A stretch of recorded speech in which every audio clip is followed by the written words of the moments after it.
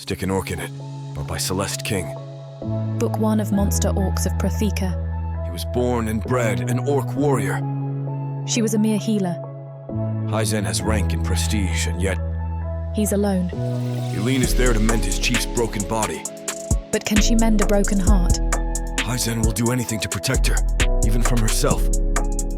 But unfortunately, YouTube won't allow us to share any of the naughty scenes on their platform.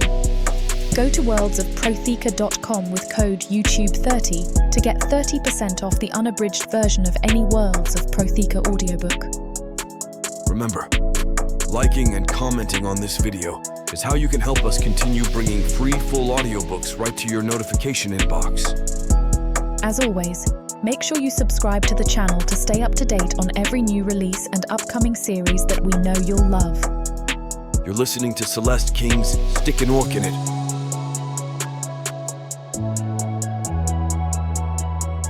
Chapter 1. Heisen, my father told me you can't trust anything save the metal in your hand. That's always stuck with me. I can almost hear his voice even now as I practice forms with the stout battle axe in my hands. The magic has mostly faded from the blue-gray metal. The rich engravings were done by a hand far more skillful than an Orc craftsman. My father believed it had been won from the hands of a dark elf by one of our ancestors back on Protheka. The legends say the axe could once be thrown and would return to the wielder. That no longer functions, if indeed it ever did. Some tales grow with the telling. Sometimes I wonder at the stories told about dark elves, if they could really be as capricious and cruel as they were made to sound. The Burning Sun clan fortress is, I'm told, a former penitentiary for humans to imprison other humans. Orcs do not imprison their criminals. It's death or exile in most cases. I will admit, however, that the former prison makes for an excellent fortress, thick stone walls, and a high hedgerow which has a steel fence at its core, protect our kith and kin from the other clans and the wild beasts which roam our adopted land. There are some Orc compounds where the walls are meant to hold people in rather than out. Not so in the Burning Sun. Chieftain Malik has instilled a sense of propriety and justice rare among our people. Many of our kind, even those from different clans, seek out my counsel. Heisen the Just, they call me.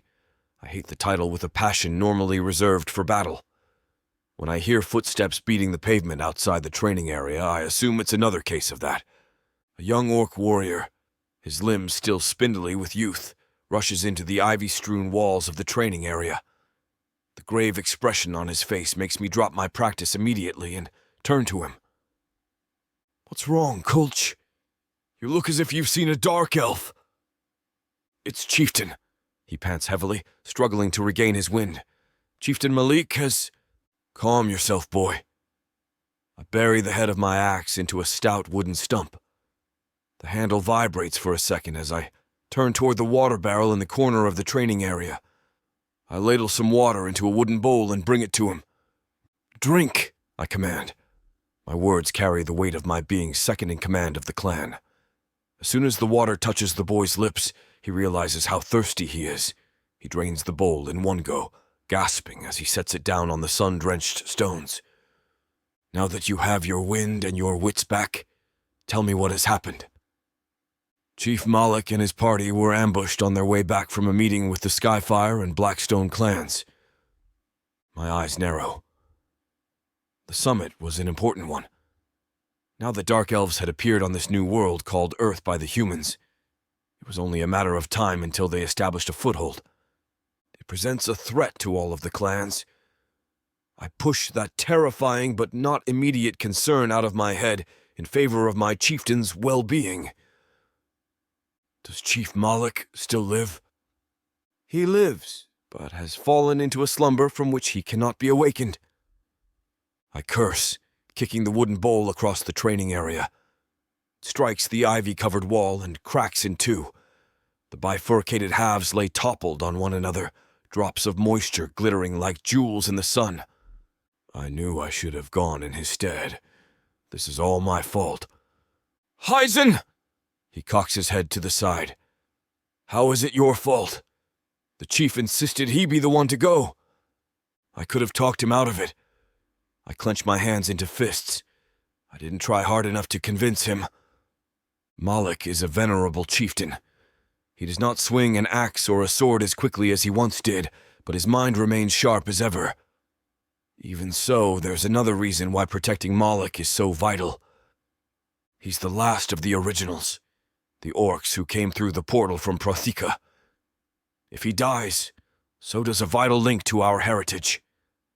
I run to the chieftain's quarters, a large dwelling at the top of a stone tower. When I ascend the staircase, I hear the sounds of voices raised in anger. Gripping my axe, I rush to the top of the tower and enter the chief's chambers, my bare chest heaving. I find the chief laying in his bed, eyes closed, his head and chest heavily swaddled. Our shamans have lost the power to heal with magic, and they can't handle some wounds. The source of the arguments turns out to be 3 orcs, not so venerable as Moloch, but far older than myself. Normally, I respect their wisdom. On this occasion, I find it difficult. An orc with one eye and half his hair burned away raises his fist in the air and shakes it. The 2 of you are weak and have not seen battle in many summers. Droig has seen battle not a moon ago. I should be the one to lead the tribe. You couldn't lead feces out of your own rectum, replies an orc with his hair in long, thick braids. You are not old enough to possess the wisdom needed to lead our people. The 3rd orc, who had a brightly dyed swath of hair down the center of his head, laughed heartily. No one will follow an uncharismatic boar like yourself, Rav. Like they will follow your banner, Calum. Enough! My bellow silences their nattering. I stride among them, fixing each with a withering glare. Our chieftain still draws breath, and you dare to seize power for yourselves. Our ancestors dream of you with regret and shame. Droig dares to scowl back at me. He breathes aye, but is there anything left inside the body? Moloch may very well be like a popped seed pod, empty on the inside. Chief Moloch to you, I growl. He has yet to make a decision on his heir. And are we to assume it will be you? Rav scoffs. A mere stripling? You are to assume nothing. Our chief still lives. He still leads. My tone dares him to challenge me. Calum's laugh splits the air. I turn to him and find that he's lounging casually against the wall, looking quite full of himself. The point is moot. My forces are moving toward this tower right now to make sure that our chieftain rests peacefully. His smirk draws a growl from deep in my throat. He chuckles and gestures toward one of the windows looking out on the fortress. Take a look for yourself. I have a dozen loyal orcs. 30, Droig sneers. You bribed them, surely. Besides, your mere 30 men are no match for the 20 loyal retainers I also have marching on this tower. Rav gets a dejected look in his eyes. I think he regrets not having his own forces do just the same thing. You're using our chief's weakest moment to claim power for yourselves? My voice rises with anger. Give it up, Heisen. Droid gives me a contemptuous look. If you wanted power for yourself, you should have gathered men of your own. I give him my blackest stare, and he has the good sense to blanch. I do not seek power. I seek to protect my chief. And what good are your forces if they are all dead? I march over to the chief's weapons rack and draw out a basket of javelins. What are you going on about? Droig's voice carries a note of panic. You are mighty indeed, Heisen, but you cannot defeat more than 30 orcs. I move to the doorway which leads to the catwalk surrounding the tower's top level. When Droig does not move aside, I knock him to the floor with my shoulder. I do not even slow down. I step out into the sun, squinting against its brightness. To the west, I see the dozen or so men Calum has hired. To the north, an approaching mob of Droig's followers. I turn toward the smaller group. Best get the small fry out of the way first. I hefted a javelin and sized up the distance. I let it fly, a black streak against the azure sky. It arcs downward, dropping tip first toward the advancing orc traders. The javelin's tip takes out an orc in the middle of their ranks. It slides in through his throat, spearing through his body at an angle to emerge on the other side. The orc topples, but the javelin holds his limp body upright as blood froths from his mouth. Before the approaching orcs even comprehend what's going on, I've let 3 more javelins fly. The orcs scatter, trying to take cover. One of the javelins shatters its metal tip on the stone of our fortress. The other 2 sink home into flesh, nourishing the ivy with a rain of blood. I turn to the other approaching group. I hurl the remaining javelins, thinning out their ranks until they, too, seek cover. I come back into the tower to find that Rav is the only elder remaining. The other 2 have no doubt fled to join their decimated factions. Which one do I slay first? I choose the larger group. When I charge around the corner and spot them coming down the avenue, I heft my axe in 2 hands and bellow with rage. The lead orc screams as I bury my axe in his chest. Chainmail flies in a stinging swarm as I smash the axe into the next foe, before decapitating the next. I've always been good at killing. Droig has the good grace not to beg for his life, as I end the last of his minions. He hefts his sword and even smiles. If I must die, I am honored it will be on your blade. Traitors like you sully the word honor with your miserable tongues. He tries to block my swing. I smash right through his sword and cave in his face. I blink away the blood, thinking maybe my ancestral axe still has a bit of magic in it yet. Callum's followers don't fight to the last man. Half of them flee when they see me coming. The others throw their lives away in a futile attempt to stave off their own end and usher in the reign of Chief Callum. Please, Heisen. Callum throws his sword down and holds his hands up in the air. I only did what I did for the good of the clan. You did so for your own good and no other.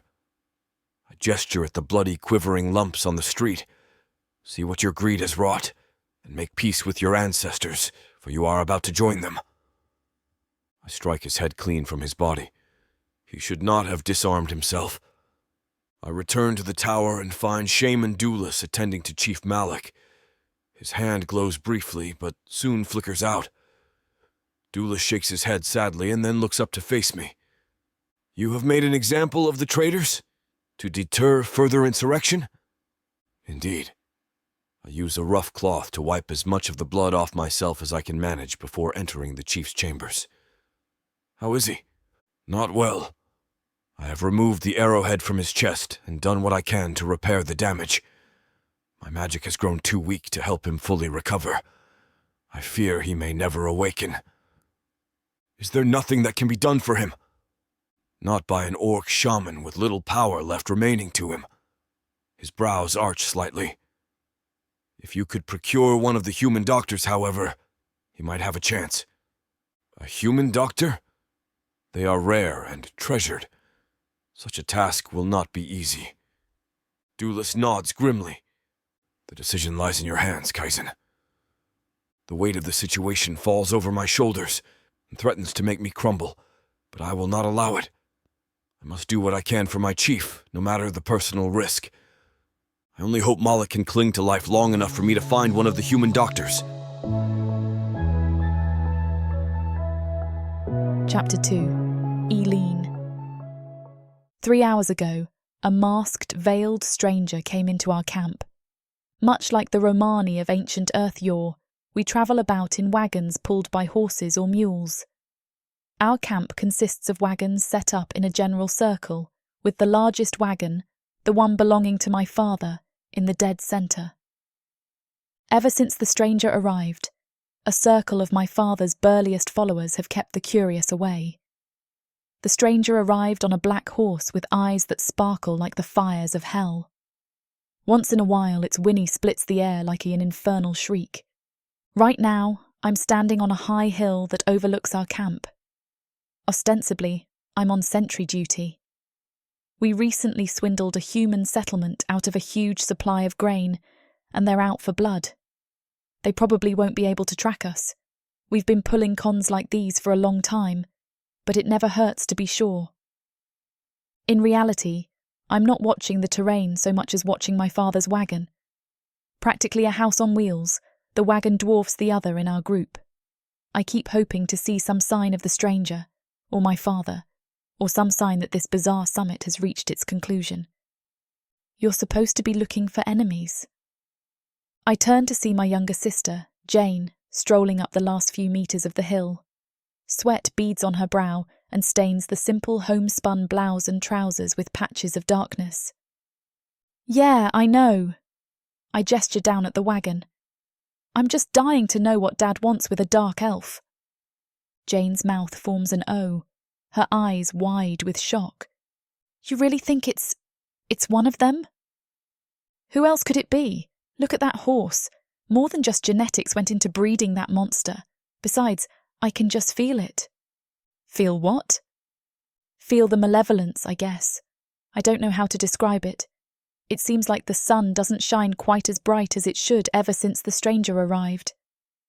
June stares into the sky, shielding her eyes with her hand. I don't know. It looks the same as it always has to me. Not literally, you pest. I sigh. If it is a dark elf, what do you think they want with us? I look down on the wagon below us and purse my lips. I don't know, but I have a bad feeling about it. Dark elves normally don't bother with harassing humans.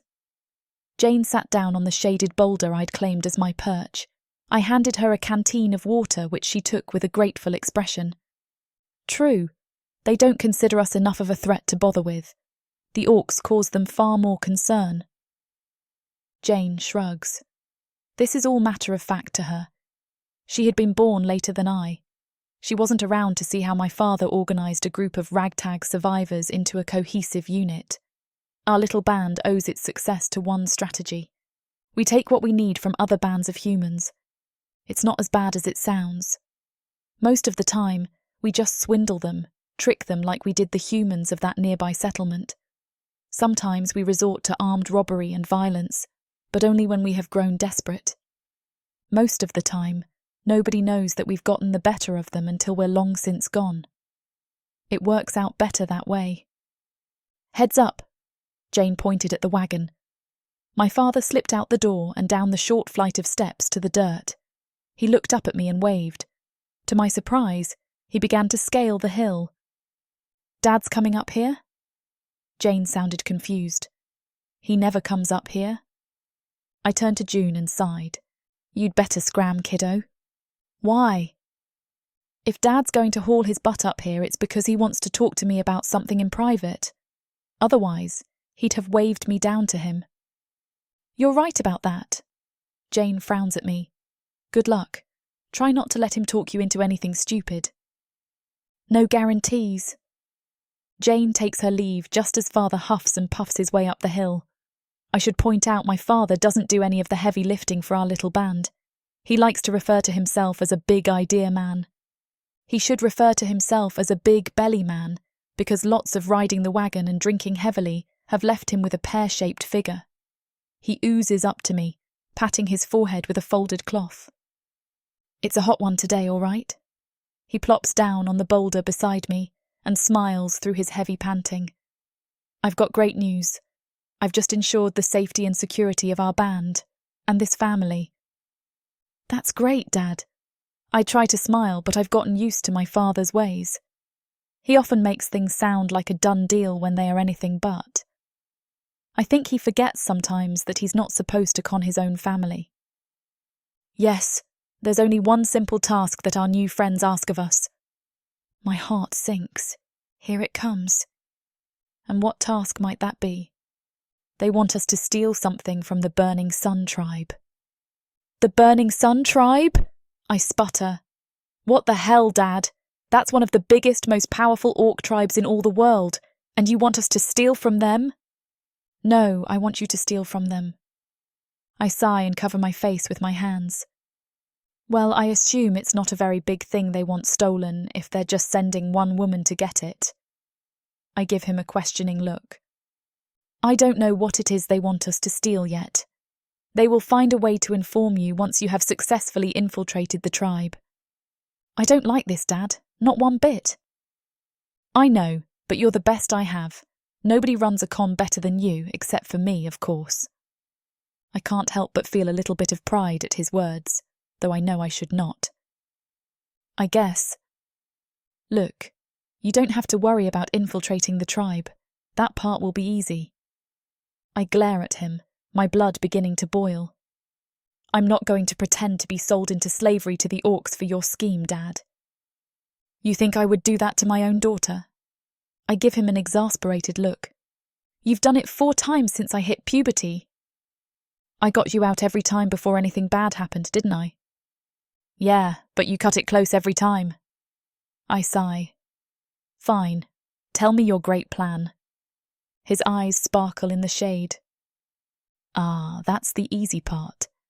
Our friends have informed me that the Burning Sun tribe's chieftain has fallen ill. The tribe has put out a call for human doctors. Human doctors?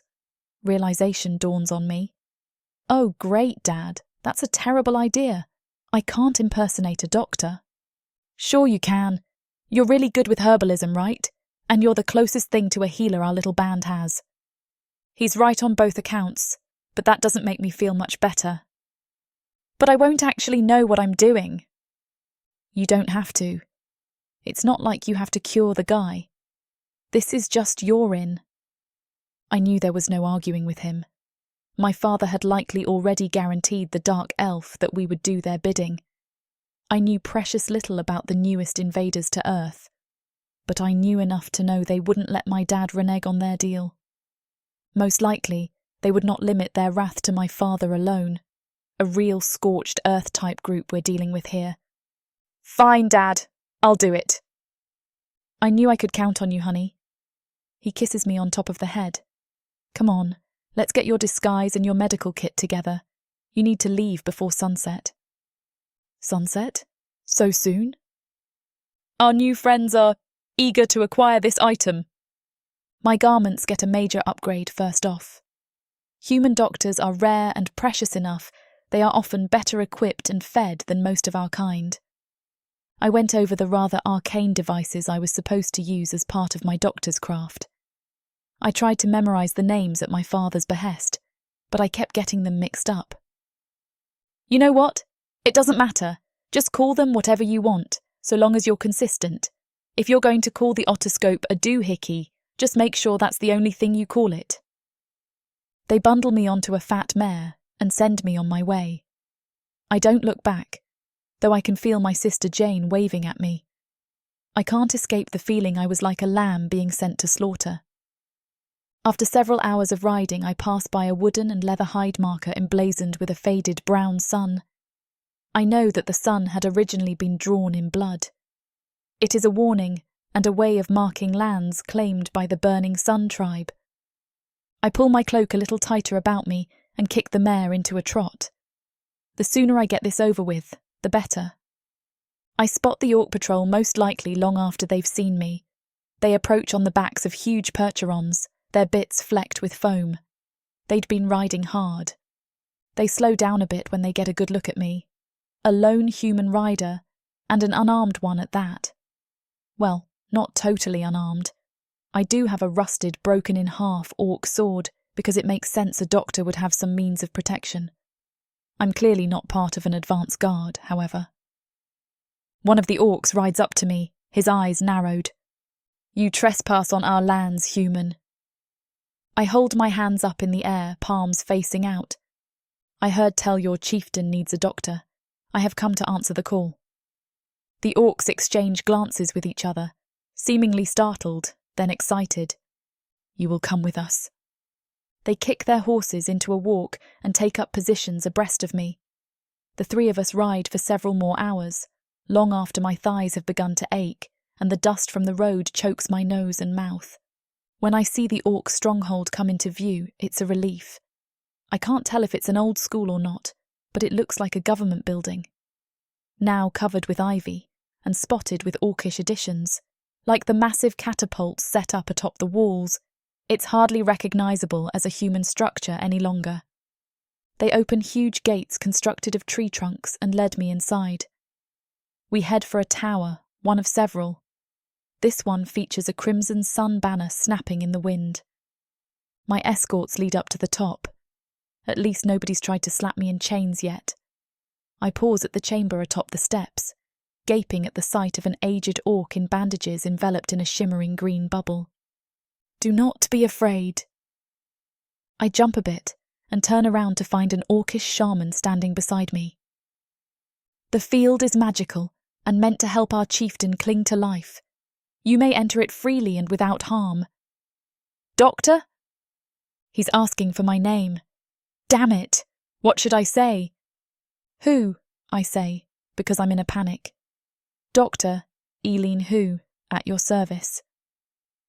I offer my hand for a shake, but he just stares at it. I quickly withdraw the hand and heft my black medical bag. "Let me, take a look at my patient." I entered the green bubble, feeling a sensation akin to breaking the surface of a pond. I step up to the chief's bedside, awash in a slight green tinge. He looks to be breathing easily enough, but the big red patch on his chest concerns me. The shaman steps up beside me. We manage to dig the arrowhead out of him, but he has yet to awaken. His head injury seems too minor to be responsible for his condition. I moved in and examined the bandages like I knew what I was doing. I took out the stethoscope and put the earpieces in my ears. I laid the round end on his chest and heard his powerful heart beating slowly but steadily. "Your sutures look good," I say, putting the stethoscope away. I'm a bit concerned about infection, however. I break out my mortar and pestle and grind up some basic herbs and squeeze enough blackberry juice into it to make a kind of slurry. I apply the slurry on the swollen, convex red seam in his sternum and recover the wound. "Why do you think he slumbers?" the shaman asks. There's so many possible explanations. I mean, there's, blood-borne pathos, and, things with molecular structures. It's too early to tell. He seems to accept that and nods. I almost wilt with relief. He should also be hydrated, perhaps fed a thin broth or gruel from time to time. The sound of footsteps cuts me off. I turn and look into the eyes of the biggest goddamn orc I've ever seen, and I've seen some big ones. Worst of all, he does not look happy. Chapter 3. Heisen. I scowled the moment I heard a young human woman's voice while ascending the stairs to Chief Malik's chambers. I've never seen a human doctor, but the tales told of them put them as being venerable. I listened to her for a bit on the stairs, unable to comprehend half of what she said. It sort of sounded like she didn't understand it all either. Or at the least, she didn't seem very confident. At last I ascend the remaining stairs and make my appearance known. The woman turns on her heel and gapes in astonishment at me. Humans are often taken aback by my size, as are many orcs. My first impression of her is that her white physician's garb does not fit her, which is not to say it's the wrong size. She simply does not seem like a doctor to me. My suspicions rise the longer I take in her appearance. For one thing, as I'd noticed from just her voice, the woman seems far too young to be a doctor. I suppose it's possible she was trained by someone much older, but she doesn't seem the type. If anything, she looks like the type of woman who's not afraid to get her hands dirty. There's just an ounce too much wily cleverness in her bright green eyes. She has an aspect to her expression that I can't quite put my finger on. A cold sort of evaluating aspect that makes me feel she judges me just as I judge her. There's something else in her face, so aesthetically framed by her long, semi-curly black tresses. It makes me picture the two of us in a good fur wrestling session. I don't know why I feel this way, so I try my best to ignore it. Kazin. This is the doctor we hired to help heal Chief Malik. She is called... Dulis's features contort in heavy thought. Forgive me, Doctor. I still have trouble with human names. Don't stress about it, the young woman says. Hello, Kazin the Just. I've heard much about you. I'm Eileen. She thrusts her hand out for the human custom of a handshake. I reach out and take it slowly. The instant our skin touches, an electric trickle travels between us. I let go of her hand quickly. What was that? Judging from Eileen's expression, she's experienced something similar. She thrusts her hand in her pocket as if it's been trained somehow, and she wants to hide it from sight. I shake off the feeling. Whatever it was, it pales in comparison to the chief's condition. Doctor, why will our chieftain not awaken? She turns to regard him immediately.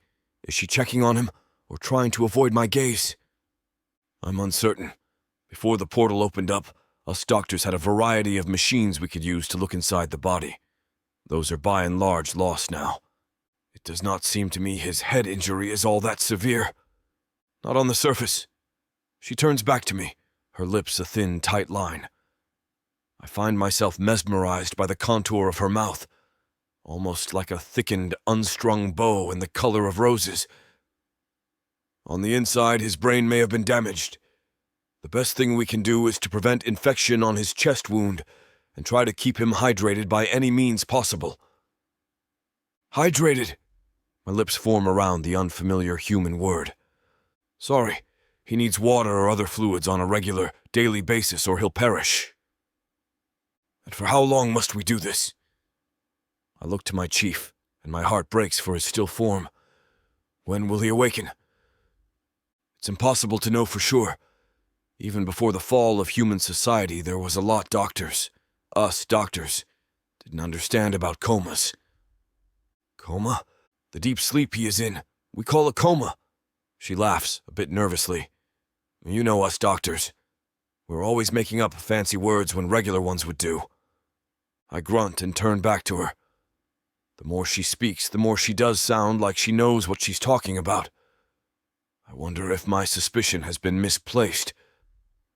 Is there any way we can speed up the process to awaken him? She purses her lips and turns back, shaking her head. I really can't say for sure. If I could get an MRI of his head, we could tell if there was swelling present. Then a trepanning might work. Trepanning? I probably shouldn't have brought that up. I have none of the necessary equipment for it. I will get you anything you need. What is this, trepanning? It's only useful if there's swelling in the brain causing the coma. She swallows hard. In that case, we cut a small section of his skull out so his brain can expand through the hole. She almost sounds as if she is describing something she's never borne witness to. I suppose it makes sense. She's a young doctor. She probably has yet to treat a great many patients. I have had the black bean wine your kind calls coffee, I say slowly. Perhaps it might be used to bring him out of his slumber. You have coffee? Her eyes glitter with avarice, which she quickly conceals. That is, I don't think it would help the patient any at all, no. It might even be harmful if it spikes his blood pressure. I turn toward Dulas and address him, but my attention and focus remain on Eileen. Can you follow any of what she is saying? Some of it.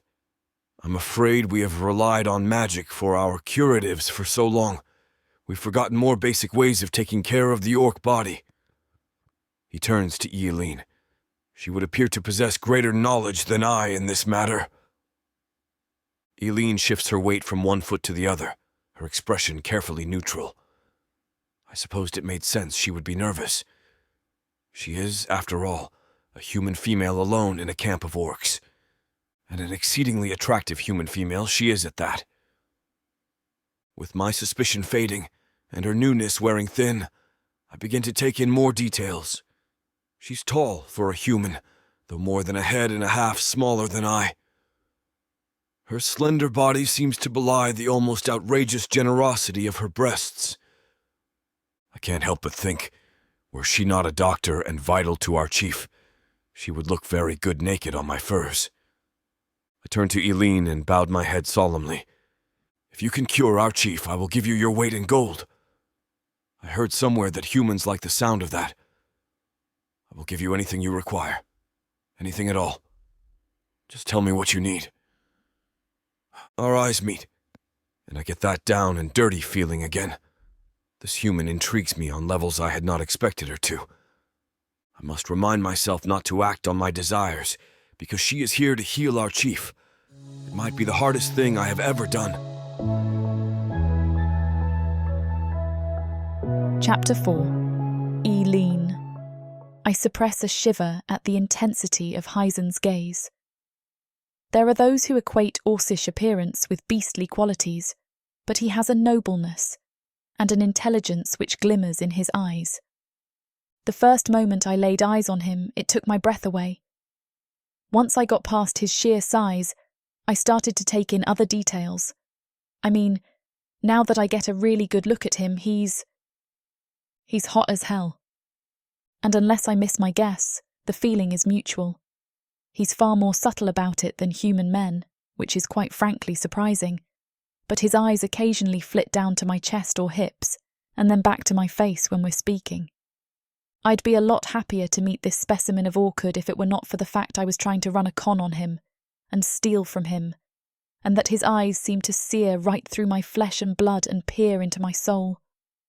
I'm worried what he might read there, and it scares the hell out of me. Still though, he is so nice to look at. He wears his hair loose, cascading down his massive shoulders in flowing onyx waves.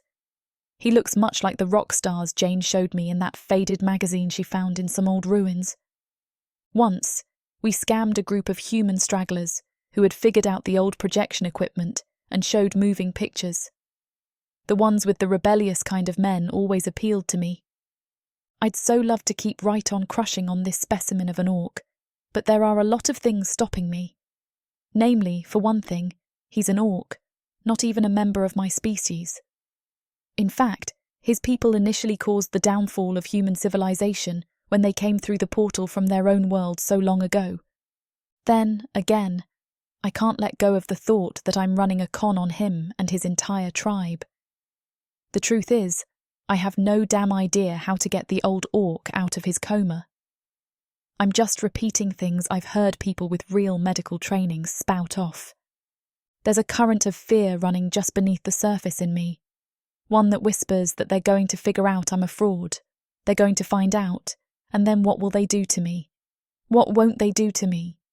I have to suppress another shudder, but not from fear, because if this particular orc needs a comfort woman, then I might just be willing to apply.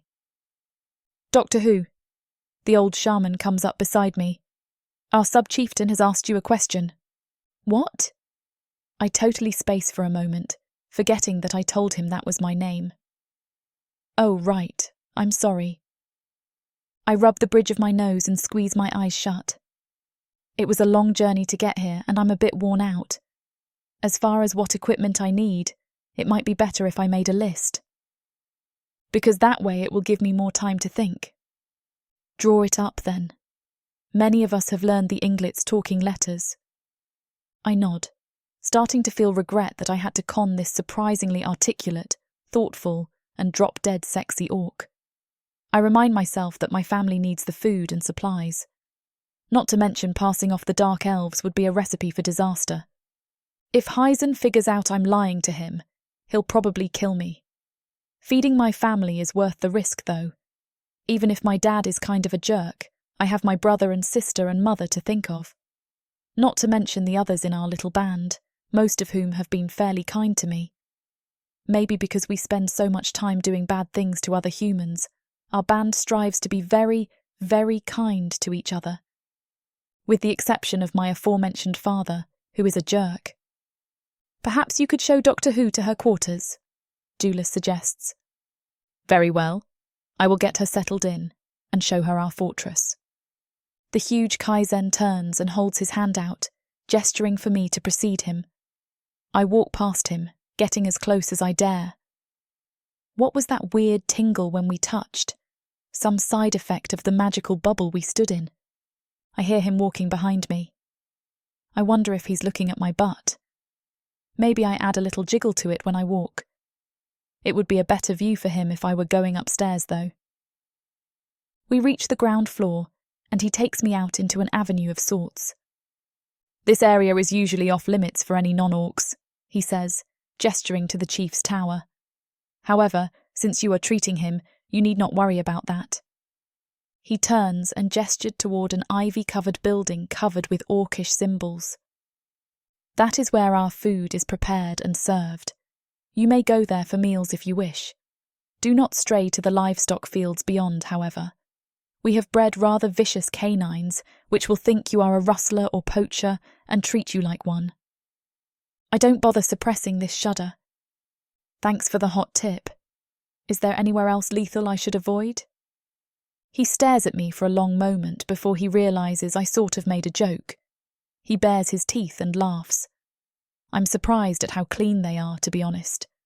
I'd always heard orcs had terrible hygiene, but I'm starting to realise that the Crimson Sun are not the same type of orcs as the more primitive, aggressive ones like the Scarred Foot.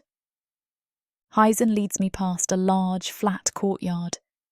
More than 30 orcs in full battle gear practice weapons forms under the tutelage of a master. I shudder to think that even one of those orcs might be able to take out our entire encampment. As we move through the compound, I'm shocked to see human women. About half of them are pregnant or carrying orc children, half-breeds. There's not a lot of them, but they have a presence. None of them seem mistreated or upset with their lot in life. One of them even smiles at me as I pass. Heisen abruptly draws to a halt and takes me in with a grave expression. There are rules you must follow.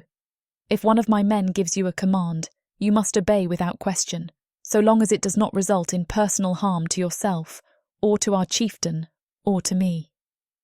He seems a bit uncomfortable. I noticed some recent bloodstains earlier. I wonder if the orcs have engaged in internecine warfare, just like humans. And you must not bear weapons, he goes on to say. I realise you need your physician's scalpel and other equipment, but you must not appear armed, or some of my men may become agitated. I can't imagine what I would do with a weapon anyway. I wouldn't stand a chance against you. He laughs again, genuinely amused. The tiniest viper may have the most potent venom. It only takes a moment and the element of surprise to kill an orc. Our anatomy is quite similar. I can't help it. When he says anatomy, I immediately stare at his crotch. I cover it up well, but I think he noticed. He takes me to a medium-sized structure covered with orcish symbols. They seem oddly cheerful for orc glyphs. I've never seen writing like this before in your language. Ah, because you probably see the warnings we leave out for others. These symbols are saying complimentary things about the orc who lives here. He seems embarrassed, and I think I know why. You're the orc who lives here, right? Yes. You will be comfortable here, I assure you. Your chambers are on the first floor, and my own on the top. Why did he make sure to tell me that? I'm getting mixed signals here. He shows me into my chambers, which aren't sprawling, but so much bigger than a wagon it seems like they are. There's even a genuine bed, something I haven't slept in for what seems like forever. An arched window lets in sunlight and fresh air, protected by a loose mesh I take is meant to keep out mosquitoes. I'll leave you to get settled and compile your list. He turns to leave, and I find myself speaking before I even know it. Hey, Heisen?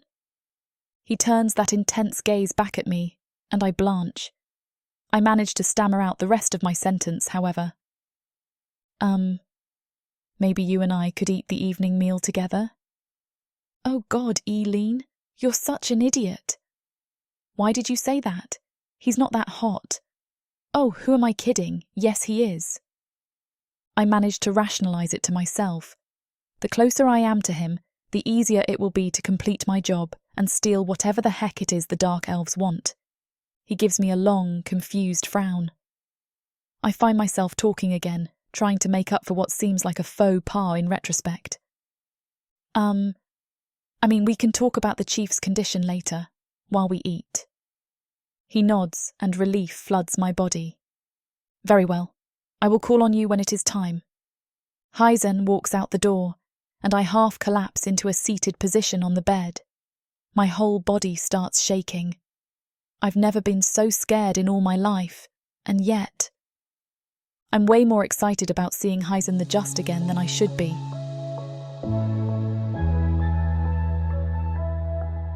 Chapter 5. Heisen, I leave Eileen to her own devices, hoping that the desire building within me will lessen with distance. It does not. I step out into the fading sunlight and take a moment to watch blackbirds in the sky. That was an omen of change on our home world. Will it be so here, on this world as well? I move to the complex's largest structure, Guards out front uncross their spears as I approach. They bang the hafts of their spears on the ground as I pass in a wordless salute. On the topmost level lies a large chamber which was once some sort of exercise room, with this place was still a human prison.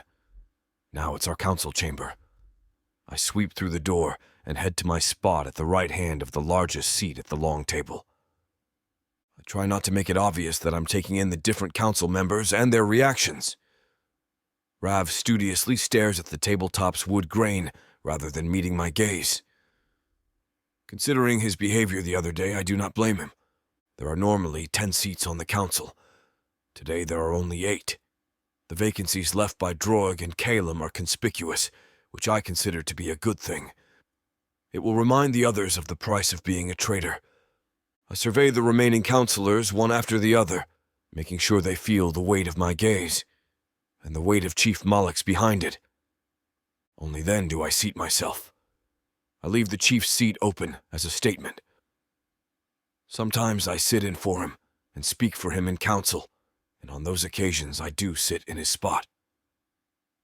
The first affair we must deal with today is the promotion of new council members to replace those traitorous dogs. I arch my brows.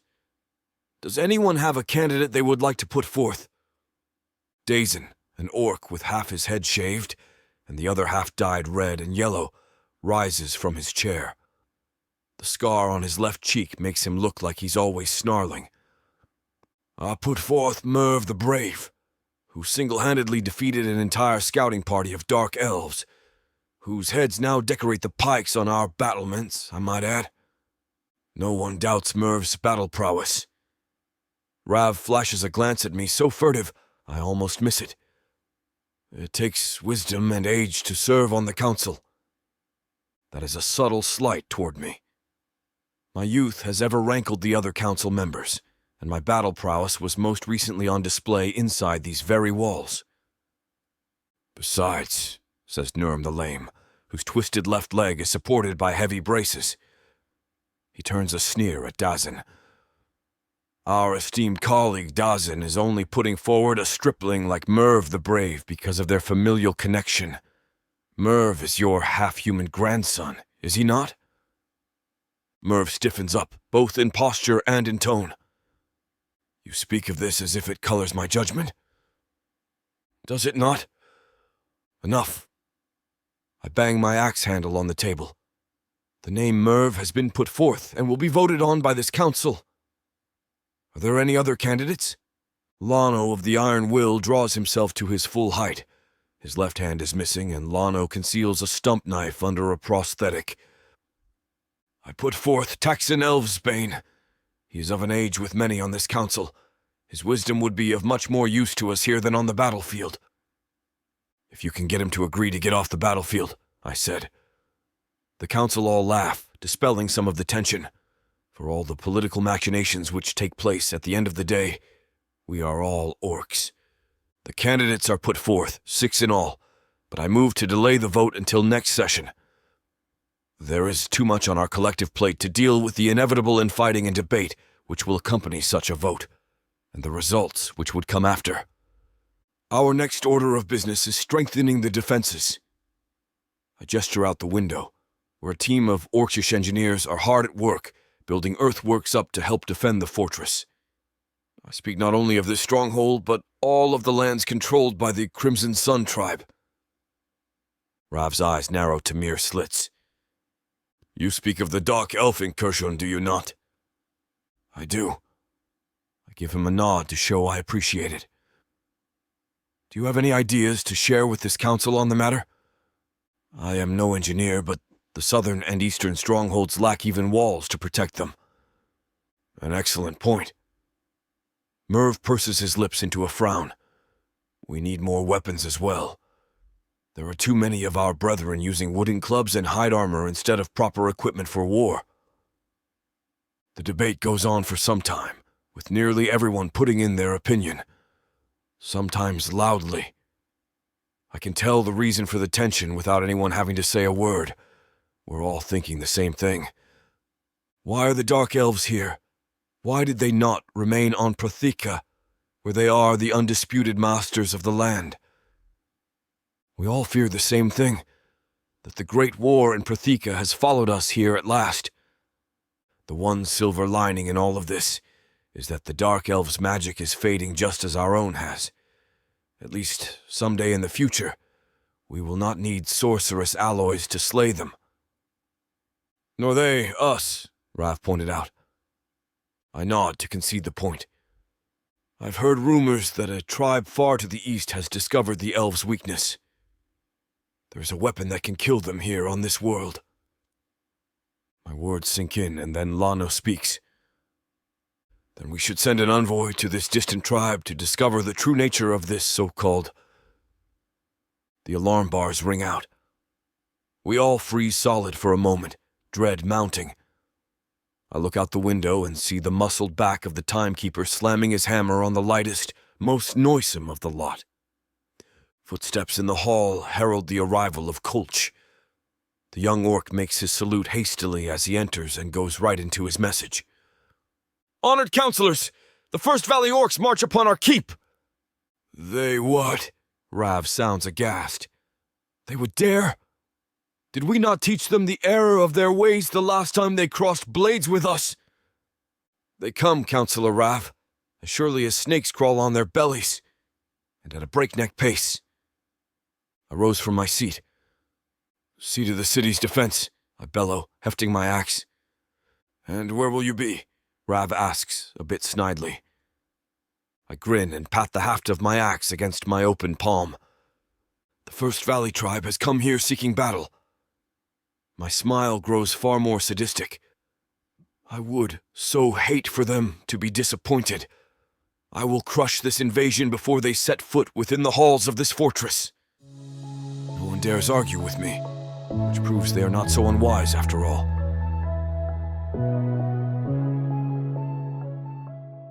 Earth is pretty much a desolate wasteland since the orcs came over from Protheka, and being a woman, the best you can hope is to be someone's property.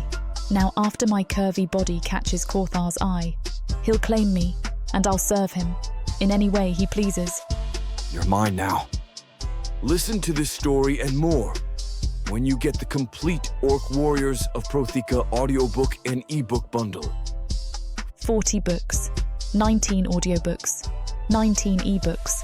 You even get 1 free novella and 1 free audiobook. All for a shocking 90% off. Protheka's magic is eternal, and the complete Orc Warriors of Protheka bundle will bring over 100 hours of that magic to you.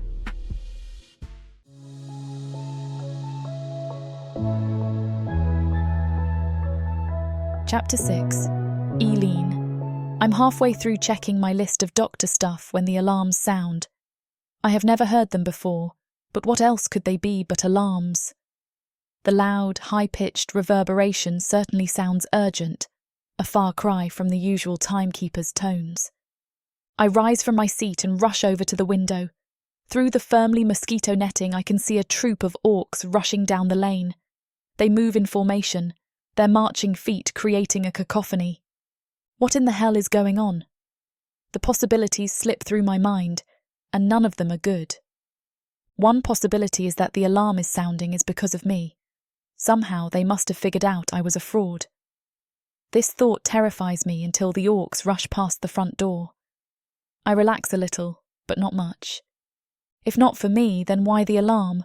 The fortress could be under attack. That seems likely. The next question is by who? Either it's another orc tribe trying to grab land from the Crimson Sun, or it's dark elves. I'm not sure which possibility would be worse. No, scratch that. The dark elves are definitely worse. I head outside and immediately duck back into the doorway when another contingent of orcs rushes past. I could have been trampled.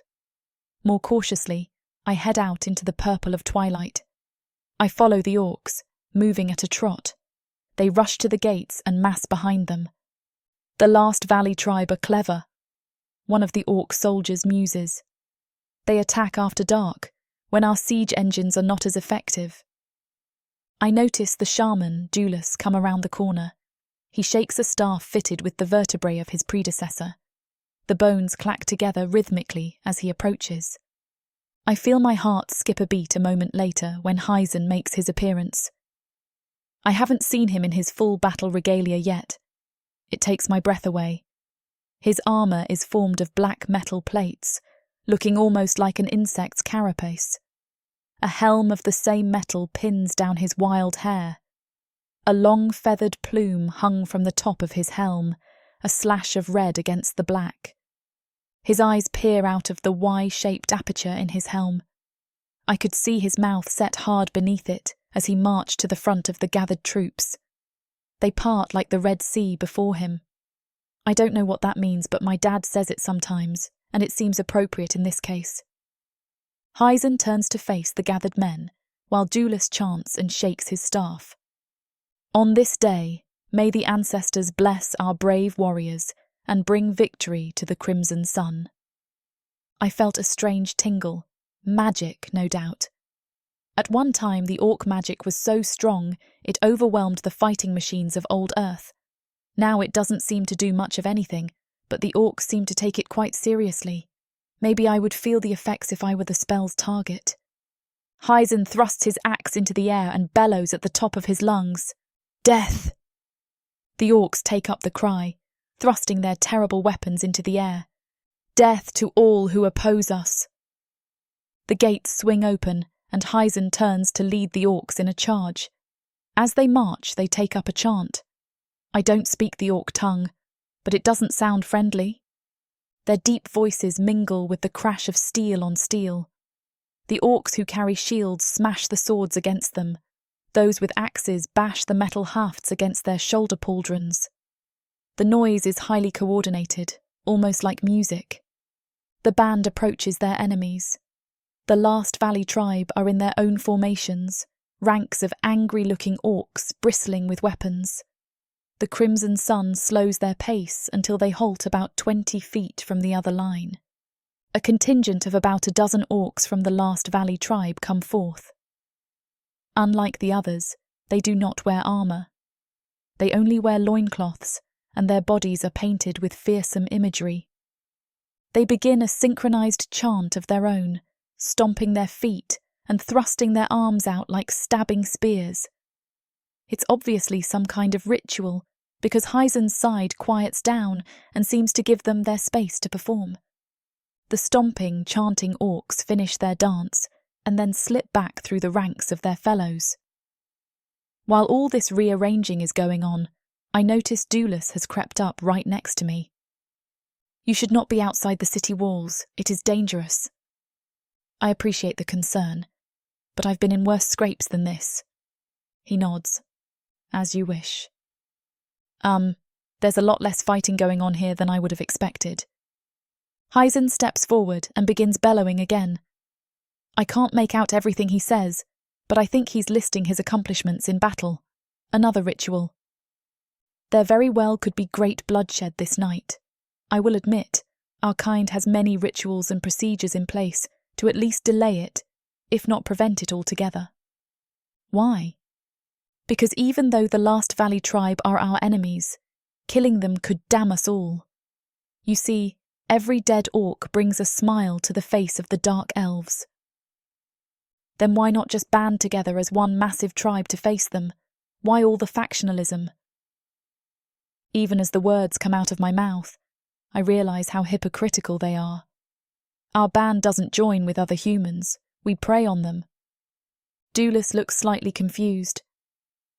Because we are orcs, he says, as if that should explain all of it. Heisen and the enemy commander both step forward from their ranks. Duelus leans forward on his staff, his eyes intent on the scene below. There, they have settled on single combat to decide this battle. I admit that gives me some relief. The other orc is almost as big as Heisen. His plume is green as opposed to red, which is good because, given the distance and the growing darkness, I'm having a hard time telling them apart.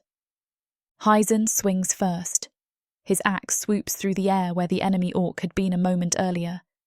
His foe dances out of the way like a water bug skimming across a pond. Heisen is larger, stronger, but his enemy is faster, more graceful. My heart is pounding like it's my life on the line. Every time Heisen takes a hit, my hands fly in front of my mouth to muffle a panicked squeal. Come on, Heisen, I scream, my hands cupped in front of my face. Stop trying to hit him and just hit him already. I don't think he could possibly have heard me. Yet, he acts like a man on the verge of heatstroke who suddenly felt a cooling breeze on his skin. He perks up, his swings, which had grown sluggish, pick up speed again. The enemy orc brought his axe up over his head for an overhand chop. Heisen took his own weapon in both hands and slammed the pommel on the middle of his foe's forehead. The enemy orc's eyes crossed, and I don't think he is even aware of Heisen's axe as it buried itself in his chest. The enemy orc falls, and 2 men from his ranks come forth to retrieve the body.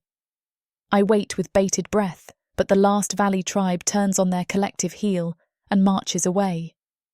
Heisen turns to his own men and lifts his bloody axe in the air. They give a great cheer.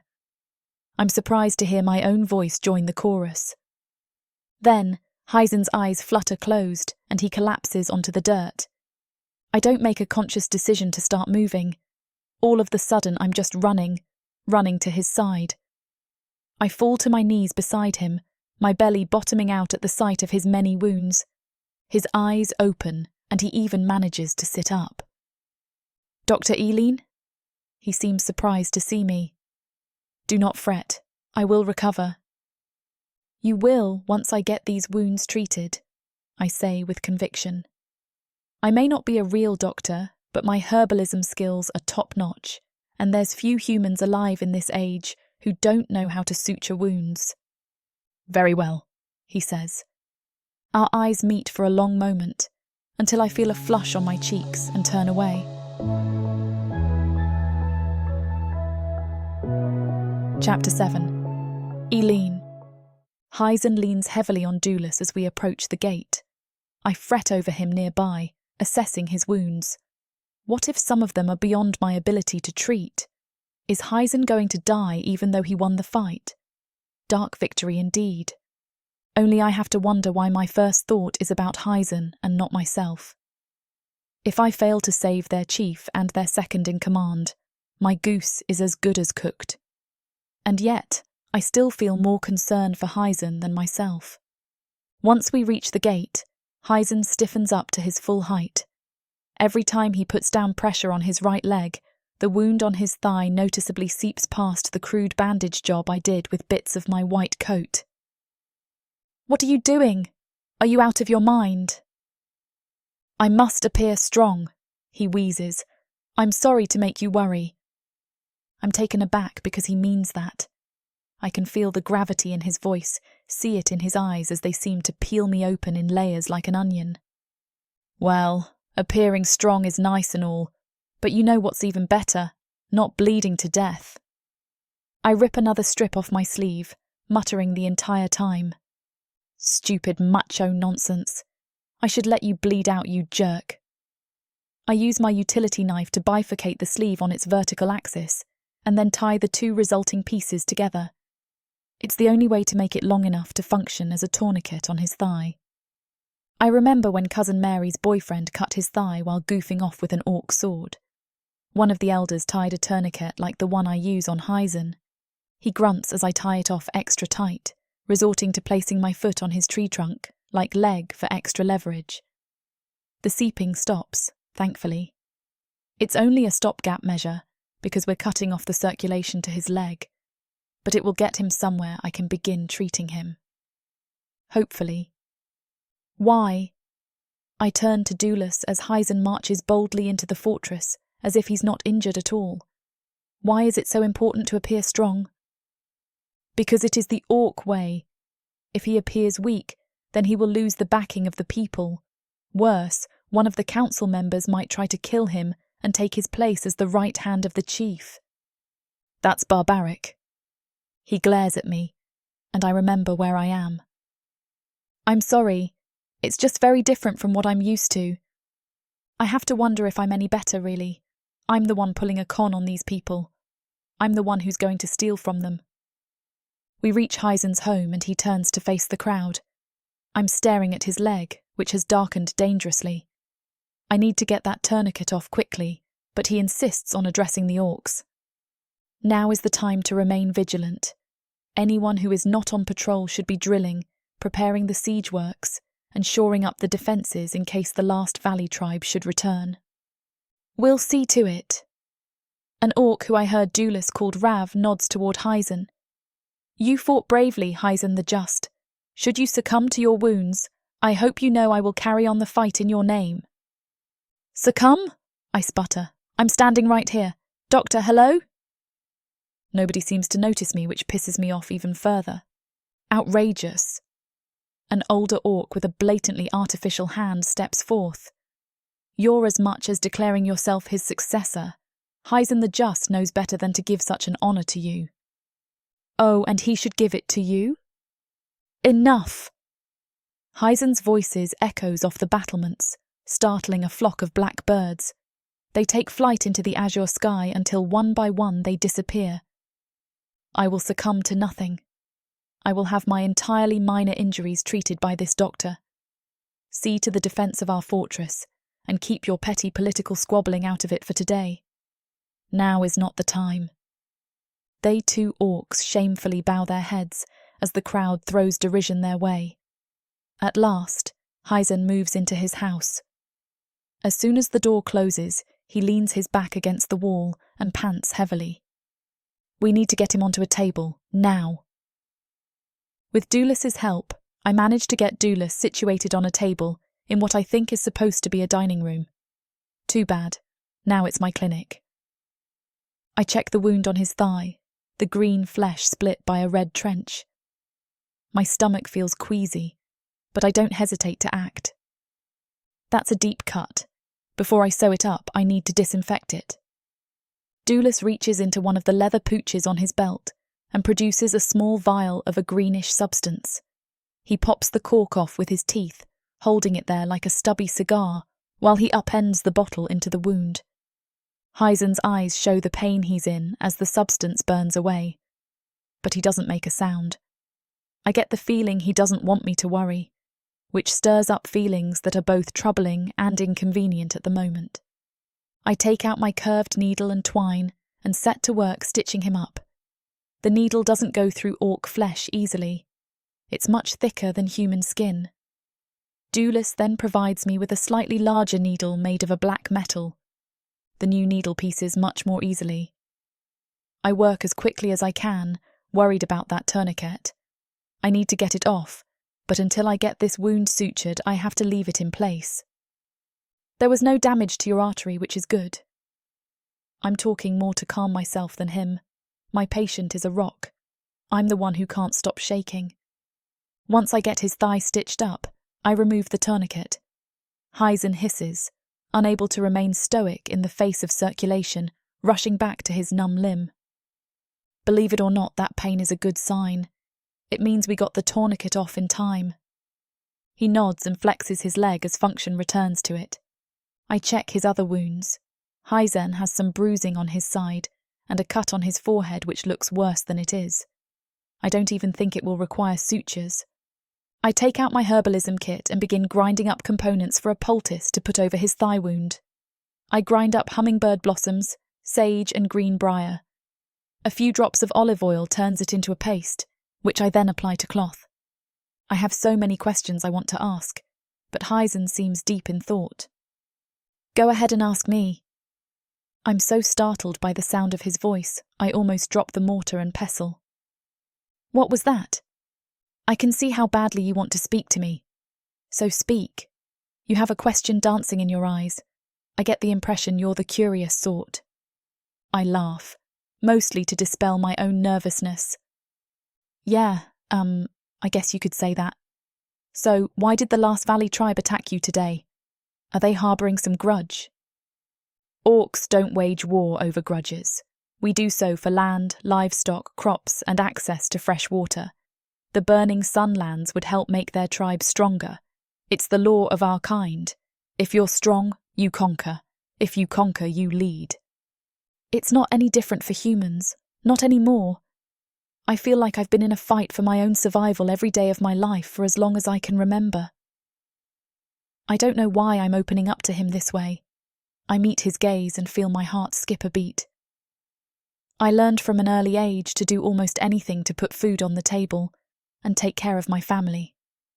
He looks at me for a long moment, his face lit by flickering torchlight. And do you blame us? The orcs? I turn away from him and put my equipment away, partly because having him look at me is so overwhelming. Yes, I do blame you. There's no doubt about it that our lives would be easier without the orcs and the dark elves having come through the portal. I heave a long sigh. But the fact is, there were humans who were always fighting with other humans. And the conditions under which most of humanity now exists, well, there were always billions of people in the same mess even before you came through the portal.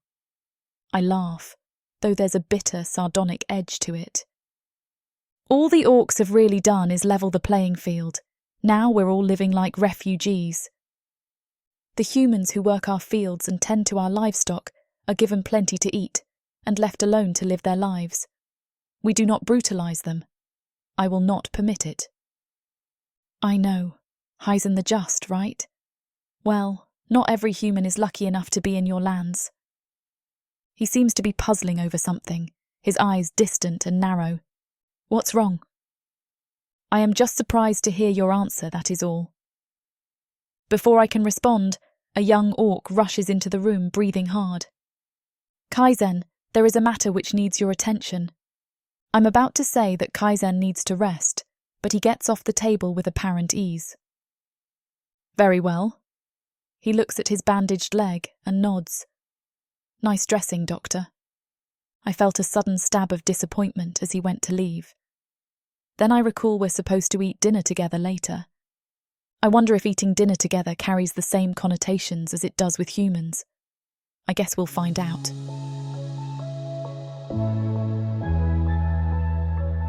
Chapter 8. Heisen. I hate to leave Eileen right when it felt like we were getting the meat of the conversation. However, I have to quell a minor squabble over earthworks. One of Dazen's men got into a scuffle with a follower of Lano, a scuffle that continues, it seems. I come upon them in the courtyard, rolling around on the ivy-covered stone. A broken shovel lies nearby.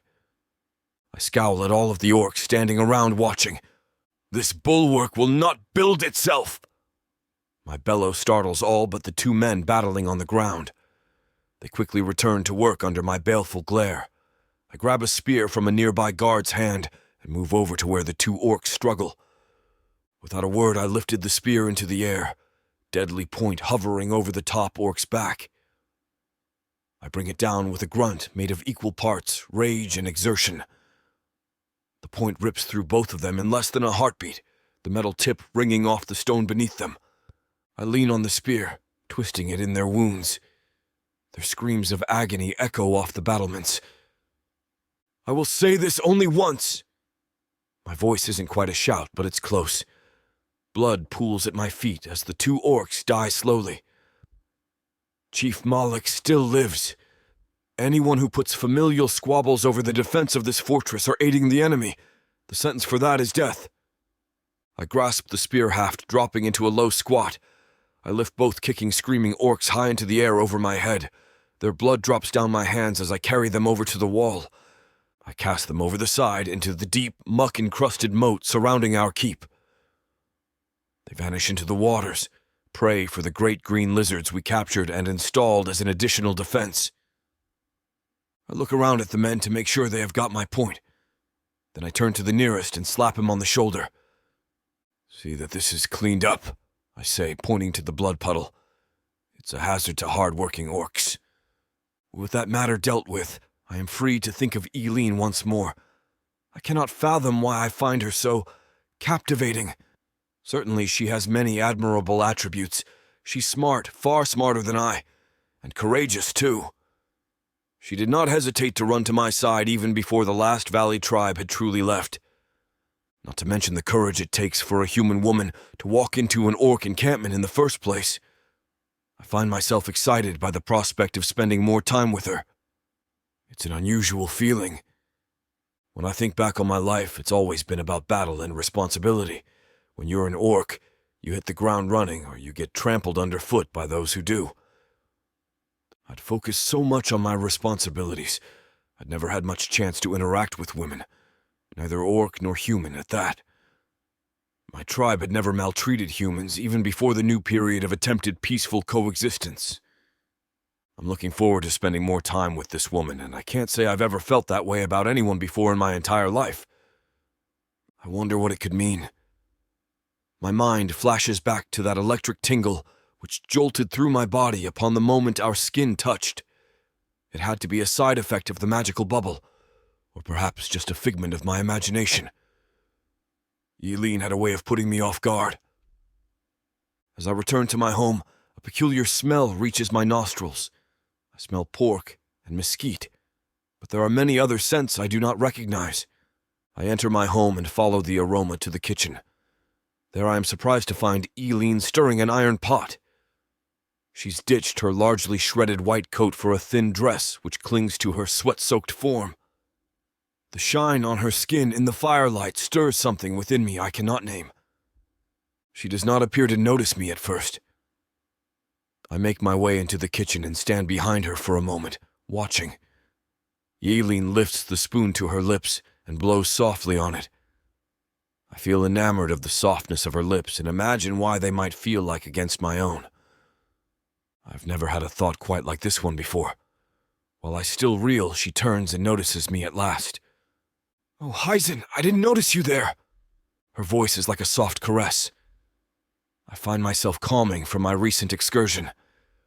"You have prepared a meal." "This?" She laughs, a sound akin to melody in my ear. "It's just a pork stew, nothing fancy. I threw in some things from my herbalism kit for a little extra flavor." "It smells wonderful." I notice a speck on her cheek, a bit of flotsam splashed up from the pot she stirred.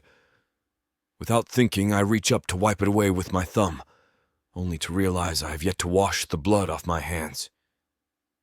I quickly curl my fingers into a fist and hold my hand at my side before she notices. "I should wash up. I will join you shortly." I head out back of my house and draw water from the aqueduct. I strip down and scrub myself clean, then use a thick towel to dry off. I don fresh leathers before joining her in the kitchen. I find that she's set the table as well, in the human manner. Orcs often don't bother with such things. I have to admit, it seems oddly appealing this way. I settle in at the table. "Where did you get the ingredients for this?" "Oh, I consulted with Doulis. Orcs need a lot more protein than humans do, so I'm going a little light on the stew in favor of an extra portion of grilled asparagus. I hope you don't mind." "I do not mind. I thank you." I look at her askance. "How is it that you acquired your training?" "My training? Oh, you mean how I became a doctor. I picked it up from my grandmother. She was the healer in my family before me." Her eyes sparkle in the firelight as she regards me for a long moment. "So, do you live here alone? This is a big house for one orc." "Yes, I do." I spoon some of the stew into my mouth and am surprised by the flavor. This is very good. "So, no family, no kids or anything?" "No. I have no mate and thus no children." Her cheeks turn a deep shade of red, and she seems to have trouble looking at me. "I see. And you?" I ask. She starts. "What? I'm sorry. Are you mated?" "No." A strange, profound kind of relief floods through me, followed by giddy excitement. I think I'm going to enjoy getting to know this surprising human woman. Chapter 9. Eileen. The pot of stew sits mostly empty. Melted blobs are all that remain of the candles I'd lit earlier. I'm listening to Heisen spin a story about the battle axe in his thick hands. This axe was once wrested from the hands of a dark elf high sorcerer. That feat belonged to my ancestor Bilgog. His big green thumb, calloused and rough, runs over the harsh, angular symbols of the orc tongue, engraved on the flat part of the blade. This is his name here, and below that. He traces a line down to another set of figures. Lies the name of Figcan the Swift, the son of Bilgog. I whistle in appreciation of how many names are on the axe blade. I notice a large space between two of the names, which looks almost as if it's been hammered at, leaving deformations on the metal. What's that? I point to the spot, and his entire frame stiffens up into rod-like rigidity. That is the name of Malin the Fork-Tongue. He turns and spits into the fire and makes a symbol in the air. He was a liar and a traitor. The first thing I did when the axe became mine was smite out his foul name so it will not be honoured or remembered. He lied. I swallow hard. Yes, about a great many things. Many of his lies were small in scale, some were large. They all caused misery and strife. He shakes his great shaggy head and growls. There is nothing in this world which disgusts me so much as a liar. If you cannot trust an orc's word, then you can never turn your back on him. Forgive me for being bold. I struggle to keep my voice even, but you seem to hate liars a great deal. My own father died because of a lie, he says stiffly, looking into the fire. That is all that needs to be said. I swore on that day I would always tell the truth, no matter the consequence. So the exact opposite of me. I lie all the damn time. I'm lying right now, to his face, just by being here. It's hard not to feel like I rank somewhere between cockroaches and that crusty stuff that forms at the corner of your mouth when you're really thirsty. It's weird because usually I don't let other people's opinions of me get me down. This time, though, I really care. It matters a lot what Heisen thinks of me. I'm not sure what to make of that. I do know one thing. I like him. He has an intense personality, yet he's quite stable. I don't expect him to suddenly do something irrational or behave like a wild beast. Don't get me wrong. There's an untamed quality to him. Even now, I can sense there's a part of him that wants to flip me over onto my belly, hike up my dress, and have his way with me. And I have to admit there's a part of me that wants to let him. I know he won't do that, though. Just like I know he won't take that monster axe and put it through my skull. There are orcs who have given me the impression they would as soon kill me as look at me, but not Heisen. To be fair, though, hadn't just as many humans looked at me that way? Like they wanted me dead? And what about that Mark back in what used to be Jefferson City, Missouri? He'd come after me with a butcher's cleaver because I stole half a flask of lamp oil. Orcs don't have the monopoly on crazy or violence or cruelty and depravity. I don't discriminate based on race. I'm willing to give anyone a chance, which is kind of ironic since I take advantage of people for a living. Sometimes I really wish I could leave all the grifting and drifting behind me. And if I'm being fair, humans aren't just as bad as orcs or dark elves. We're worse. I'm shocked out of my fugue when he begins talking again. Once, an orc lied to me about a score of arrows I traded 4 fox pelts for. The man was not a bowyer or even an archer. His arrows did not fly true, and one of my fellows died for it. His face splits in a grin. I tracked that orc for 6 moons until I exacted my revenge. You sound like you've had a lot of adventures. Adventures? He blinks, as if the idea is foreign to him. I'm not sure I would call it that. I've gotten into a lot of trouble, and so far, by my ancestors' grace, I have managed to come out with my skin intact. His eyes grow distant. There is the occasion when many of my people feel ill, and Shaman Doulas sent me to the Frost Crown Mountains to the west for a curative. He looks at me and grins. That is something of an adventure tale. The Frost Crown Mountains? I know the mountain range he's talking about. They're insanely deep in another tribe's territory. Wasn't that incredibly dangerous to go that far into enemy lands? Yes, but my people needed me. His brows climb high on his face. Not just our tribe, but the last valley tribe suffered the malady as well. I wanted to share the cure with them as well. They're your mortal enemies, not part of your band. Why would you do that? They are still orcs. His voice holds a timbre of absolute certainty, which sends chills down my spine. Orcs should die in battle, on their feet, in an honourable way. They should not have to die of consumption and coughing fits while helpless on their backs. I see. That's very noble of you. I lapse into silence. Our band is not as noble as that. Not at all. We lie, we cheat, we steal. Sometimes we even resort to armed robbery and violence when we're really hungry. I love the idea of setting off on a noble quest like a storybook hero. I could never do it. I'm not a powerful warrior like he is. But it's fun to live vicariously through him. I do think our band is better than some of the larger human settlements I've seen, though. As soon as humans gather in a big enough number, there seem to be problems like crime and oligarchy. Not so in our little band. We share everything equally. Even my father, our leader, doesn't get much more than what the rest of us do. I've borne witness to humanity's cruelty for more than 20 years. I have no illusions left about it any longer. And what of you, Doctor Who? You must have seen some things in your travels. You can call me Eileen if you want. I hear the sort of plea in my tone and it makes me want to cringe.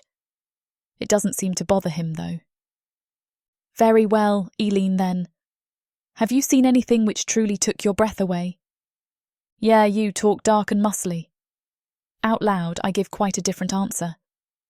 Well, there's this gigantic freshwater sea far north of here. During the winter, there are storms which churn the lake up into mountains of water. I watched an orc vessel overwhelmed by the waves sink in a matter of moments. That is incredible.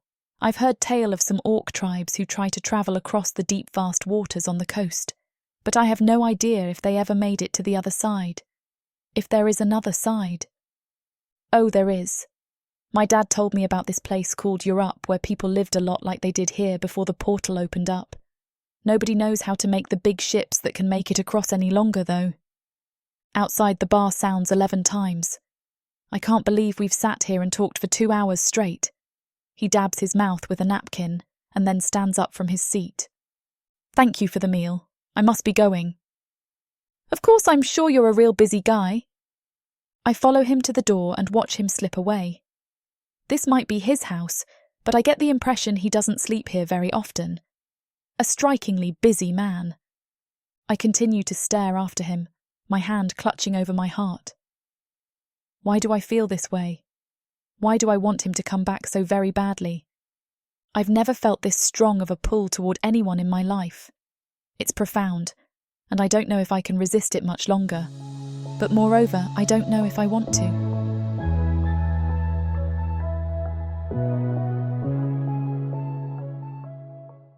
Orcs. Gargoyles. Vampires. Ice monsters. Demons of the dark. These beasts seek war, destruction, and power. And there's only one thing that can tame them. Love. This is your chance to get the uncut and unabridged audiobook bundle. No detail is spared. Use discount code YouTube30 for an additional 30% off of the already discounted price. Go to worldsofprotheka.com. Get access to countless audiobooks and discounted bundles where I talk you through every last scene. Protheka's magic is eternal. Audio bundles will make it immersive.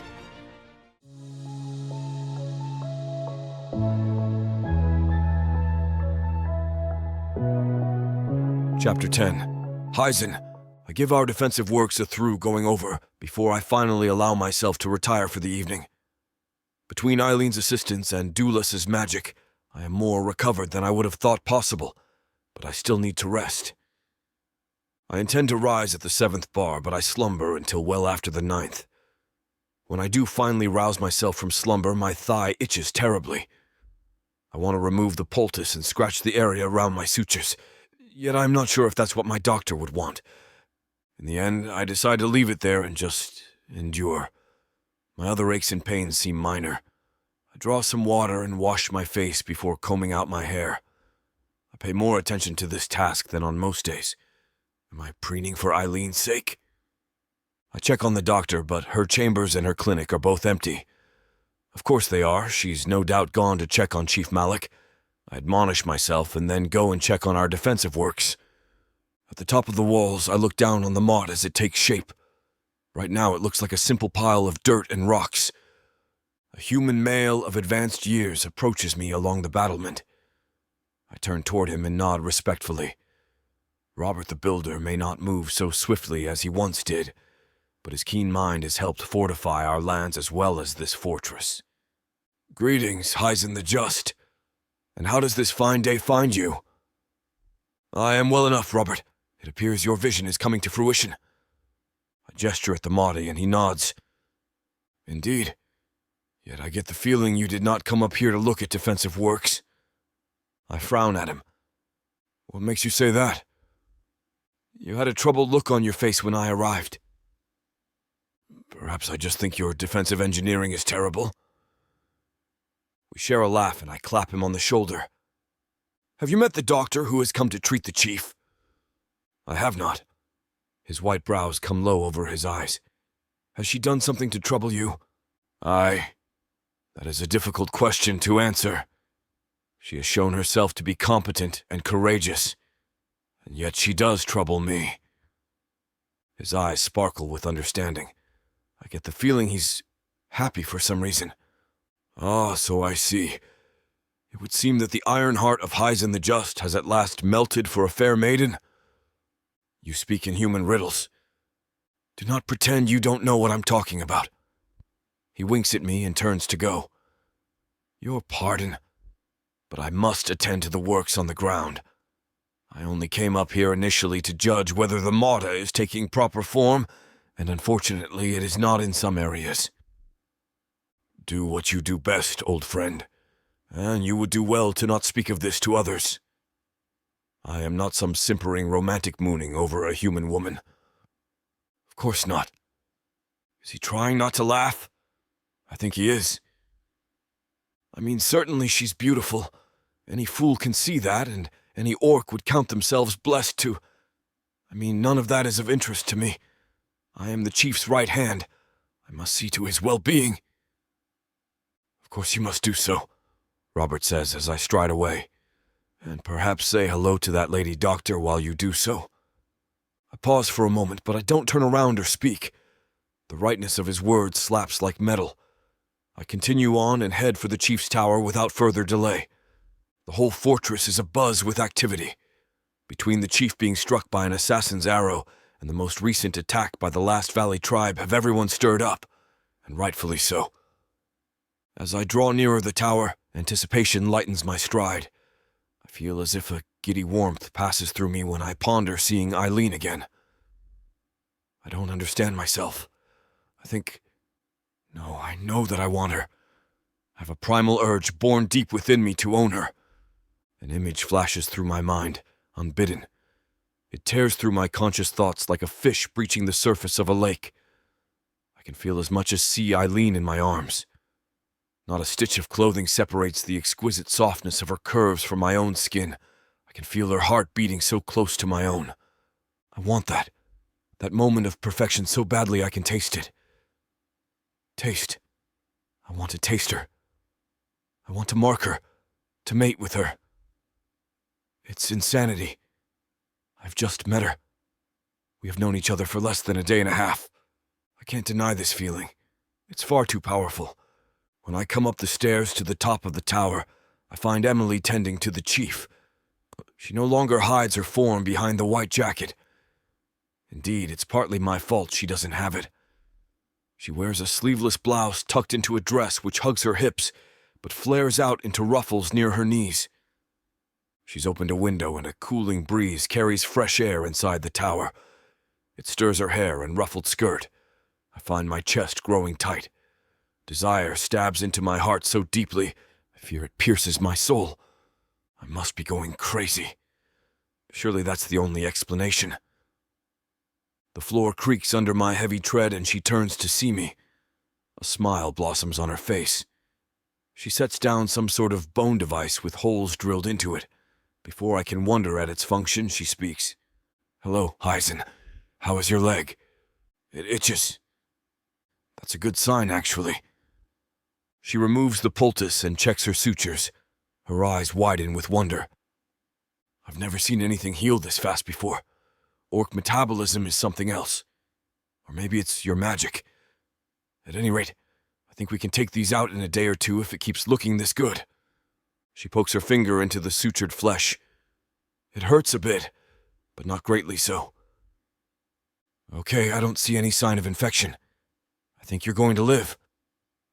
I chuckle and nod toward the chief. What of Malik? Has there been any turn in his condition? She turns to face him, her arms crossed over her chest. Eileen shakes her head, pursing her lips with worry. No, I'm sorry. Nothing I've done so far seems to be working. It's still very early, though. He could actually wake up at any time. Or he may not. I cock an eyebrow. That is the part you are leaving out, yes? She sighs and nods, staring at her feet. There may very well be nothing I can do to help him. If that's the case, I'm sorry, but I haven't given up yet. Talking to her about the chief's condition makes me better able to dampen the urges waging war inside of me. Is there anything I can do? I look at the chief and frown. Anything at all? She heaves a long sigh. I'm sorry, but there's nothing you can really do except wait for him to awaken. Chapter 11. Eileen. As much as I'm happy every time that Heisen calls on me in the tower, or maybe I should say checks on the chief, I'm being rather vain. I can't help but feel increasingly disgusted with myself. After all, I'm lying to him. I'm bluffing my way through this entire con. There's no doubt that I'm potentially doing more harm than good. I'm not a real doctor, and the chief really seems to need one. What if he dies because I've been giving out big fat placebos? Okay, not all placebos. The stuff I'm doing for the chief is legitimately going to help, though maybe not enough. At the very least, I know that it's not going to hurt him, or make matters worse. I worry, though, that my being here means they ceased looking for a genuine doctor. I keep trying to think of a way to bring it up, but I'm finding myself, distracted whenever Heisen is around. I can't put my finger on it, but there's something about him that's just so damn compelling. Maybe it's because he's everything that I'm not. Sincere, selfless, a good person, and a good leader. It hurts to be around him because I have to keep lying. On the other hand, I really like him. I feel like, if there were not this ridiculous con going on, he and I could be close. Which makes it even more awkward, because deep down I kind of think I don't deserve Heisen. He's Heisen the Just. He's a loyal and honest orc. Very loyal, and very honest. Oh my goodness, he hates lies so much, and I lie to him all the time. It's just killing me to have to keep doing this to him. I can see by the way he looks at his chieftain that Heisen loves him like a father. It's in his eyes. There's respect and a reverence there. But that's not the same as affection. I know what affection looks like. I've had to practice it a lot to get some of my cons to go right. I sometimes see that glow of affection in Heisen's eyes when he looks at me, at least when he's not trying to hide it. Guilt plagues me every time he stops by. I try to assuage my guilt by telling myself that I'm doing this for my family. I'm doing this for my people. It's noble, surely, to take care of my family. But if that's true, then why do I feel so damn rotten about it? As night approaches, I begin to feel greater trepidation. Tonight is the appointed time, the appointed hour. I'm supposed to slip away from the orc fortress and meet with my father. Hopefully, they're going to tell me what I need to steal.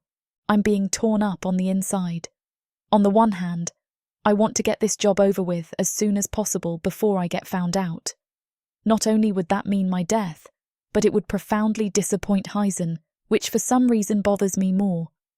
But I also don't want the job to end too quickly. I want to spend more time with Heisen, as dangerous as it is. I never know when he might see through my con. Night falls, and I wait until the fortress grows nearly silent. The only problem is, the whole place is on high alert. I'm going to have a hell of a time getting out of here without being spotted. I decide the best way to go about it is not to sneak out at all. I put on some sturdy boots, long pants, and a rugged shirt able to repel thorns and briar. Then I boldly stride for the gates bearing a leather sack. Hold. 2 orcs cross their spears to bar the postern gate. "Where are you going?" "Your pardon." I bow my head slightly out of respect. "I've gone through a lot of my herbs and unguents taking care of your chief. I need to forage for replacements." They uncross their spears. One of them arches his brows. "Would you like me to assign an orc to accompany you? There is dangerous wildlife around." "Thank you, but no." I try to keep my panic off my face. The last thing I would need is one of them traipsing around behind me while I try to have a secret meeting with my father. "As you wish. Good hunting." "You too."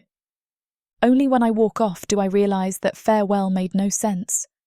I shake my head and trudge into the tree line. The fortress fades into the distance behind me. I veer off the well-trod paths and into the denser forest. The going grows slower, but I've grown up on the road, on the run. My father taught me enough woodcraft to move through areas overgrown like this. Eventually I hear the forest owl hoot 3 times. I grimace in distaste. My father is giving me entirely too much credit. The forest owl only hoots twice, and only when it's taken prey successfully. A forest owl hooting 3 times is my father's way of sending me a signal. I cut my hands to my face and do my best impersonation of a crow. It's probably my best bird call. In fact, it's so good, I hear some real crows cawing back when the forest owl hoot comes back. It takes some doing, and about an hour, but my father manages to guide me to him without alerting the highly agitated orcs in the keep. He's there, with my mother and around 20 of our band. They peer out from the deeper shadows, many of them with weapons drawn. It's hard to fault them for wanting naked steel in their hands. Not with that orc keep so nearby. I go toward my father, my arms held out as if for a hug, but he shoves a scroll in my hand. "Glad to see you're safe, kiddo. Here." "I'm touched at your public display of affection, Dad." I unroll the scroll and read it ruefully. "What's this?" "It's what the elves want you to steal." I assumed he meant the artfully rendered violet gemstone scrawled upon the scroll rather than the scroll itself, since it wouldn't make sense for me to steal something they clearly already possessed and all. "What's this?" "I told you, it's what they want you to steal." I let out a grunt of frustration. "I know that, Dad. I mean, what is it?" "Some kind of purple gemstone." "I have eyes, Dad. What does it do?" "I don't know what you mean." He tilts his head to the side and frowns. "I mean, there's a lot of different gemstones in the world. Why do they want this one in particular?" Jane steps forward from the shadows. "I heard the Veiled Ones saying the gem was magical." "Jane, where did you hear that? You know you should stay away from dark elves." She thrusts her bottom lip out defiantly. "I wanted to know what they wanted you to steal. I didn't want you to get too close to something dangerous without knowing what it was." "Thanks, Jane." I shoot her a smile, which fades before my next thought. I don't like this. I don't like this at all. What do the dark elves want with a magic stone that the orcs have? In point of fact, what the hell are the dark elves anyway? Has anyone seen them without their masks and hoods on? "Why don't you ask the orcs?" my father says with a smirk. I did. They didn't tell me much. They were very careful in how they spoke, almost as if they were afraid the dark elves were going to hear them. Jane suddenly hugs me. "Be careful. If dark elves are involved, it can't be anything good." I embrace her back, but I just have to wonder, what the hell is happening? Chapter 12. Heisen. A week passed, and I grew accustomed to seeing Eileen, both about the fortress and when I came to check on our progress with the chieftain. There are times when I see the sun shining through her hair and I feel my heart stop. The defensive engineering has gone quite well. If our enemies think we are at our weakest because our chief lies trapped in slumber, then they will find themselves sorely mistaken. I find myself drawn to the chief's tower. This day, like the 7 which came before it, I hope that he will stir and awaken. Perhaps look me in the eye and ask me what I'm doing in his bedchamber. Shaman Dula says it does not hurt to hope for such things, even if they never come to fruition. I must be honest with myself. I make these visits to the chief to talk to Eileen for a bit, as much as anything else. I climb the stairs, feeling anticipation stir in my chest. I can't wait to see her face. When I get to the top of the tower, however, she's nowhere in sight. Shaman Dula sits in a wingback chair near the chief. He looks as if he's fighting off a nap when I enter. Heisen! Shaman Dulas! Is Dr. Who about? His wizened emerald brow furrows with thought. She left not long ago, I think. Less than half a bar, to be certain. I nod, then move over to see the chief. His face looks drawn, the skin shriveled up on the underlying bone. Has he stirred at all? No. I wish I could say otherwise. The broth which Dr. Who and I feed him seems to be keeping him from wasting away. At least, not too quickly. He sighs and puts his hand on the chief's forehead. His eyes close, and I know that Dulas is using magic to look inside our chief's body. His soul has not yet fled. That is all I can say. So long as his soul is in his body, there remains hope. I squeeze the chief's hand in my own. Get well soon, my chief. Return to us. We have need of your wisdom now more than ever. I squeeze his hand and then move out of the green magical bubble. I take the stairs down to the street level, pondering our chief's fate. If he does not awaken, what then? Feed him broth and watch him waste away onto nothing? Use my axe and end his suffering quickly? I try to put such thoughts out of my head. I have to hope that Eileen would be able to help Chief Malik. I know she is both wise and competent. I admire the spark I see within her. She had no trouble cursing up a storm when I dared walk on my injured leg. I very much admire her spirit. I felt a grin spring to my face unbidden at the mere thought of it. I returned to my residence and checked the clinic. It appeared empty, the new equipment she had requested piled up on a table. Not finding her there, I moved down the corridor to stand outside her door. Eileen? I rap on the door, a human custom, before pushing it open. Within her chambers, I find only curtains lightly blowing in the breeze, and a buzzing fly who has managed to get past the netting. I turn on my heel and frown, worry mounting in my breast. I had told her not to go wandering around for a reason. It was for her protection as much as her own that there are certain areas she is not allowed to access. I force myself to calm down. I haven't even checked the entire house yet. No point in panicking now. I go and check the kitchen, but the fire is out and the ashes, cold. The half-filled pitcher of water on the counter seems as if it has been there for a while. With mounting worry, I check the living room, then head to the kitchen and the balcony. I stare out over the fortress as if I might spot her through the squinting of my eyes. I pound my fist on the railing and turn back inside. She is not here. So where could she be? I decide to check the chief's residence again. I make my way there, not daring to run. I don't want to alarm anyone, and my stitches are only recently out. Also, I do not want anyone to think that something is wrong or amiss. Times are turbulent enough between the chieftain's sickness and the looming threat of war. When I reach the chief's residence, I take the steps 2 at a time. On the second level, something catches my attention, something I only notice at first with the corner of my eye. I take about 3 more steps up before I pause, my hand on the rail. Frowning, I return to the second level and peer down the corridor. My eyes open wide. The chief's private chamber door stands wide open. There are important things inside, which should not be made public knowledge. For one thing, the output of our granaries and hog farms isn't something we want to broadcast. There are always those who will complain about how such wealth is distributed. I head to the chamber door, intending to lock it tight. Out of reflex, I peer inside the room as I grasp the knob. A tiny furtive noise catches my attention as I pull the door shut.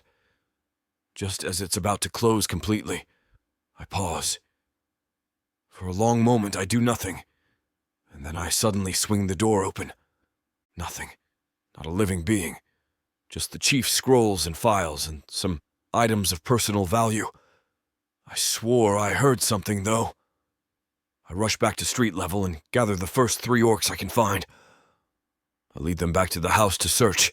They conduct their search, starting on the ground floor. I head up to the top floor, intending to ask Doulis if he's seen anything unusual, but mostly to inquire about Eileen. Between her being missing and the door standing open, I had begun to worry about her well-being. My jaw gapes open when I see Eileen, standing there with Shaman Doulas talking about the chief's condition. She turns toward me and smiles, which normally lights up my world. Now, though, I'm not sure what to make of her presence. Eileen, where were you earlier? Earlier? Her face scrunches up in a frown. Oh, I had to run back to the residence to get something. You did? Yes, I was in my chambers for a bit, and then I came back here. I was just at the residence. I did not see you there. Oh. Well, I forgot to mention I had to use the water closet. She rubs her belly and grimaces. Something I ate didn't agree with me. I called your name. You didn't hear me. No, I was feeling pretty rough, sorry. I start to relax. Are you all right? Does our doctor need a doctor herself? Oh no, I'm fine now. She smiles, but sweat beads on her forehead. I'm right as rain. Then she notices the troop of orcs stomping onto the tower's top level, and her eyes widen. Heisen, what's going on? Chapter 13. Eileen. I saw my life flash before my eyes when those 3 burly orcs bellied up to the top level. My heart thuds in my chest like it's going to shred itself against my ribcage. I haven't even had a chance to calm down after nearly getting caught earlier. It had seemed the perfect time to sneak away. Heisen had just stopped by for one of his visits not long before and was not likely to return for at least a little while. Meanwhile, Shaman Doulis had been on the verge of falling asleep, as he often did around that time of day. I figured that if the purple gemstone thingy were going to be anywhere, it would be in the chief's residence. I decided that there were 2 ways I could have gone about it. 1, I could have done a floor-by-floor grid search, which would have taken quite a long time and would probably require multiple excursions when no one was looking. The more times I had to sneak off, the riskier it became. I decided on the second option, begin searching where I thought the gemstone was most likely to be, and then working backward from there. I knew that the chief had a private chamber on the 2nd floor of the tower. I decided to begin my search there. I'd easily gotten the lock picked. It really wasn't much of a lock, to be honest.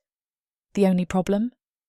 In my haste, I'd forgotten to close the door behind me before I began to search the room. The chief's private chambers took up most of the 2nd story of the tower. He had an impressively large writing desk and a surprising amount of paperwork.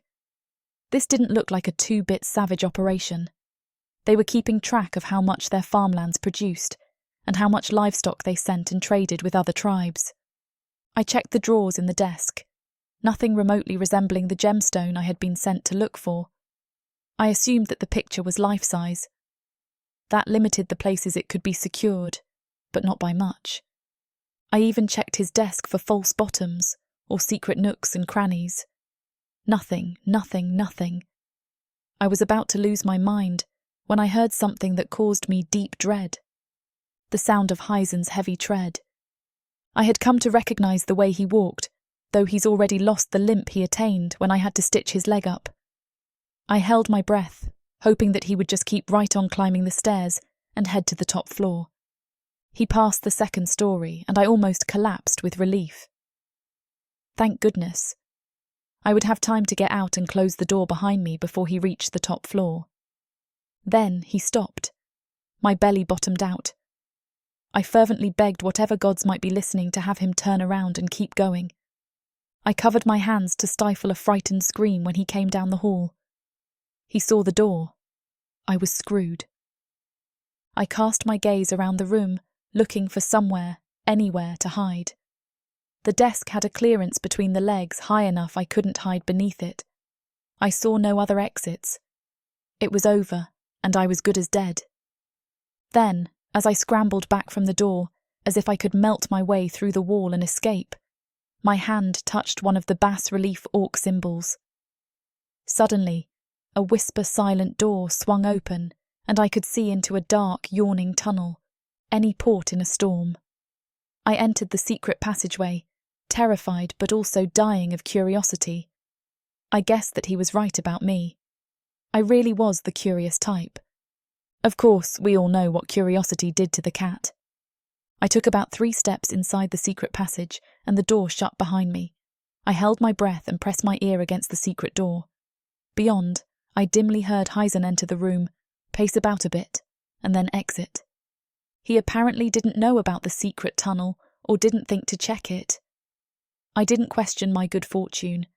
I waited a good 20 minutes to make sure he was gone before I pressed a similar stud to the one I found outside and returned to the private chambers. The coast was clear. I sighed in relief and closed the secret door. I exited the chief's chambers and closed that door behind me as well. By the skin of my teeth, I'd avoided disaster. I promised myself at the time that I was going back to check that secret tunnel and see where it might lead. I would be willing to wager an entire half a hog that the gemstone was somewhere down that passage. I still felt terrible, though, about stealing from Heisen and his people. I knew that it was going to come down to a sadistic choice. Did I choose my family or Kaizen? And there was really only one answer. It had to be my family, right? Heisen speaks, and it shakes me out of my fugue, returning me to my present predicament. Are these orcs here to throw me into a dark dungeon for snooping where I did not belong? They're just doing a routine check. He turns to them. Anything? No, sir. Good. You may return to your duties. Heisen turns back to me. And you as well. Do not let me stop you. Those eyes. Has he found me out? Does he know I was lying about being at the residence? He's at least suspicious. I can feel his eyes boring into me while I prepare the chief's broth. I add in a few things like lavender and mullein leaf because the chief's breathing sounds a bit laboured today. Those should help his respiration. Doulis and I are old hands at this by now. He takes the chief's head gently and tilts it back. I put the spout of a bottle filled with the special broth to his lips and pinch his nose. Reflex does the rest. At one point the chief coughs and even opens his eyes for a moment, though he doesn't seem to notice anything. We manage to get most of the broth down before I give up. I use a damp cloth to wipe the orc chieftain's face clean. He sputtered a good amount of the broth on himself, as usual. I don't understand. He can swallow, and his eyes opened for a moment. Those are autonomic responses, not under conscious control. My God, I almost sound like I know what I'm talking about. It doesn't mean that he's getting close to waking up. I explain a little about IVs, the things human doctors used regularly before the fall of mankind. I've seen them a couple times, used by the more skilled doctors we came across. I finish with the chief and my belly rumbles. I'm going to see if I can scrounge something to eat. I will accompany you, Heisen says. I cringe on the inside. It's not unusual for us to eat together. We've become close, and I'd like to think, in spite of the con job I'm running, we're kind of friends too. Today, though, I wanted to get away from his scrutinising gaze. Hard to do if he's with me. My heart speeds up when I see the orcs checking rooms at the residence. If they find out what I'm planning, they're going to chop my head off. They might not even wait to see what Heisen has to say about it first. We head toward the kitchen, with me trying to hide how terrified I am. Just when we're almost there, one of the orcs approaches Heisen. Sir, may I speak with you for a moment?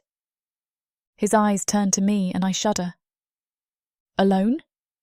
Of course. Heisen turns to me. Await me in the kitchen. I nod, too terrified to speak. He and the orc head down the hallway to speak. What are they talking about? Did they find the scroll the dark elves gave me? Have I been found out? I reach into my pocket to touch my lucky charm, an antique sculpture my father calls the Eiffel Tower, only to find that it's not there. My lucky charm is gone. Where did I leave it? It must have fallen out somewhere, but where? I just hope losing my lucky charm isn't as bad an omen as it seems it is.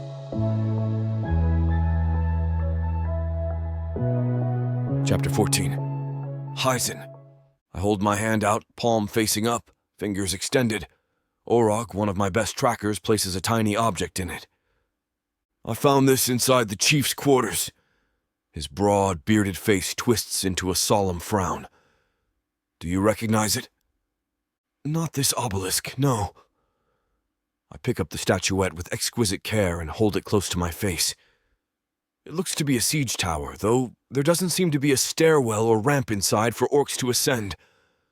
The latticed structure looks a bit more complex than orc engineering. Heisen, if I may, this does not appear to be of Orcish make. I glance up at Orog, having nearly forgotten him, and then stare at the statue once more. No, this is of human design.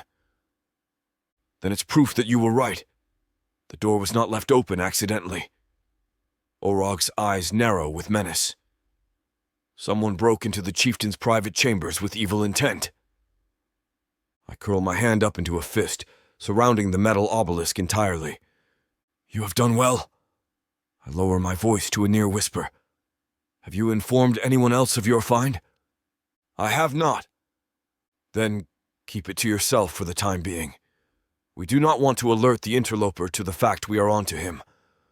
Or her, mighty Heisen. Orog's eyes drift inexorably toward the kitchen, where Eileen waits for me. He claps his fist to his shoulder and then retreats out the door. I slip the obelisk into a belt pouch and stalk toward the kitchen, keeping my emotions firmly in check.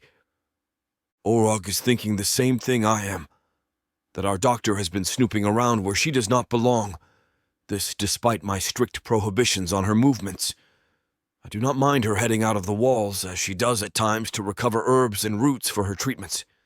She does not belong in the chief's chambers. I do not have any proof, however. Just suspicion. The obelisk is proof that someone was in the chief's quarters. It does not mean it was even a human. Indeed, it's not beyond the realm of possibility someone might have planted it just to incriminate her. I keep my suspicions to myself, for reasons both rudimentary and personal. When I enter the kitchen, I even manage a smile. It's easy to smile when faced with Eileen's beauty, even if I'm not sure I mean it with my whole being. I'm sorry, did I keep you waiting long? No. She shakes her head, hair dancing slightly with the movement. I see that she's sliced up some rough grain bread on a platter. Pale slabs of cheese contrast with the dark bread, and a drizzle of olive oil finishes the repast. She adds a handful of olives on the edge of the plate, and a bowl of freshly picked blackberries and a pot of heavy, thick cream. Where did the blackberries come from? She starts, her hands nervously fidgeting under the table. What? The blackberries? I did not have any in my larder. Oh, I picked them in the forest when I went foraging for herbs. I nod, reaching out to pluck one of the juicy fruits. I dip it in the cream, and then bring it to my mouth. I wasn't sure if you would go for this lunch. There's not much protein other than in the cheese. Contrary to popular belief, orcs are not strictly carnivores. While on the move, our armies forage off the land to supplement their rations. We prefer meat. But then again, so do you humans. True enough. The fruit explodes in my mouth when I finally pop it inside. Sweetness balanced with a bit of tart acidity mingles with the texture of the frothy cream. I swallow the dollop and reach for a slice of the bread. Ah, orcish blood bread. I glance up at her. Porcine blood is used to help fertilize the grains. I'd heard that, but I always thought it to be untrue. She glances over at me. By the way, what did that orc give you earlier? Oh, we'll get to that in a moment, I say, taking a bite of the bread. The bread is good, crusty, and slightly toasted. The cheese and oil mingle on my palate, soaked into the hard bread. A variety of textures creates an experience I mean to savor. If only the true dessert were not so bitter. Suspicion is a dish best served all of a sudden. I reach into my belt pouch while still chewing. When Eileen turns about to get some dandelion wine, I place the obelisk on the table directly in front of her plate. She turns about with 2 glasses, setting one in front of each of us. Eileen is so focused on her task, she does not notice the obelisk until she seats herself again. Her eyes widen when they see it. I see her throat move as she swallows, but she doesn't utter a sound. I don't think she's even breathing at the moment. "What's that?" she asks, her voice lilting at the end, but holding a slight tremble. Her smile does not bare her teeth, and anxiety reigns in her gaze. "It's what my man, Orog, gave to me. It appears to me that it's of human manufacture. Do you recognize it?" No." She shakes her head, brow furrowed. "I can't say that I do." She pops a berry in her mouth and chews, looking at the table rather than me or the obelisk. "It truly does appear to be one of your grandiose human designs. I would think it a siege tower, yet there's nowhere for troops to funnel through over the battlements. Most curious. Where—" She coughs and takes a drink of wine. Then her eyes flash up to mine, holding my gaze unwaveringly.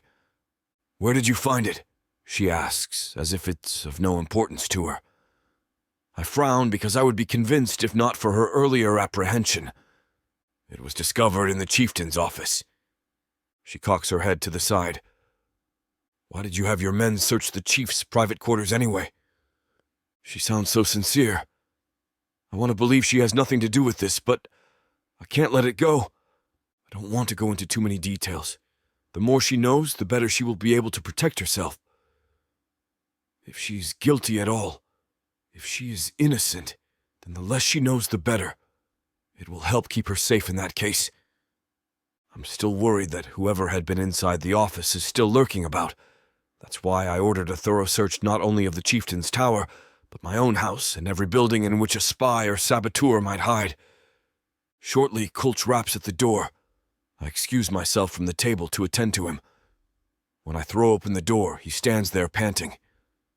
"Forgive me," he says, bowing his head. "The search parties found nothing and no one. If there is a spy or a saboteur amongst us, they are either invisible or can walk through walls or both. Let's hope the answer is that they are long gone, far away where they cannot cause us further mischief." "Sir, people do not just disappear into thin air." "They do not, but humans are small, lithe things. They make little noise when they move and are very clever and enduring in their own way. What if it's not a human, but one of them?" My face grows grim. If it is, then we will find a way to deal with it. "But sir, dark elf flesh cannot be cut by our weapons." "So we drown it. They still have to breathe, do they not? Dark elves are daunting foes, but far from invincible. Plus, their magic is slowly fading, just as our own did. Have faith, and remain vigilant." "I will, Heisen." He heads off. Whoever this spy is, be it human or dark elf, I must understand their goal. They must have some purpose. What if they seek to strike at the chief when he is at his most vulnerable? I have decided Eileen must surely be innocent. If she were trying to do harm to the chief, she could have done so countless times when neither Duelist nor I was present, and then simply walked out our front gate on an herb-gathering mission. I worry for her safety, too. Someone wanted to point the finger at her, and that means she could be in danger as well. I know one thing for sure. Whoever it is, they aren't gone. They will return. "Eileen," I say, startling her a bit with my voice. "Gather your things. You and I will be staying at the chief's residence for the time being." She nods. "If that's what you want. Why?" "I want to keep you and Chieftain Malik safe. The tower is the most secure place in the fortress." "I intend to do more than just sleep this night. I'm going to lie in wait in the chieftain's office. We'll see if our spy returns." Chapter 15. Eileen. I think I managed to convince Heisen that I wasn't up to no good. At the least, he seems to have backed off the Eiffel Tower thing. Man, that was a clever move on his part. Putting the tower out while my back was turned so he could catch my natural reaction. I've run plenty of similar cons, and this time I was the one taken in by the chicanery. I totally choked.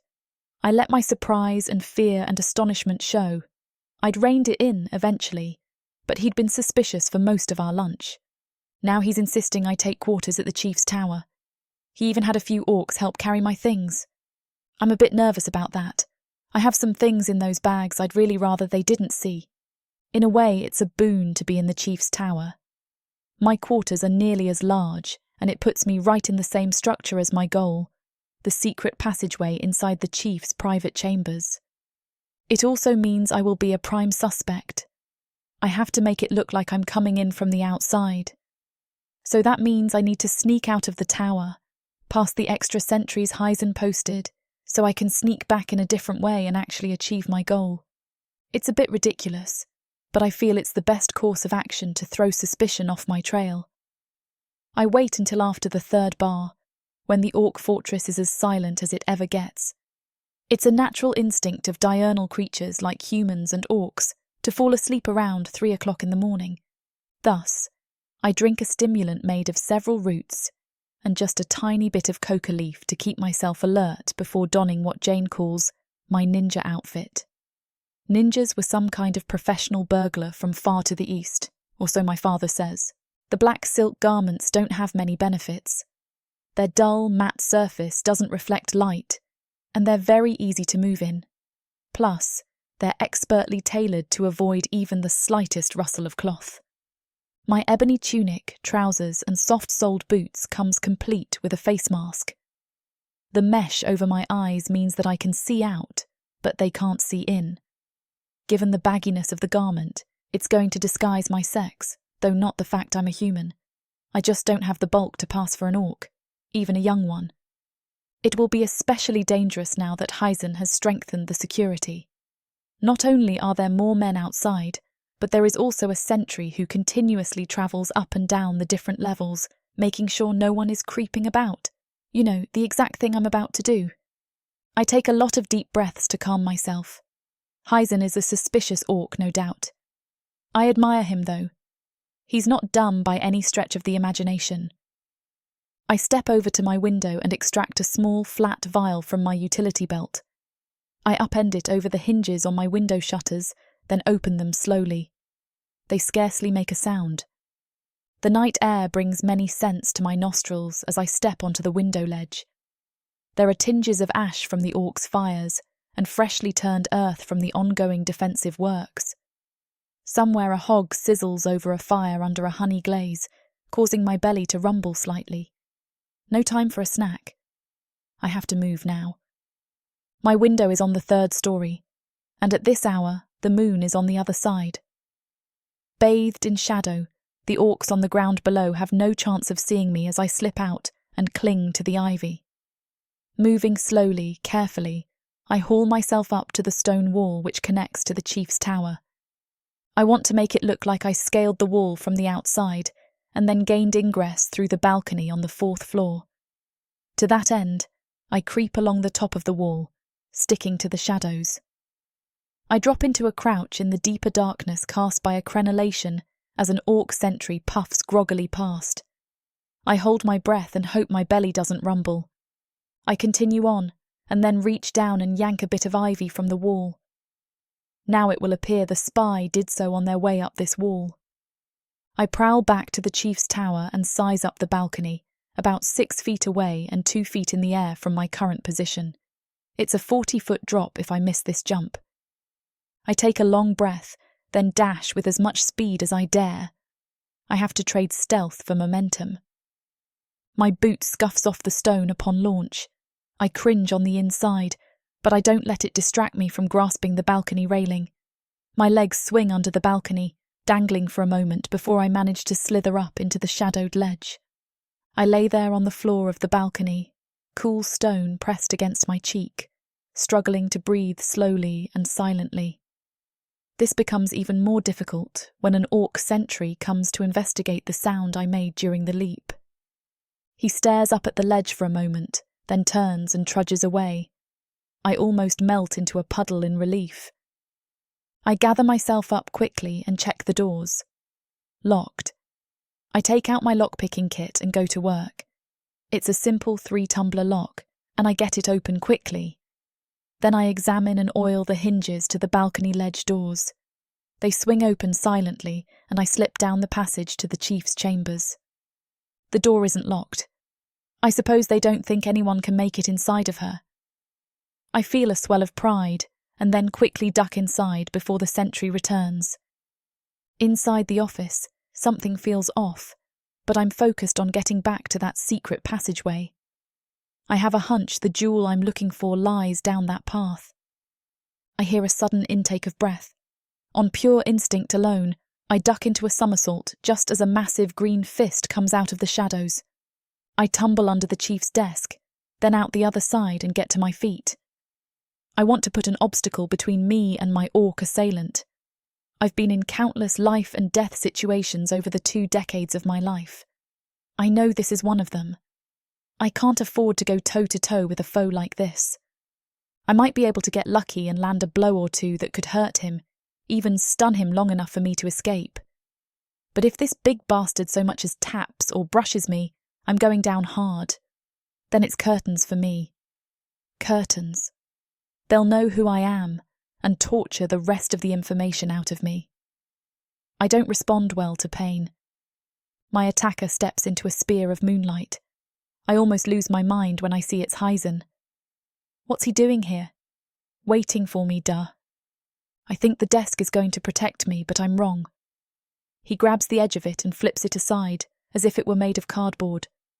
The desk shatters against the far wall, parchments and leather scrolls tumbling down into a heap. He's so strong. Insanely strong. He aims a kick at me, and it's like dodging a wagon wheel. I twist to the side and narrowly avoid being crushed between his massive foot and the stone wall of the tower. He aims another kick at me, and I dodge again. This time he manages to snag hold of my bicep. I panic at how powerful his grip is. His nails dig through the cloth barrier, raking my skin. I plant my foot on his thigh and twist away, wrenching myself free. The cloth rips, exposing my arm to the moonlight, but I'm free. Heisen lurches forward, going for a double-leg takedown. I leap over him, step on the back of his head, and tumble away to the opposite end of the room. He hasn't drawn a weapon. Obviously, he wants me alive. Unfortunately, he's still between me and the exit. He steps into the moonlight, his face fierce and determined. My heart skips a beat. Now, of all times, my hormones are going to rear their ugly head. This is no time for feelings. I have to get away or I'm toast. With how much he hates liars and deception in general, he's going to fly into a rage if he catches me. Kaizen's eyes grow small and crafty. He changes his stance, going from a wrestler's crouch to something more akin to a fist fighter. Kaizen launches a kick at me, and I spin to the side like before. Only this time he thrusts his left arm out and I run right into it. I get caught on the side of my head and bounce off, striking the wall hard just beside the window. Heisen advances, again with a more deliberate pace. He's not going to make the same mistake twice. I'm out of options. We're on the 2nd floor. It's going to hurt, but I can survive it. I grab a 3-legged stool off the floor. Heisen flinches, thinking I'm about to throw it at him. I send it crashing through the window instead. In his moment of confusion, he fails to act as I leap out the window. I hit the ground and pitch into a forward roll to eat up the impetus and momentum. The bottoms of my feet go numb, and I feel a shock up my spine in spite of my efforts. I tumble hard, going from controlled gymnastics to an ungainly flopping. I come to rest against a barrel, my entire body crying out with dozens of injuries. They're all minor, though. It won't stop me. I grit my teeth and refuse to even cry out in pain as I force myself to my feet. A heavy thump sounds in the street behind me. Heisen has followed me. I turn and run, grasping the ivy on the side of the wall and scampering up. I leap onto a pitched roof, camper across it, and then slide down the other side. The street approaches at an alarming rate. I catch myself on the ledge at the bottom and kick off into a jump. I make it to the other side by the skin of my teeth. A few seconds later, I make it behind the chimney and hide in its deeper shadows. I hear Heisen stomping around on the roof I leapt from a moment before. I nearly collapse in relief when I hear him turn back, a roar of frustration carrying through the air. I did it. I made my getaway. I disappear into the darkened buildings, hoping I can sneak back into the tower before Heisen thinks to look for me there. My parents sold me to the dark market. I am the avatar of chaos, and nothing will stop me from fulfilling the prophecy. Looks like you're the only one left. Take a step forward. It's her. She's the woman from the prophecy. My key to godhood. This is Delia. Starting price is 3 ducats. You will wed soon and restore the Enoch family name. Okay. I'll lower it down even more. 2 ducats. Who wants to buy Delia for 2 ducats? She is my mate. Destiny has foretold it. You don't know anything about me, and you want me to marry you? You're nothing but a human toy to be used and discarded. Hold on. How about 1 ducat? Does anyone want her? A gilded cage is still a cage. 6 ducats. 6 ducats for Delia. I'll give you revenge on your parents if you marry me. Okay, I'll marry you. Godhood is mine for the taking.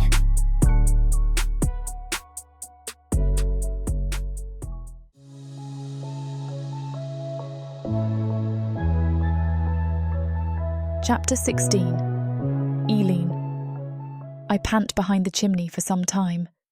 The sweat cools on my body, and the adrenaline surge fades. As my body comes down, I become aware of just how much that kick hurt.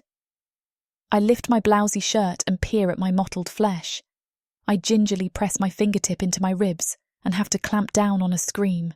Suck it up, Eileen. You've been in 1,000 tough spots just like this one, if not even worse. This is nothing. I press in on my sides. It hurts, but not horrifically so. That means my ribs probably aren't broken. I roll over onto my stomach and inch my way up to the edge of the roof.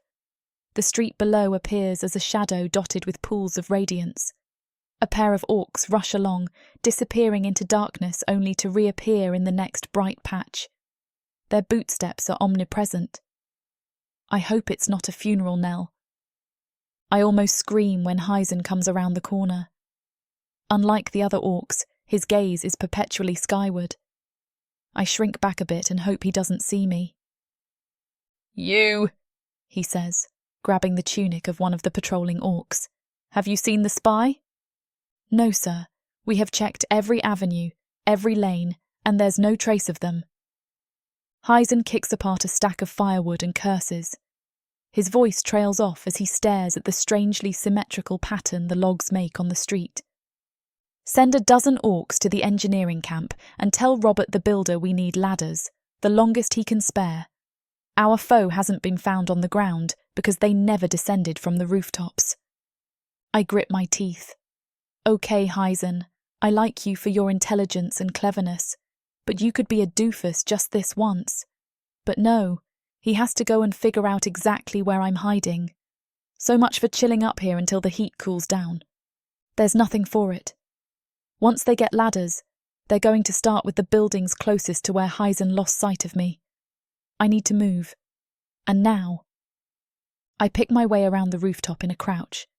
I'm grateful for the layer of ivy and grass growing through and across the concrete, because it softens my tread. I find a spot where I can basically just step across to the next building. Only when my foot hits the ledge on the opposite side, it crumbles. I manage not to yelp and stumble into an ungainly sprawl on the new rooftop. I turn just in time to see the chunk of masonry spiral down and shatter on the street below. Loud voices shout in alarm, and I hear footsteps pounding my way. Heisen is leading the charge from the sound of it. I rush around the building's pitched roof, hoping that the next step won't be right through the crumbling masonry. Luck is with me, it seems, because I make it to the opposite side. A large, darkened structure beckons across the street. It would be an ideal place to hide. I run and leap off the roof, hoping I clear the distance. I hit the opposite side and pitch into a roll. The jarring impact makes my ribs explode with pain. I clamp a hand over my mouth and half stumble, half crawl through an attic window and sprawl in the darkness. I sit up, peering out the window and holding my side. I grimace as Heisen appears on the street below. He stares right at the house I'm inside. This is it. I can't run anymore. I'm worn out and aching all over. My ribs hurt so much I almost can't breathe. Heisen! Kulch rushes up to Heisen, panting heavily from a long run. The scouts outside the city report a black-clothed figure fleeing through the woods. Heisen's eyes widen. Somehow that sneaky devil got past us. Let's see if we can't help the scouts run down their prey. I almost faint with relief when they leave. It looks like the messenger pigeon I sent off earlier got through to my family. They came through on their end with flying colours. I rise from my feet and swoon as the pain doubles my vision. I'm sweating buckets now. The pain is overwhelming. Maybe I did break a rib or two. I have to get back to my room, but how? I'm terrified. What if Heisen finds out that I'm the one behind the intrusion? I can only hope that he hasn't taken note of my disappearance as of yet. Please, please don't let him go into my room at the Chief's Tower. So far he seems to have been focused on catching the spy. But with all the commotion, won't he come and see me? Only to find that I'm not there. I don't know what to do now. The thought of just leaving races through my brain. It would be so easy to run in the opposite direction of where they're looking for the spy. I can't, though. I can't come back with nothing. The Dark Elves have a terrible wrath. There's also a possibility that the Orcs are in pursuit of my father or one of his agents. I have no choice. I have to try and return. I head outside, sticking to the shadows. Thankfully, my father's diversion seems to be working. There are few soldiers left in the keep, and while most of them are still looking for me, they no longer expect to find me. Most of them believe I'm out in the woods evading their second-in-command. Even better, the patrols are far away. Slowly moving blobs of yellow torchlight move through the city streets. It's quite easy to reach the Chief's Tower. I clamber along the growing ivy, struggling to make as little noise as possible. There are still sentries about, and I don't want to alert them. The climb is agony. My side hurts terribly, and it's hard to breathe. Climbing uses every muscle in your body, and each movement is torture. At last I haul my panting, sweating form up and over the window ledge. I land in a low crouch and lean against the wall, gasping in the dark for some time. I stand up unsteadily and pull the mask off. I move across the floor toward the bed, intending to flop upon it for a year or two. I notice movement out of the corner of my eye. Someone is in my room. I turn toward them in a ready crouch, only to gape in astonishment. I feel the blood drain from my face as I witness Heisen staring right at me. "What in the hell are you doing?" he bellows. It's over. I'm caught. And that means I'm most likely dead too.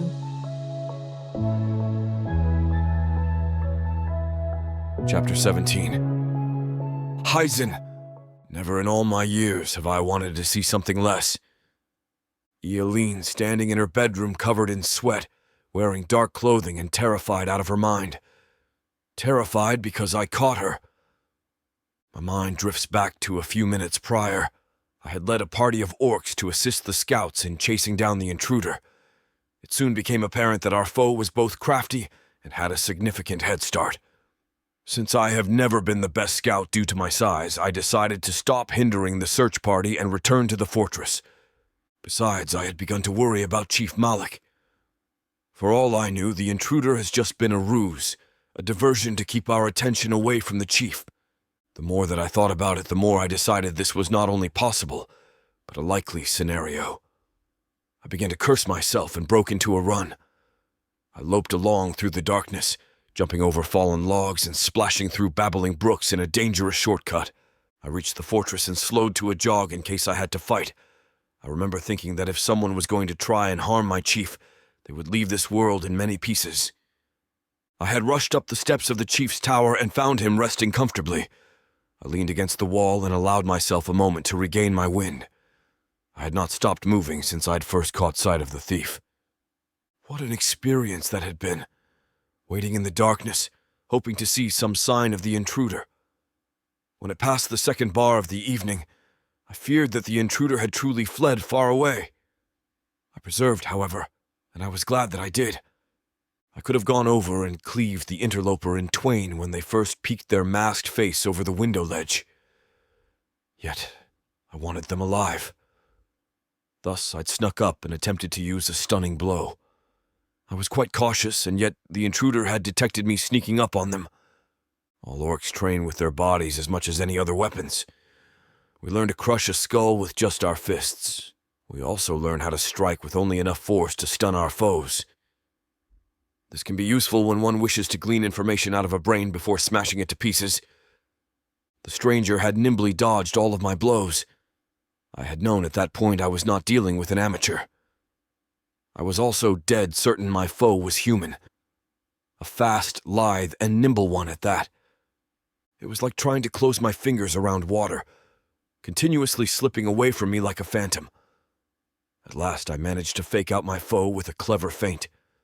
I only clipped them with a grazing blow, but it was enough to stun and corner them. Then I thought they were going to hurl that stool at me. Instead, they used it to break the window. I'd given chase, but my foe was much lighter and faster than me. Only when I lost my enemy on the rooftops did I realize I still clutched a scrap of fabric in my hand. I still had the scrap of fabric, having thrust it into my belt.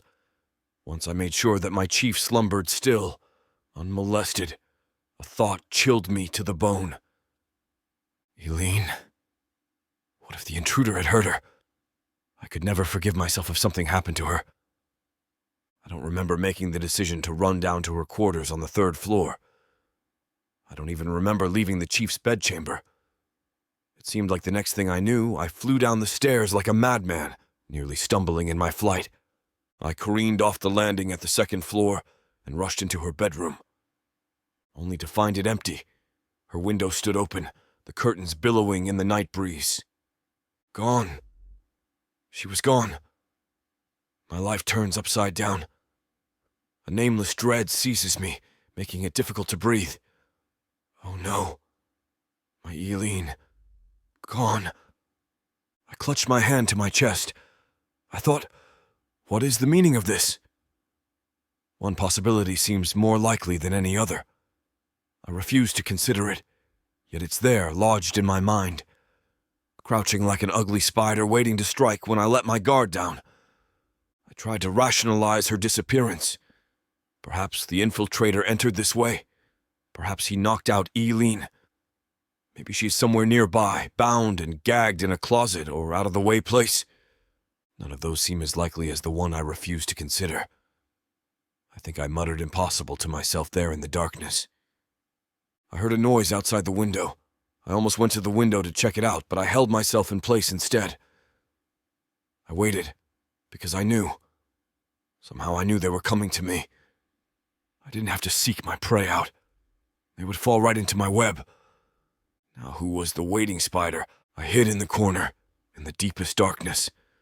I am not the stealthiest orc, but even I have had training in how to stay still as a pond on a windless day, as silent as the falling snow. For hours or even days if I must.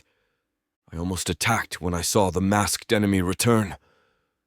My hands clenched into fists, but then they removed their mask, and I saw Eileen's face underneath it, which brings me back to the present moment. I shake my head, trying to fathom what it is that I'm seeing. My world stops cold. What the hell are you doing? I step forward and grab her by the throat.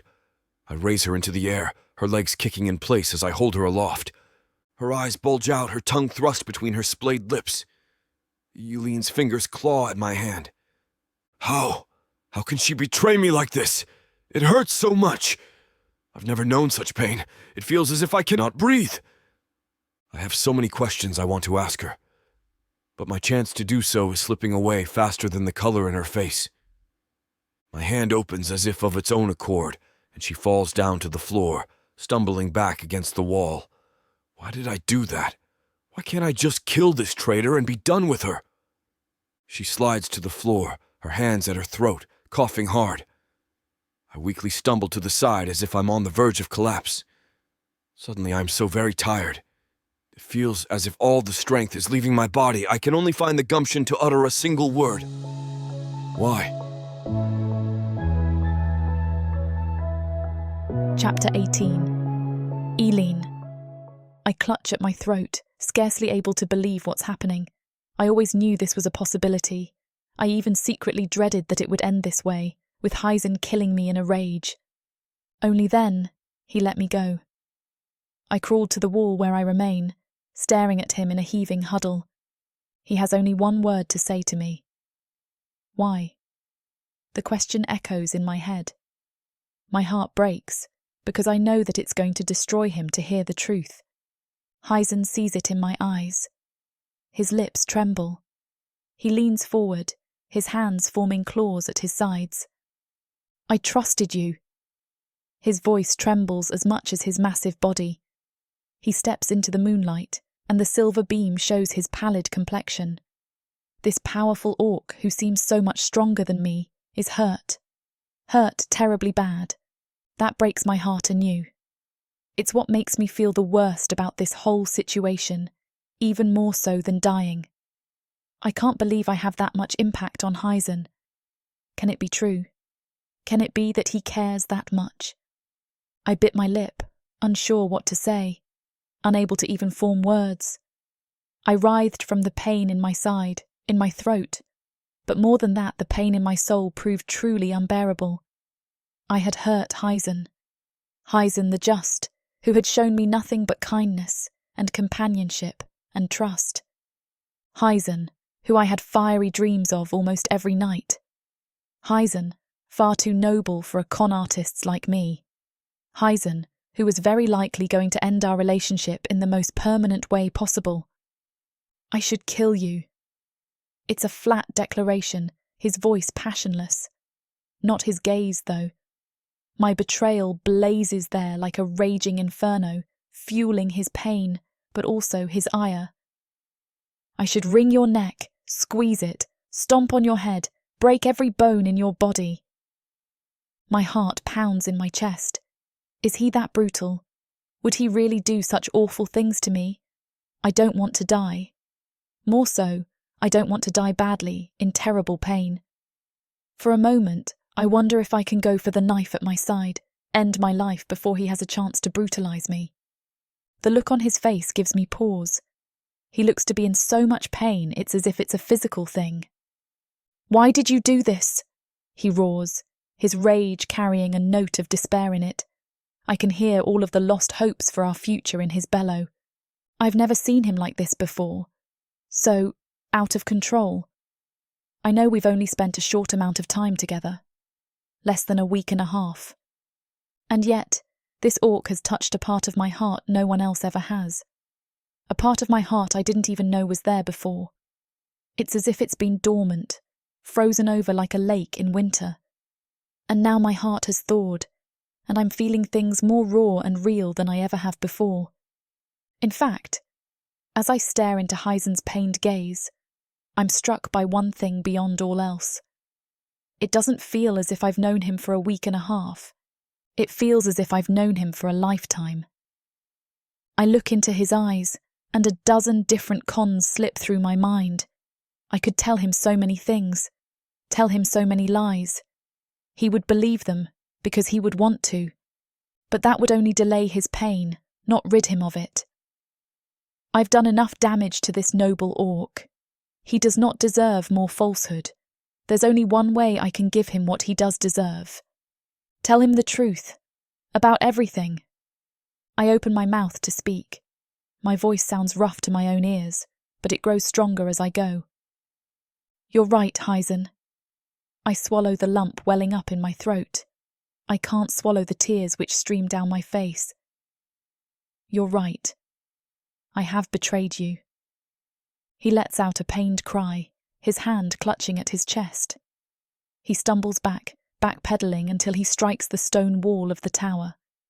Hearing it from my mouth is doubly painful, but it's like lancing a boil. I have to hurt him before he can heal, if indeed he can be healed from this. My family and I are the exact opposite of you, Heisen. We do not value truth and justice above all else. We take what we want and give nothing back. We're not strong enough to do so by force. So we use guile and trickery instead. We lie all the time. He shakes his head, but I can tell he's not denying my words.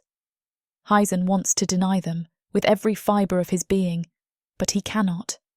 The truth has its own ring. A veiled stranger sought us out and hired my father to send me here. I have no proof, but I believe the stranger was a dark elf. His eyes widen slightly, but otherwise his expression remains the same. I continue speaking, knowing I have to get this out before he kills me. Then at least I can meet whatever awaits me in the great beyond by clearing the slate somewhat. They hired us to steal a purple gemstone. I don't even know what it is, or what it does, but the veiled stranger wants it. They heard you were looking for a doctor to treat your chief, and I impersonated one to get access to your base. His hand goes over his mouth. I can't stand the pain, the accusatory light in his eyes. It's worse than being choked to death, honestly. I'm not a doctor, Heisen. I lied to you about that too. But you've been treating my wounds, the chief. That's just herbalism, and a lifetime of acting as field medic for my family. I think I learned to suture a wound before I learned to tie my bootlaces. I'm sorry, Heisen. I'm not the person you thought I was. I did this to help my family, but now I see that doing something good at the expense of someone else isn't good at all. I close my eyes, my voice trembling as I speak. If you want to kill me, you have every right. Go ahead, do what you must. I don't blame you and I don't hate you. I could never hate you, Heisen. My voice breaks, and I wait for my inevitable death. I can only hope that he does it quickly, so I don't have to suffer. I've heard that Crimson Sun executes their prisoners by breaking their backs, an honourable way to die in their culture. You get to see the sky one last time as you die. I feel him looming over me and brace for my death. He scoops me up into his arms, and I think he's going to throw me out the window. Instead, he cradles me to his chest like a princess. What the hell? He carries me to the bed and sets me down gently. Change your clothing, he says in a low voice. What? Change your clothes, he repeats firmly, but still with the same stoic expression.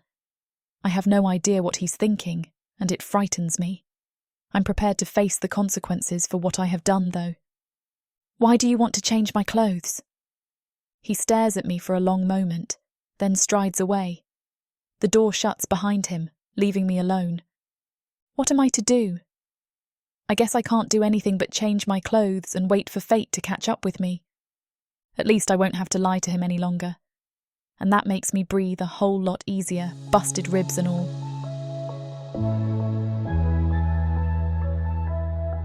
Chapter 19. Heisen.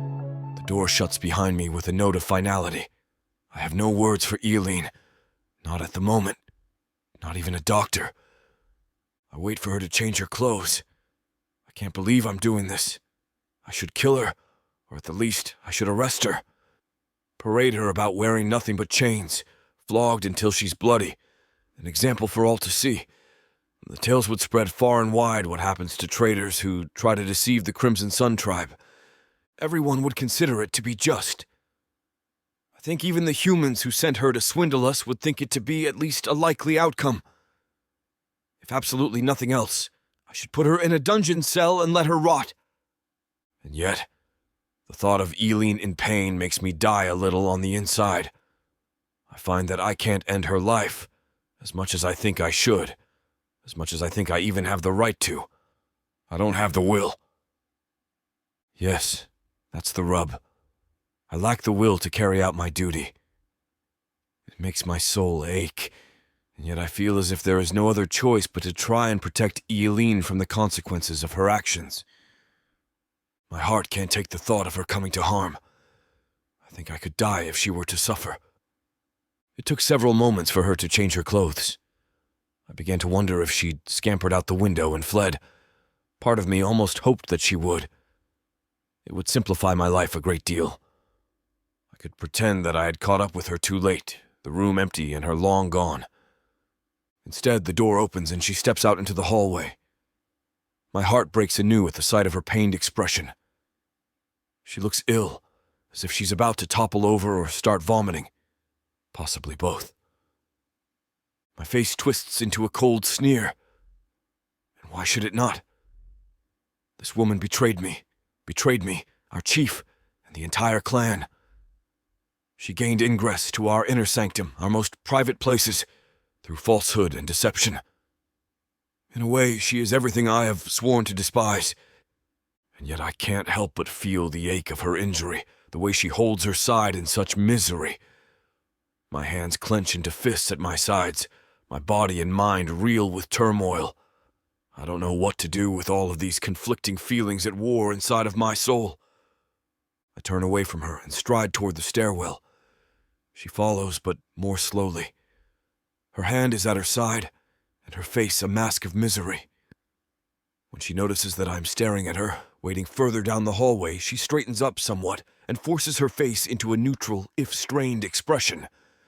"Stop it," I growl. She cringes slightly when I come toward her, but does not try to flee. I sweep her off her feet and carry her in my arms once again. I don't speak another word for the entire walk to the chieftain's chambers. "Heisen, I'm sorry." I don't respond. I don't even react. I just keep taking the steps carefully, one at a time. "Heisen, talk to me, please." Still, I remain silent. I don't know what to say. I'm not sure she deserves me to say anything. It's all I can do to keep climbing these stairs, one at a time. I reach the top floor at last. We enter the chief's chambers, finding Shaman Duelist tending to Moloch. The shaman glances over at us. His eyes widen with surprise at the sight of the battered Eileen in my arms. What has happened to Doctor Who? I feel her shrink back in my arms as if she might wish to disappear. Her heart thuds close to my own, beating faster than a caged rabbit's might. She fell down the steps during all the excitement with the intruder. "Oh no?" He comes over and puts his hand on her side, gently. "How terrible. I'm sorry this has happened to you, Eileen." "Don't worry about it," she says tightly. "I'll be fine. How's the chief doing?" His eyes light up and he eagerly turns to gesture at Moloch's prone form. "I do believe there has been some improvement in his condition." "There has?" "Indeed." His eyes open at times and seem to focus on my face. His fingers began to move a bit around the 9th bar this evening. He smiles and seems almost beside himself with joy. "Isn't this wonderful, Heisen?" "It is indeed."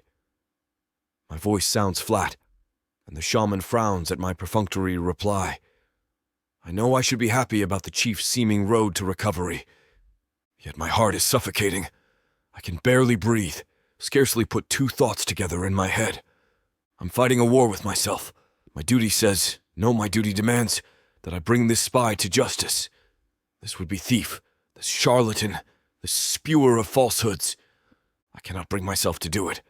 I've even lied to a holy man on her behalf, on behalf of my enemy. Why have I done this? Is she some sorceress who has ensnared my mind as well as my heart? Eileen should rest. Dole's gestures at the exit. You should take her to her chambers. You can tell her she need not come tomorrow, nor the next day. If you are certain, Shaman Dulas, she says softly, her voice barely above a whisper. I insist. I set her down gently, and we walked slowly in the hallway. I round on her, my expression grim and set like stone. I've made a decision. Perhaps the only decision I can make in this impossible situation. You... My voice breaks and I start again. You are never to appear before my eyes again. Leave and I'll forget you ever came into my life. Stay, and I must kill you. I turn my back on her. Leave. I go to do the same, turning my back on her. I plan to never see her again. Not with these eyes which sting so with tears. Then, something unexpected occurs. She grabs my hand. Chapter 20. Eileen. My fingers close around his own. I don't even know what I'm doing. Even though I lack the strength to stop him, Heisen draws to a sudden halt the moment our skin touches. I don't know what to say. It's all I can do to stand here and not fall over. I stuttered, trying to say something, anything. Nothing springs to mind. Used to, I could con anyone, come up with something to say that would make even the most suspicious person pause. Now I can do nothing as he turns toward me. The bleak coldness of his gaze is like the frozen wastelands of the north, utterly devoid of any sign of hope, and so cold it seems my blood will surely freeze in my veins. Heisen looks at me for only a moment longer. Then he yanks his hand free of my grasp and walks away. My vision grows blurry with tears as I watch him walk away. Walk away from me, potentially forever. Heisen is unlike any orc I have ever seen. He's remarkably warm. He's not like orcs anywhere else in the world, at least none that I have seen. Heisen the just, Heisen the warm, Heisen the secure, Heisen the handsome. I've never felt this way for a human man. I'm not sure that I could feel this way for anyone else, or that I would want to if I could. There's nothing I can do but watch him walk away. Watch him walk away and mourn the death of a love that was never given a chance to blossom. I know deep in my heart that I was falling for Heisen, and falling hard. I'd like to think that maybe he was falling for me too, at least until the point where he discovered I was a traitor, of course, and a liar. God, he hates liars so much. I'm lucky to be alive. No, I'm not lucky to be alive. That's a disservice to one of the most amazing orcs I've ever met. Heisen would never hurt me. Not even if I took a blade and attempted to plunge it into his chest. He might just stand there and watch me stick it in his heart rather than take the risk of harming me. It's not like I still don't represent a threat to him. I know things about the keep that others do not. Information that could be quite valuable in the right hands. Even just the glimpse into how much the shaman's powers have faded would be valuable to the dark elves. But he's going to let me go. He could have drawn that massive axe of his and split me down the middle, easy as sin. But he's going to let me go. I lied to him, betrayed him, told falsehood after falsehood, and then tried to steal from his tribe. I snuck around where I did not belong, even after having been repeatedly warned not to do so. But he's going to let me go. With the little caveat that I'm not allowed to see him again, ever, as long as I live. Do I even want to live in a world with Heisen in it? I could turn and walk right out the front gate. No one would stop me. Heisen has chosen not to even tell anyone that I am a traitor and a liar. The orcs will not tear me to pieces. They will not cross their spears and prevent me from leaving. It would be easy enough to just walk out the gate and return to my father. I would return empty-handed, but I had done my best. There was no way they could have known just how clever of an orc Heisen the Just really is. They sent me on a fool's errand. A quest which could not be completed. I doubt that even they would be able to best the clever and shrewd Heisen the Just. Of course, there would be problems with that plan. The Veiled One, the suspected dark elf, would be very upset with my father and our band. But we'd been on the run from powerful foes before. This would be little different, except perhaps that we'd be fearing more than just death. But painful death. I can't let things end this way. In a small voice, I call out to him, "Let me help you." He keeps walking. I'm not sure that he even heard me. I say it again, this time in a shout. "Let me help you." Again he keeps walking. I start to follow, slowly at first, and 10 gaining speed. What can I possibly say to Heisen to get him to stop for a blessed minute and listen to me? Then it flashes through my mind like quicksilver. The words bubble out of my throat before I even have time to think them. "Use me against your enemies." Heisen grinds to a halt and glares at me. He turns and stalks toward me. His hand darts out like a striking snake. He takes hold of my chin tightly, holding my face firmly in place. "What do you think you're doing?" he shouts, spittle hitting me in the face. I'm a skilled herbalist and a trickster. Moreover, the dark elves think that I'm on their side. They don't know that you've discovered my treachery. I'm not sure what's going on. I don't know what that stone is or why they even want it in the first place. I do know one thing, though. I reach out and touch his arm. I'll always be on your side. His face twists into an ugly mask, and he yanks away from my touch. It's too late. Nothing can change the fact you have betrayed me. Nothing. His voice carries a note of finality. I don't know what to say. What can I say to that? The thought of losing him is unbearable. It fractures my heart and makes it bleed agony deep into my soul.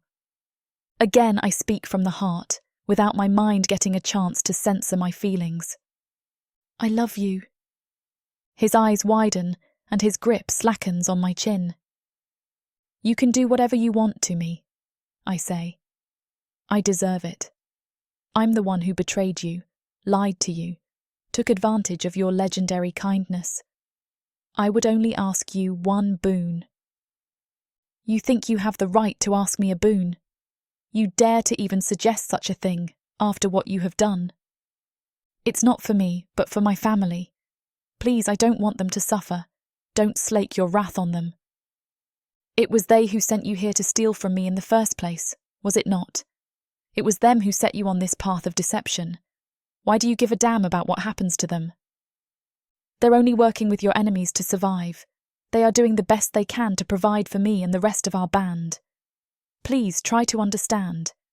It's hard outside of your lands, especially for humans. It seems like all hands are turned against us, and this was once our world. Now it's in the hands of orcs, and even darker monsters than we could have imagined. I take a deep breath, and then face him again. The fear in my voice is for my family, not myself. They're only doing this to survive. They know they can't refuse the Dark Elves anything. The Dark Elves spoke of tempting promises with a honeyed tongue. He stares at me intently for a long moment. Then he grabs me and drags me toward him. His face is fierce, even if his movements are gentle. It breaks my heart to see him so angry. My tears begin to fall once again. He roughly wipes them with a calloused thumb. You throw yourself on my mercy. I may do anything I wish to you. I nod, fearing that this might be the end. He lets go of my chin, his hand sweeping across my cheek to the back of my head. Then he pulls me in and takes my lips in a rough, deep kiss. Chapter 21. Heisen. There are few things in life which taste as sweet as they seem they should. Eileen's kiss tastes even better. It ignites my blood like burning pitch. My heart thuds like the beat of war drums. I push my tongue into her mouth, exploring, conquering. I pull away, our eyes meeting.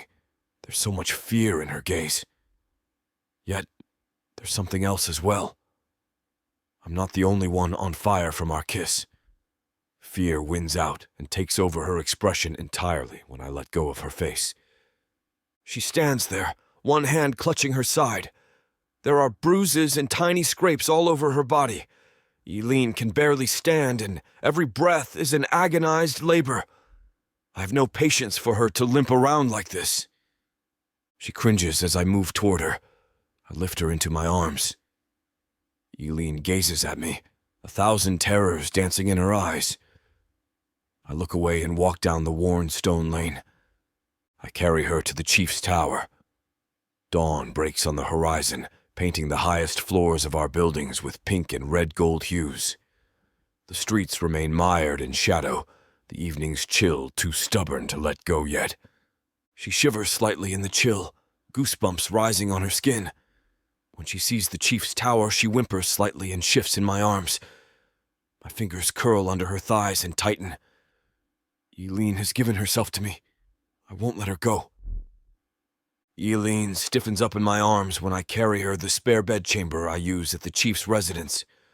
Her eyes widen with panic when she sees that the walls are lined with weapons.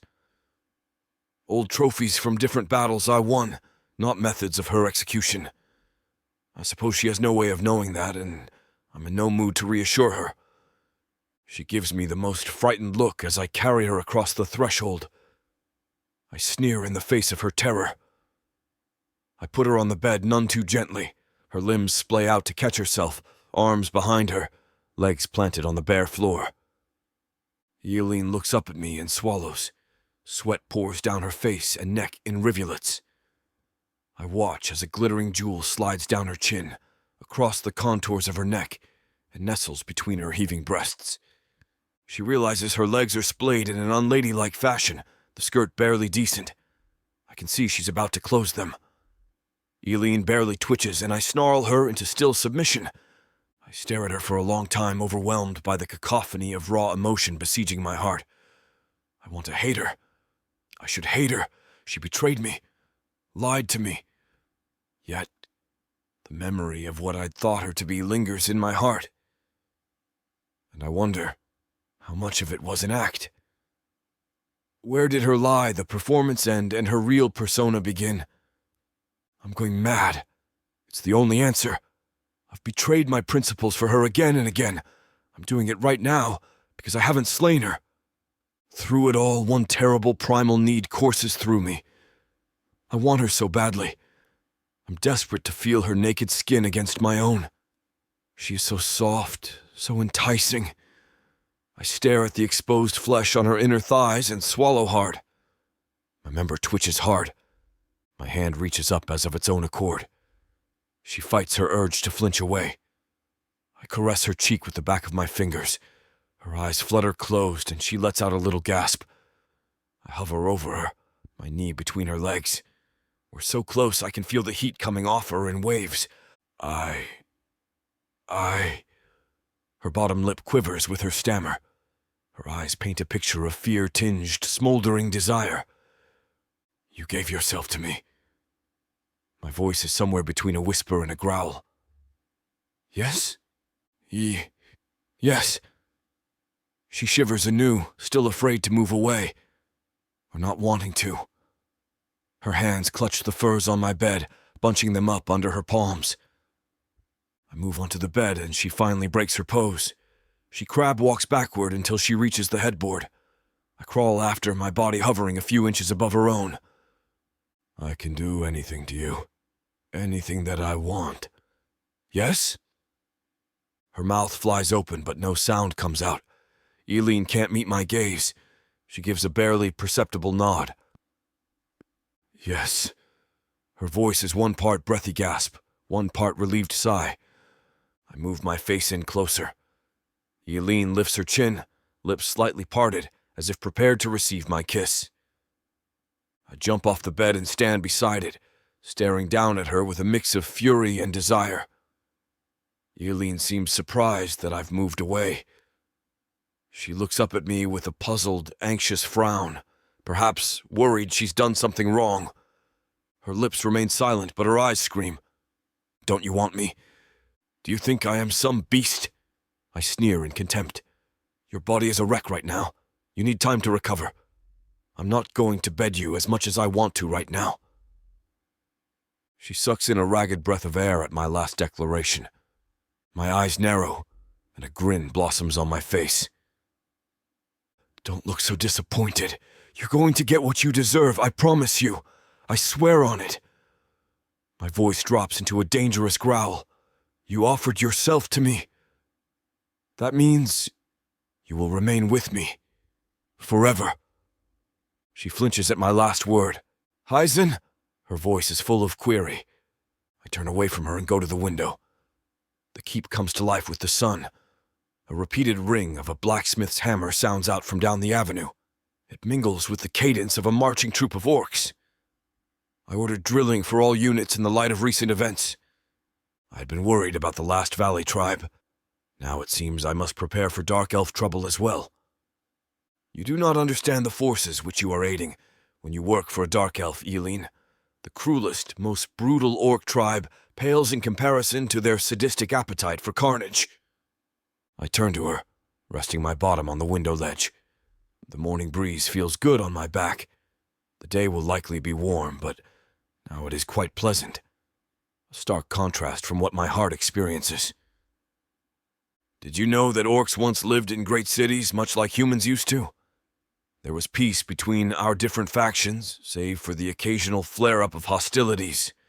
Then the Dark Elves came. They pushed us out of our cities relentlessly, and we became diminished as a people. Our entire society revolved around survival on the most primal level. Her hand flies in front of her mouth as I speak. I can see she feels the gravity, the truth of my words. Eileen, we fled through the portal from Protheka to escape the relentless tyranny of the Dark Elves. They operate by the first principle, which translates roughly as anything which lives must be slain or subjugated. That is their driving goal. Why are they so cruel? It is unknown. They claim that once they lived underground as the slaves of beings more malevolent and horrific than themselves. After their escape, they decided they would copy their former masters. I sigh heavily. Now the Dark Elves are coming for me. They are the mortal enemies of Ors. They destroy, consume, or subjugate every other life form. They will kill all the orcs. They will kill or enslave all humans. If you think you have a miserable lot now, wait until you are under the heel of a Dark Elf master. I gesture at the scroll with a picture of a purple talisman on it. Whatever that artifact is, I'm certain their purpose for it is foul, and furthers their ends of conquest of this world. Eileen's face is drawn with fear, but she appears to calm by degrees. When she speaks, there's barely a waver to her voice. Then we must destroy them. I'm taken aback to hear her say that, and with such conviction. Tell me what you need me to do. I'll do anything you need me to. I know you don't trust me, and you have every right not to. Her eyes grow so tender it makes my heart ache, but I wasn't lying when I said I loved you. I do love you, Heisen. Please believe me, and I will never betray you again.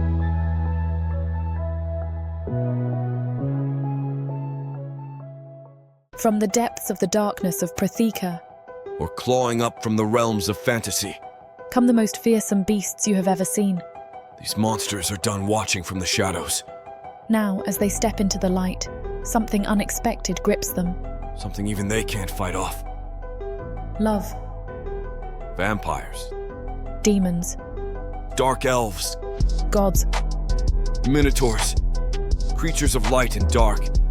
They will protect their mates. Do whatever needs to be done. Morally grey heroes who will burn the world to protect the women who love them. 10 audiobooks. Fall into over 60 hours of fantasy romance. 20 ebooks. Over 1 million words of these brutes who will protect their women. Even if they might destroy themselves in the process. Get the immersive Protheka fantasy romance bundle. For 80% off, right now, dive into Protheka at a once-in-a-lifetime discount. The first bundle to offer both ebooks and audiobooks on worldsofprotheka.com. Protheka's magic is eternal, and this romantasy bundle will make it endless.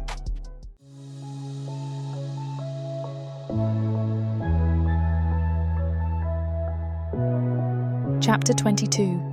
Eileen. Dawn breaks as a red line on the horizon as I move through the shadowed, empty streets. Behind me, a warehouse sends a pillar of black smoke towering into the red-streaked sky. The inferno is a diversion, meant to help aid my escape and allow me to slip out of the keep undetected. It's not easy going. My ribs ache with every throbbing step.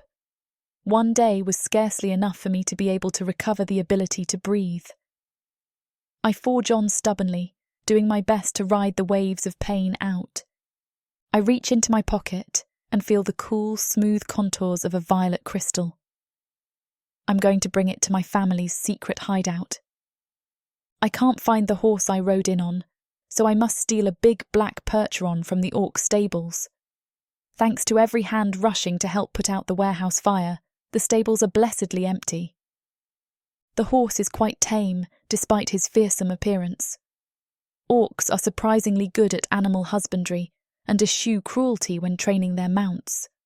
The result is a steed brave and trusting enough to charge into battle, yet easy to ride. At least it would be easy if I didn't have some damn busted ribs. Even a trot makes my ribs ache terribly. No way am I letting this beast gallop. He keeps fussing and snorting. I think he wants to go faster. I don't have any choice. I grit my teeth against the impending pain and kick the horse into a gallop.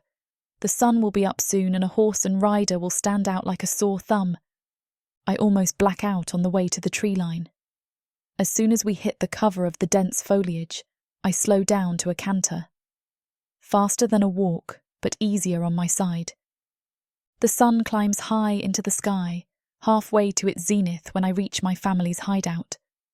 My father has hidden our troop in a valley between two high, densely scrubby hills. A little brook runs through the valley, giving plenty of fresh water. The familiar sights and smells of camp greet me. My father hears someone call my name and pokes his head out of his wagon. He trots up to greet me as my people help me off the horse. My heart breaks from the pathos of seeing his arm in a sling. Eileen. He hugs me tight with his good arm. Too tight. Ow, easy, Dad, I hurt my ribs. Why, you look like you've been gone over by a bear, he says, his face painted with concern. What happened? Never mind that, I say, patting my pocket. I have the thing. His eyes go wide. Then come, quickly, into the cave. Hurry! Oh, Lord Verus is going to be so happy. I grit my teeth as we head inside the maze-like corridors of our cavern lair. The cool air contrasts from the hot humidity outside. When we reach the main chamber, I'm shocked to see not one, but 3 dark elves sitting at a long wooden table. They no longer veil their faces, though their faces are somewhat shadowed by their hooded cloaks. There's something feral, predatory about their faces, as angelically beautiful as they are. Something just a touch too sharp, I don't know. Their malevolence rolls off them in waves, even though they try to appear civil. Go on, my father whispers, nudging me toward them with his good hand. Give it to them. I move up to the table of dark elves, scared out of my mind. Well, that's probably a normal reaction to them. I hold my hand out, the purple gemstone in my palm. I cup both hands together and offer it to them piously. I have to suppress a shudder when I feel the gloved hand of Verus brush my palm as he takes the gemstone. They talk excitedly in their own tongue as I back away, still keeping my head bowed. I recall what Heisen told me. I have to stall long enough for his tribe to arrive. Nobody knows what the stone is, or what it's used for. I need to find out. I was hoping to get some clue when I passed it on to the Dark Elves, but then these bastards go and talk about it in their own language. It's hard to even stand here in front of them. I'm sick with worry for my family and our troop. It almost makes me want to vomit. Verus looks up at us, almost as an afterthought. You may go. We will call for you later. As you will. My father bows his head, and both of us back out of the chamber. I've never been so happy to see the light of day before in all of my 20 years. I spot my sister and go to her. Concern spreads over Jane's face as I approach. Eileen, what happened to you? I fell down some stairs, I say. Never mind that. I need you to go and get me some white willow bark from the river. From the river? But that's a long walk. It's urgent, Jane. She sighs. Okay. Geez, you just got back and now I don't even get to see you. I hug Jane tight and kiss her on top of her head. Soon, I promise. Now go. With my sister out of the way, I enter our hideout and head to my father's secret chamber. Even the dark elves don't know about it, I hope. It's time for my parents to be let in on the plan. Mum, Dad, I sigh. I hate to be the one to tell you this, but there are orcs on the way here. Now. My father pales, and my mother stands up. We must tell Verus at once, she says. Get the camp moving. Wait, Mom. I hold my hand up. Let me finish. They're not coming to attack us. They are not. But you stole the jewel from them. I didn't steal it. I sigh, and then tell them, bit by bit, my story. I tell them of how I tried to treat the chief as best I could even though I'm no doctor, of how I went lurking about in his private chambers and found the secret tunnel. I leave out the part where I told Heisen I loved him, but I make sure to tell every horrid, excruciating detail I know of the Dark Elves. Every horror Heisen told me I repeat to my parents. It's important they know exactly who we are dealing with. Dark Elves don't coexist with anyone. They want some of us as slaves, or playthings as Heisen calls them. The rest of us they want belly up. My father looks ill. He rises and goes to stand with his forehead pressed against the cool cavern wall. That's terrible news. He turns toward me, his face a mask of fear. Eileen, I was able to find out just what that gemstone does. What? I'm afraid to find out, but I have to know. It's used to open a portal to their world. Protheka, I think they call it. Another portal? I feel a nameless dread seize my soul. Oh no. Why? Are they trying to go home? Or are they trying to bring more of them over here? If they are planning to bring an army, my mother says, then what can we do now? Silence reigns in the secret chamber. Deathly silence. Chapter 23. Heisen. The march of booted feet echoes throughout the keep this day. The sun has barely broken over the horizon when the troops amass on the grounds beyond the walls. I look down on them in pride from the battlements, but only for a moment. I must return my attention to the blue skies, searching for a nearly imperceptible dot. I see a spot of motion and turn to find a bird speeding toward me. Messenger pigeon on a return vector. It lands on the wooden platform with a profusion of fluttering feathers. I lay out the corn and it pecks away while I untie the string from its leg. I read the missive, grunt, and set it aflame, having memorized its contents. I can still smell the remnants of the scorched warehouse on the wind. It had been empty, of course.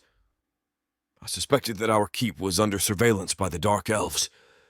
I needed a way to convince them that Eileen was still on their side. It cost us a warehouse, but one scheduled for demolition anyway. It's worth the effort to deceive the cunning and brutal Dark Elves.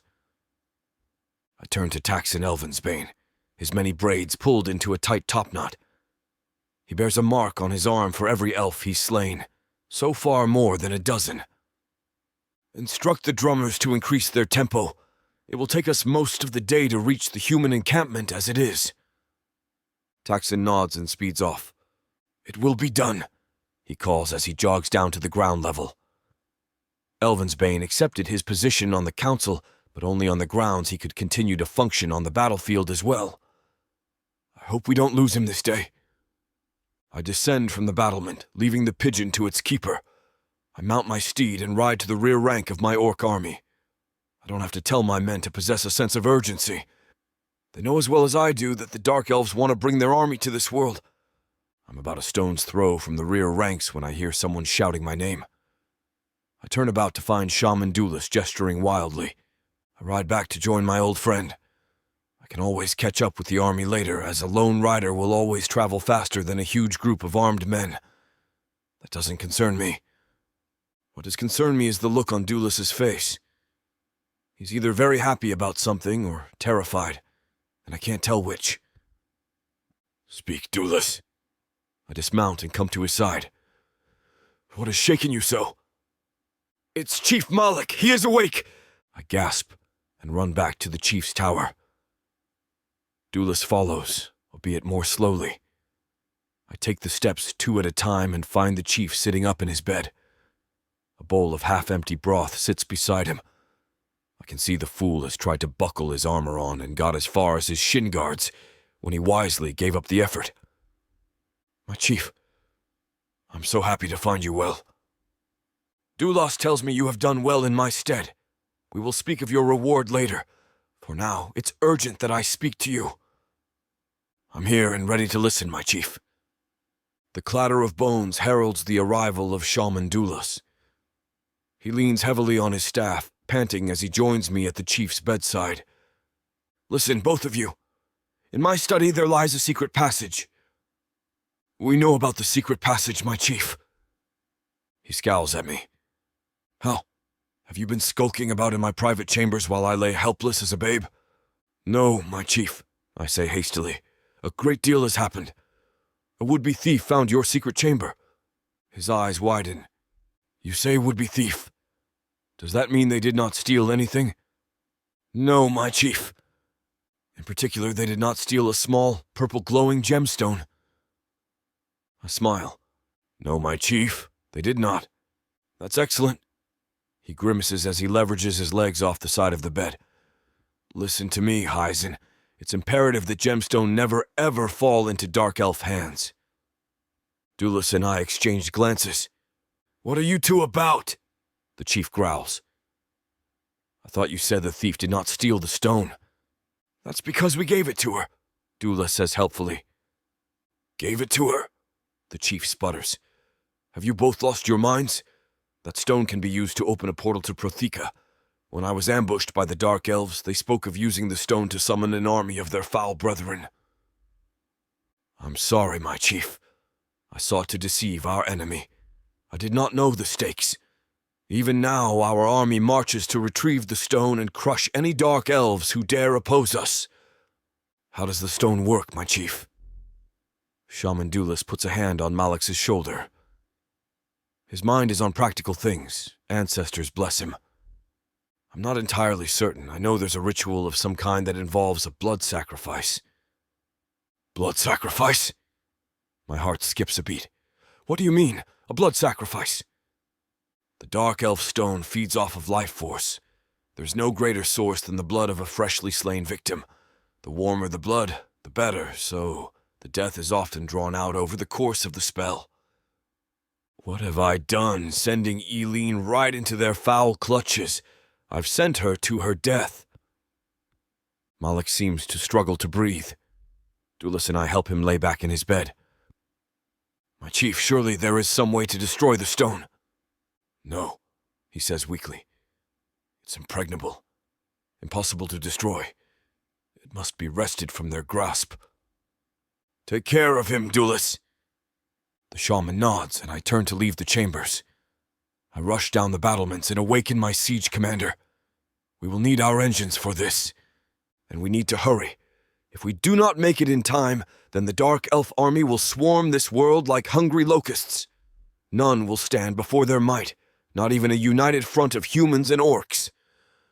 The world is literally at stake, but when I ride out to join my army, I'm not fighting for the world. I'm fighting for the human woman I believe I've come to love. Chapter 24, Eileen. A full day passes, and still the Dark Elves have not called for us.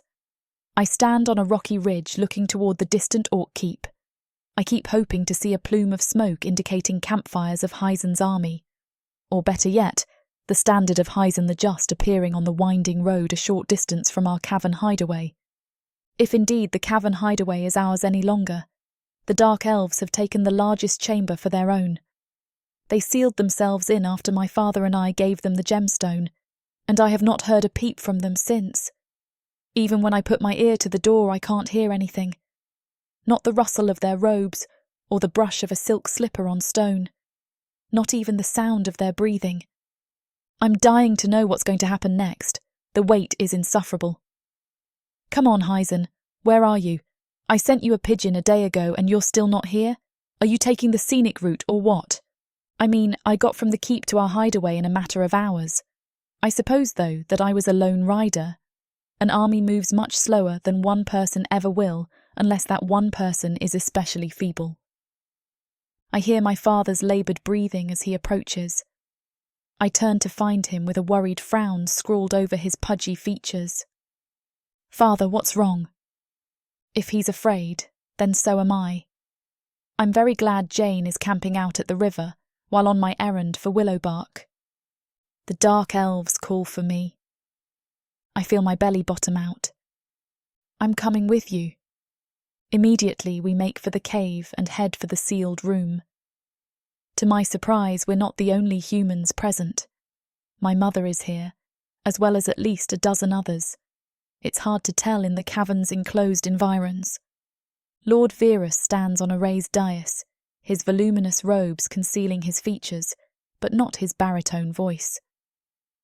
I'm so glad that you've all joined us at last. Dark lips twist into a smile in the shadows cast by the hood. You have helped us in our noble cause of exterminating the orc menace. Many of our band shout in triumph, some thrusting their fists in the air. My mother, father, and I remain silent with worry. Something doesn't feel right. The orcs came, and they burned your cities, drove you to the brink of extinction, preyed upon your livestock, stole your women for their own use. Now you have all helped us strike a decisive blow against them. His hand clenches into a fist for emphasis. Many of our band nod in approval, grinning like cult members. Verus is not charismatic. The two other dark elves move among the people, distributing cups and filling them with some kind of sweet-smelling ale. I hope that you will all do me the honour of joining in a tradition which spans both of our cultures. I believe you call it a toast. How quaint. His lips peel back in a smile as he accepts a cup for himself. He pointedly takes a sip. Delicious.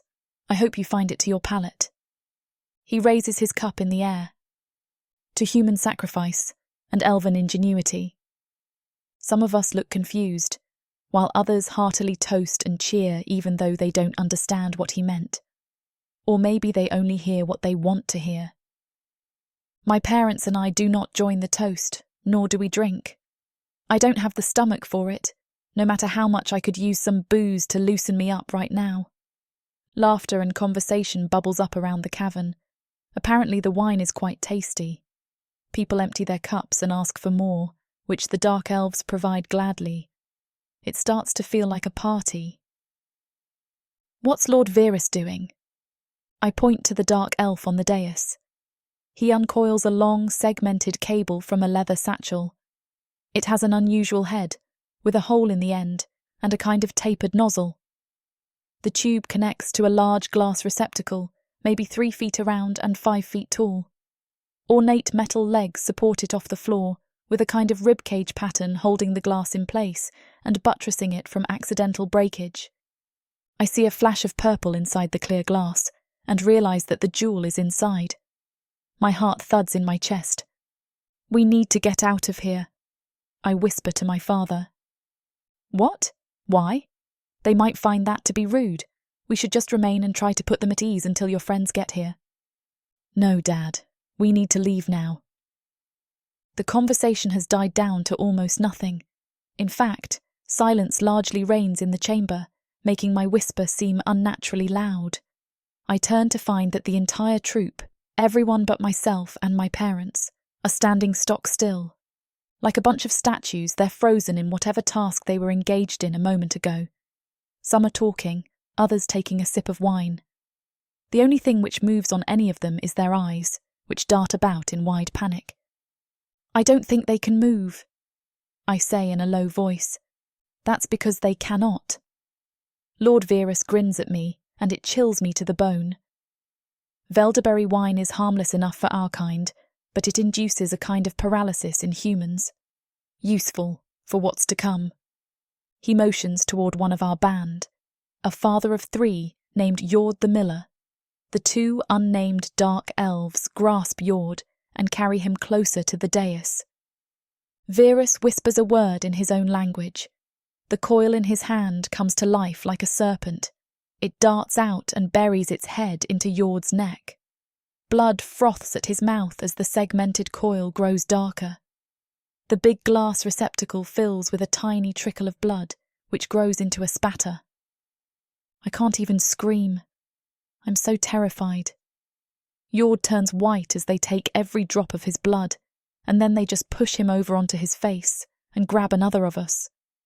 Some of the guests didn't drink as much wine and have enough wherewithal to scream and attempt to flee. They're cut down by the dark elves one by one in a mindless slaughter. Careful! Don't waste all that precious blood! Verus calls out, as if they're in danger of overcooking a roast. My father grabs my mother and I and shoves us toward a blank wall. Suddenly, the wall opens into a secret door and we find ourselves in a tunnel. "Go, go," he says, pushing us ahead of him down the tunnel. I can dimly see light up ahead. I don't know if anyone saw us or not. We race down the tunnel and into the bright sunlight. It's blinding in its brilliance after the dimly lit cave. I stumble and fall. My mother helps me to my feet as we rush into the woods. I get separated from them as we flee. More dark elves pursue us, more than the 3 we knew of. "Run, run, my little rabbit," calls the lead dark elf hunter. "Run, and give me good sport. It's not fun to reel in the fish if it does not jump on the hook." I careen around a copse of trees and spot a jagged outcropping of rock. A sheer drop lies on the other side, but I know there's a wide enough ledge I can stand on. Almost stumbling to my death, I manage to eke my way out onto the ledge, hiding myself from the game trail I had fled along before. I hear the dark elves arrive, their feet pounding the turf. I cringe, expecting death, but they pass me by. I can hear one of them calling from some distance away. He tells me that if I come out and deliver myself to Lord Verus, my death will be both honourable and quick. Honourable and quick death is still death. No thanks, buddy. Eventually, I can no longer hear their taunts or the sound of their pursuit. I wait for several minutes longer and sigh in relief. I'm about to eke my way back to the trail when I feel something snag in my hair. I look up and see a dark elf leering down at me. I scream, trying to kick off the stone cliff face, preferring death to captivity in his hands. Yet despite all my effort, he hauls me up into his clutches. Lord Verus likes them with a little fight left.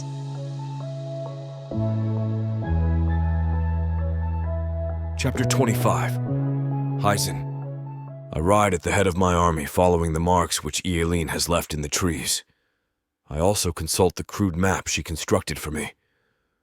The hideout is in a cavern system tucked away in a small valley between 2 high hills.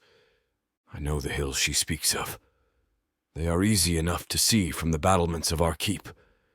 Yet, when one is on the forest floor, it becomes quite easy to get lost. Even with a map and the symbols which Eileen left for me. From time to time, I've taken to sending Kolch up the trunks of high trees so he can orient our forces. It helped, but it also slowed our pace to a crawl.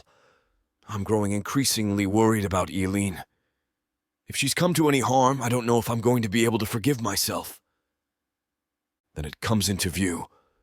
The babbling brook which Eileen told me of. I can smell the fresh water and the traces of human settlement. This is the place.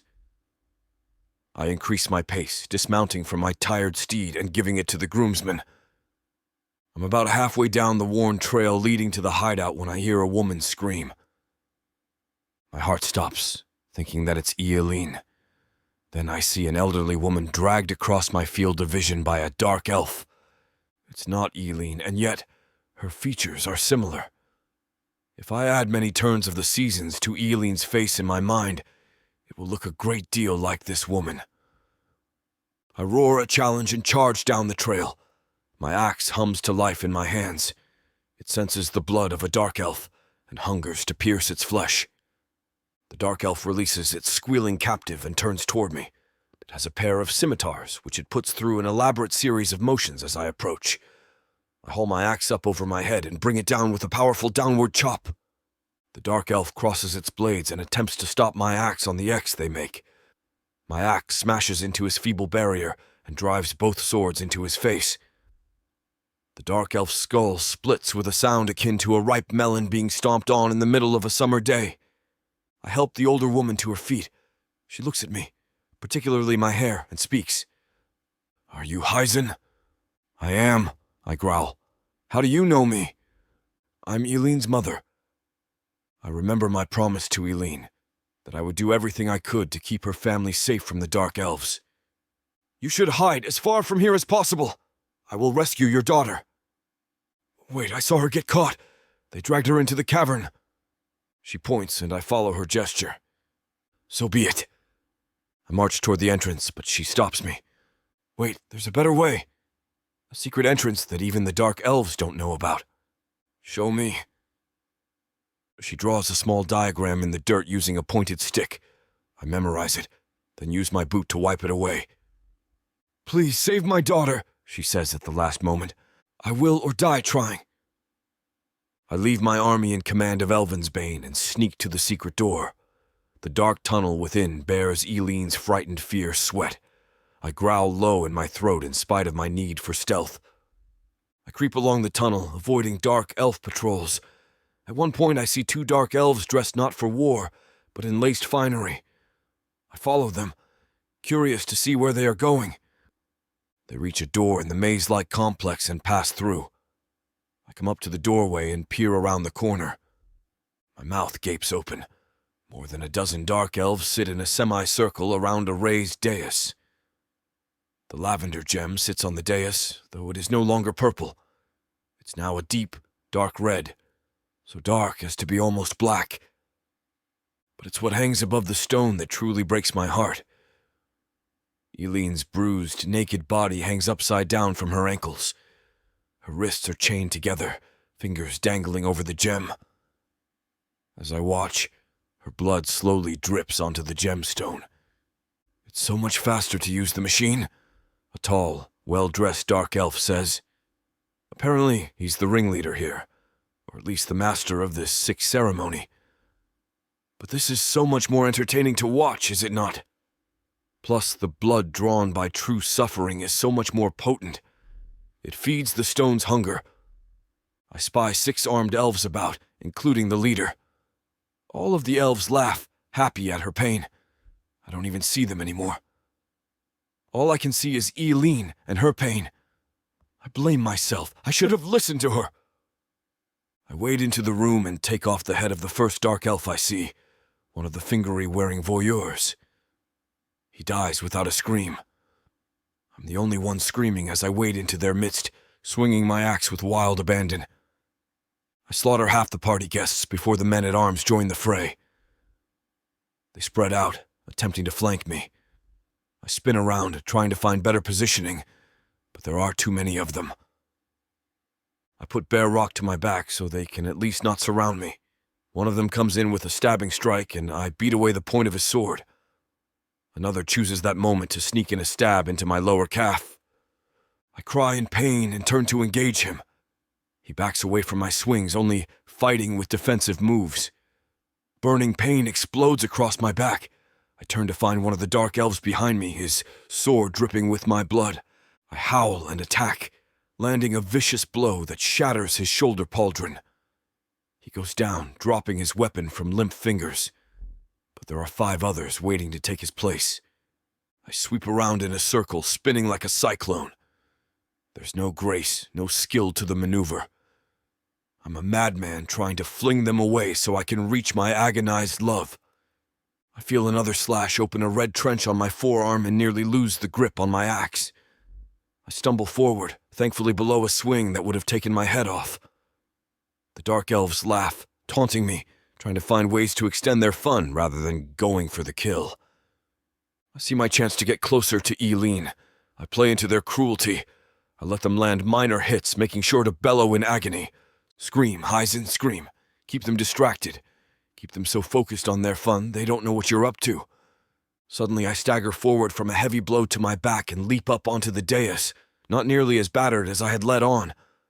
I slash the rope, holding her ankles, and catch her in my arms. "Oh, Eileen," I cry. "I love you, I'm so sorry." She opens her eyes, and I know from the light I see shining there she heard me. If I'm to die, at least she will know my feelings for her. I feel a dark elf slash at me, and another. I protect her with my body, hoping that they will not torture her after I die. Then the room explodes with violence. Orcs pour in, howling for dark elf blood. I have enough time to smile in gratitude before everything goes black.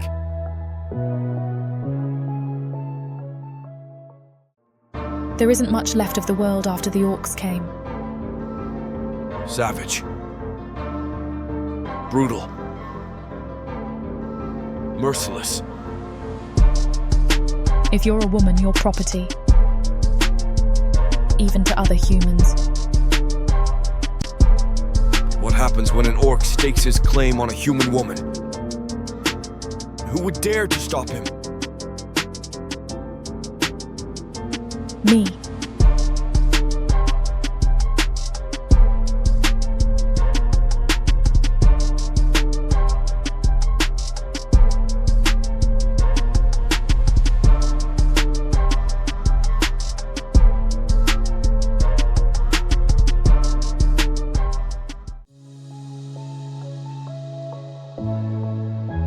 Chapter 26, Heisen. I drift in ineffable darkens for I know not how long. Light, nor time, nor sense of self seem to matter in this endless void. At the least, there's no pain. I can't feel all the blades which pierced my body any longer. I briefly wonder if it's death I experience. Maybe this is all there is to it. No great journey to meet my ancestors in Protheka. Then I become aware of something, a presence looming over me. I feel a hard slab of something beneath me, and the cool caress of soft cloth over my skin. A warm hand touches my body, bracing itself on my sternum as the other hand cleans away dried blood from my shoulder. I reach up carefully, aware again that I have a hand of my own. I touch the warm hand, scarcely able to believe that I'm really awake. Eileen. My voice is dry and cracks. She comes into focus, her lovely face smiling. Is this a dream? My voice is thick with sleep, as is my mind. I try to remember what happened, but it's all a blur. It feels like a dream. It's not a dream, Heisen. She smiles. Your tribe was worried, but I always knew you would come back to me. Not a dream. Not a dream. I don't believe you. I sit up on the slab, grasping her wrist in an iron grip. She gasps in surprise as I pull her into my body. Oh, Heisen, she gasps. We should not be doing this. You still have so much healing to do. Your body is a roadmap of stitches and sutures right now. I do not care. I pull her into me and kiss her hard. Her resistance melts into something between a whimper and a moan. She relaxes into the kiss as I have my way with her. The torrid lip lock deepens as I invade her mouth with my tongue. She lashes her own against it, and I thrill in the taste of her. You're going to blow your stitches, she manages to gasp, when I maul her neck instead of her lips. I do not care, I mumble into her sweet flesh. This is a dream. We can do anything. I want her. I want to take her here and now, to quench this fire which has been burning inside of me for so long. Yet she gently extricates herself from my grasp. Heisen, I can't do this. You're my patient, and up until you woke up, you were clinging to life by a thread. A patient? My memory returns. The chamber. Her broken body, dripping blood, sadistic laughs of the dark elves as she bled out onto the stone. My intrepid rescue attempt. The dark elves overwhelming me with their numbers, taunting me. But I used their cruelty against them so I could hold my love one last time and tell her how I felt before I died. Then, my orcs had burst in and... What? I suppose that meant we'd been saved. Maybe this is not a dream after all. I'm sorry. I look down and see that one of the sutures on my arm has begun to seep.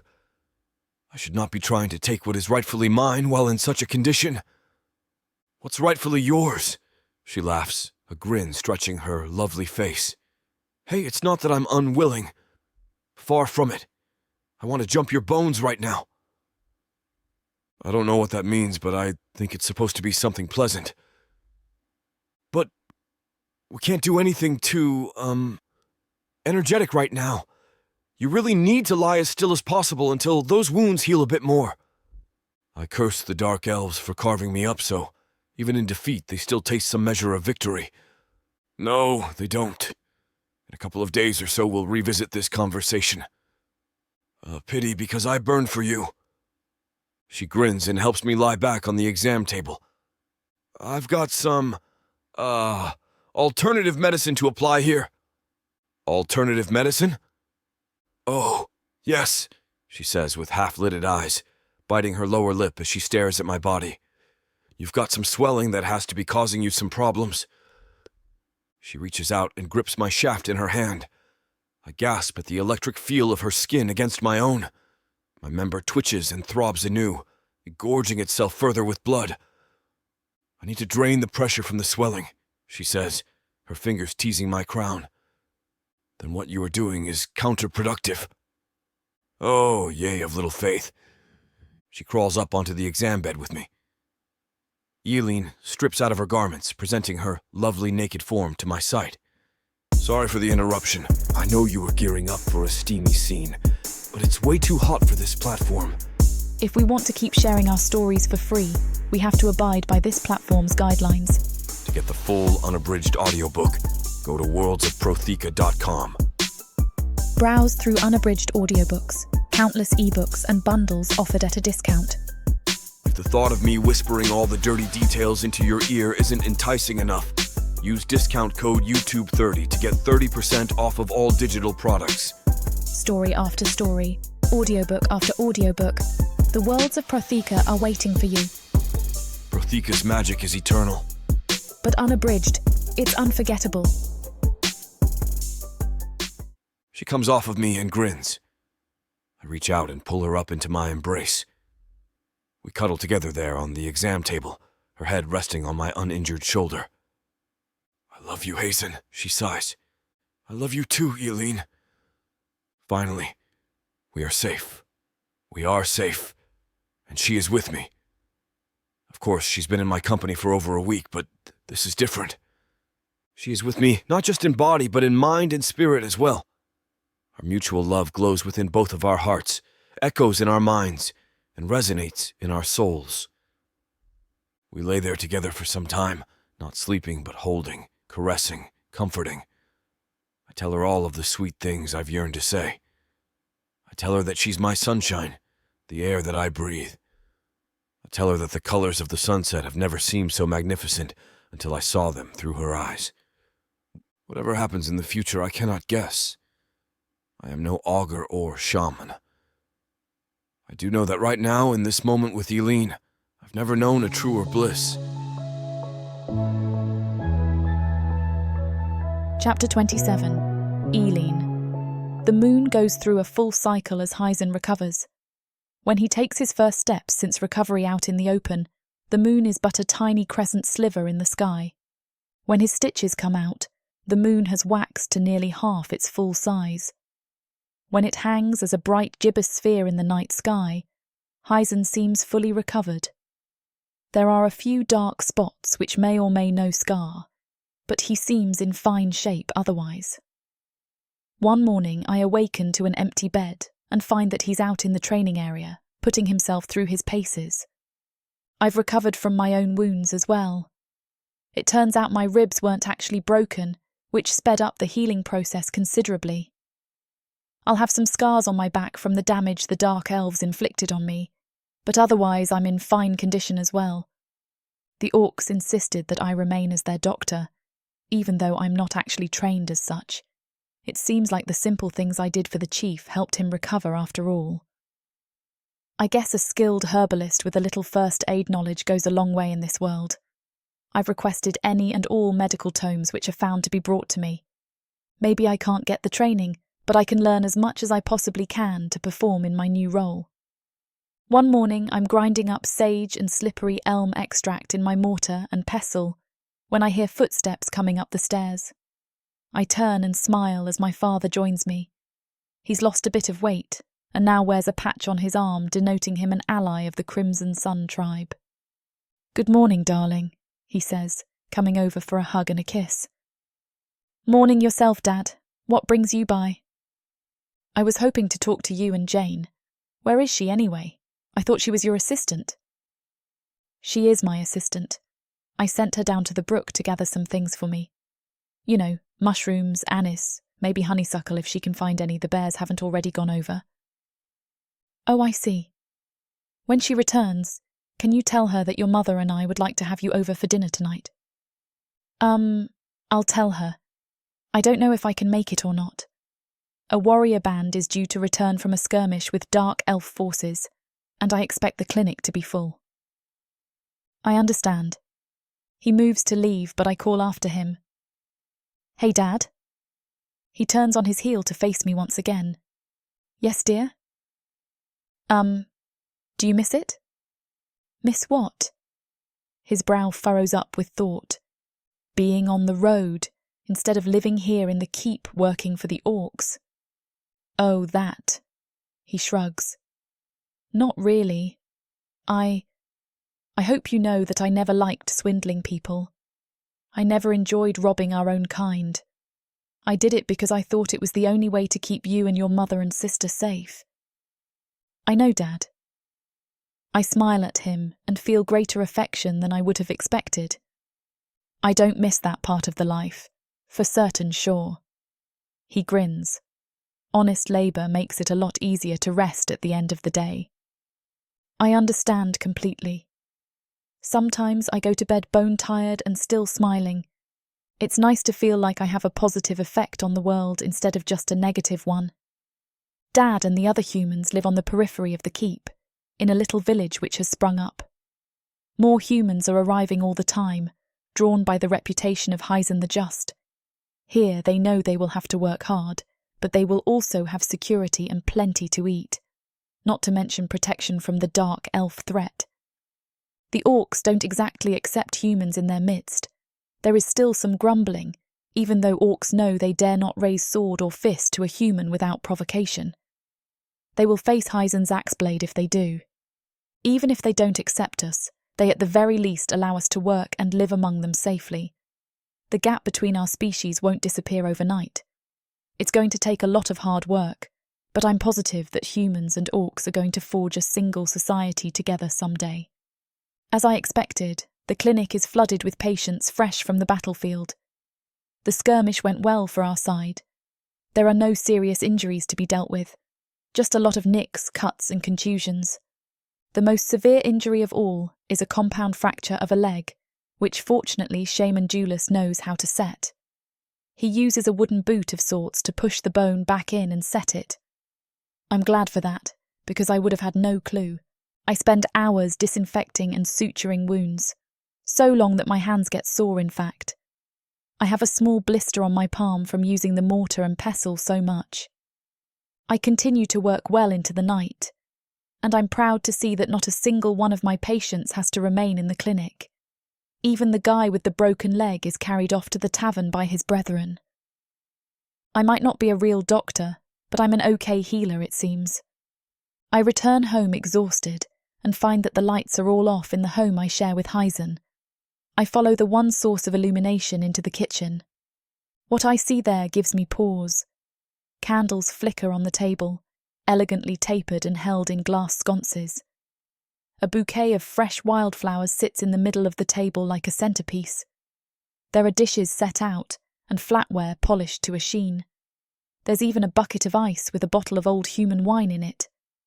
What is all of this? Heisen turns away from the stove, holding a roast chicken in his mitted hands. He sets it down on a metal disc on the table, and my mouth starts to water. What does it look like? He asks. It looks like a romantic dinner, but how would you know about such a thing? He chuckles softly and carves the chicken. Your mother told me how to prepare one of these romantic, candlelit dinners. He gestures to the wine. He also told me about this human libation, which I have seldom encountered. I am told you're quite fond of it, though. What do we have here? Ooh, Chardonnay. Yes, I am fond of it. It's a lost art, being a vintner, I mean. Perhaps we can rekindle it. The only thing I want to rekindle with him is our naked passion, especially after such a wonderful dinner. It's so nice to be doted on by Heisen. I feel like my life is finally coming together. He cleans up while I sip wine, my belly full and content. We head up toward the bedroom so I can make good on all of my fleshly desires. He pauses at the entrance to our bedchamber and takes my hand. Eileen, there is something I must ask you. His eyes are filled with an inscrutable light. You can ask me anything, Heisen. I frown, beginning to worry. What's up? I want to know if you will agree to be my mate. My eyes widen, my heart skips a beat. I struggle to swallow and time seems to stand still. Heisen, of course I'll be your mate. I thought you'd never ask. He pulls me into his tender kiss, and I sigh into his mouth. This must be what bliss feels like.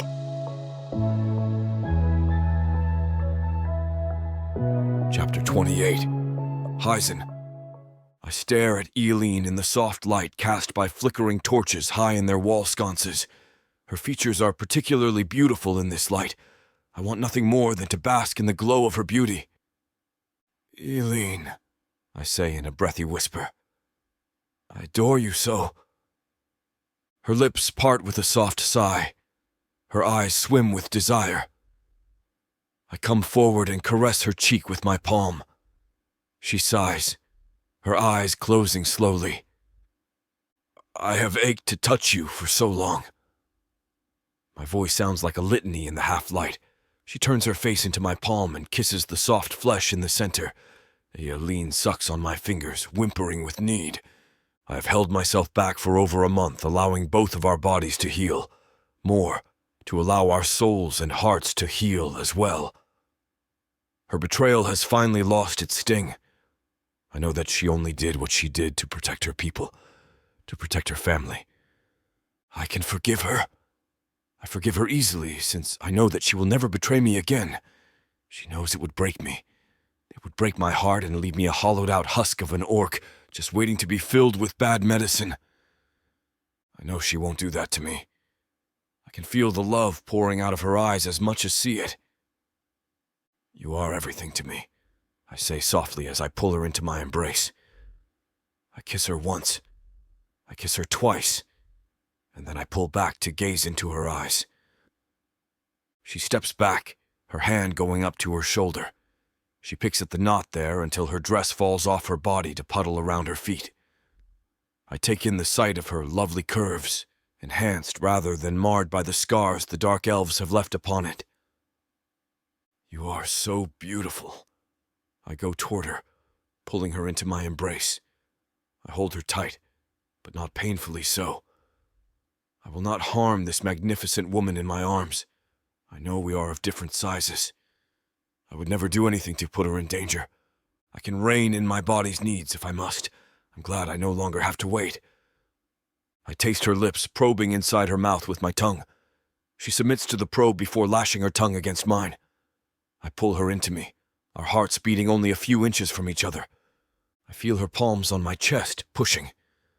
I set her down immediately, worried that I've caused her slight frame harm. I'm sorry, are you hurt? No, she says. If anything, you don't have to be quite that gentle. I'm not made of glass. She steps away from me, her smoldering gaze letting me know she's not disinterested in me, or where this is going. Eileen crawls onto the bed with sinuous, slick movements. As much as Samara and I want to finish what these two characters have started, it looks like this chapter is about to get too hot for this platform to handle. Unfortunately, we have to pause here because their guidelines won't allow us to reveal the spiciest details. They keep bringing you these free audiobooks. We have to follow their rules. But don't worry. You can experience the full, unabridged version over at worldsofprotheka.com, where the boundaries of passion and fantasy collide. Use code YouTube30 for 30% off any of our unabridged audiobooks set in the rich and immersive worlds of Protheka. Protheka's magic is eternal. With these scenes, it will be unforgettable. I kiss the back of her sweat-glistened neck, and she sighs softly. I don't say anything. Neither does she. Our bodies have done all the talking needed on this night. In fact, I think they might do a little more talking right about now. Chapter 29. Heisen. I prowl along the game trail, scarcely daring to breathe as I stalk my prey. Before me lies a truly fearsome creature, an orange and black striped tiger. I'm told that at one time these animals were not native to this continent, that in many ages past, when humans still ruled before the opening of the portal, that these tigers were imported to this land. After the fall of mankind, the tigers escaped and were left to their own devices. They met with each other, bred, and now there are many tigers about. They seldom have the courage to prey upon orcs, but humans suffer their predations. If we still lived on Protheka, I would go after a dragon's heart to offer in sacrifice at my marriage ceremony. However, in this land, there are no dragons that I know of. A tiger must suffice. I've picked a truly magnificent beast, however. He's more than 9 feet long, all sleek, powerful muscles. He could take my head off with a wave of his paw. His jaws could crush my throat, splintering it like cheap wood. Only if he can get a hold of me, however. I'm a clever hunter as well as a strong one. It's important to be more than just strong when you're mated to a woman for life. Now and forever, my only task is to protect Eileen and make her happy. Well, not quite yet. I still have to go through with the ceremony, which means that I need to kill this tiger.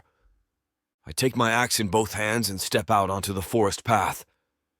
Hello, King of the Jungle. The tiger turns toward me, its lips peeling back in a growl.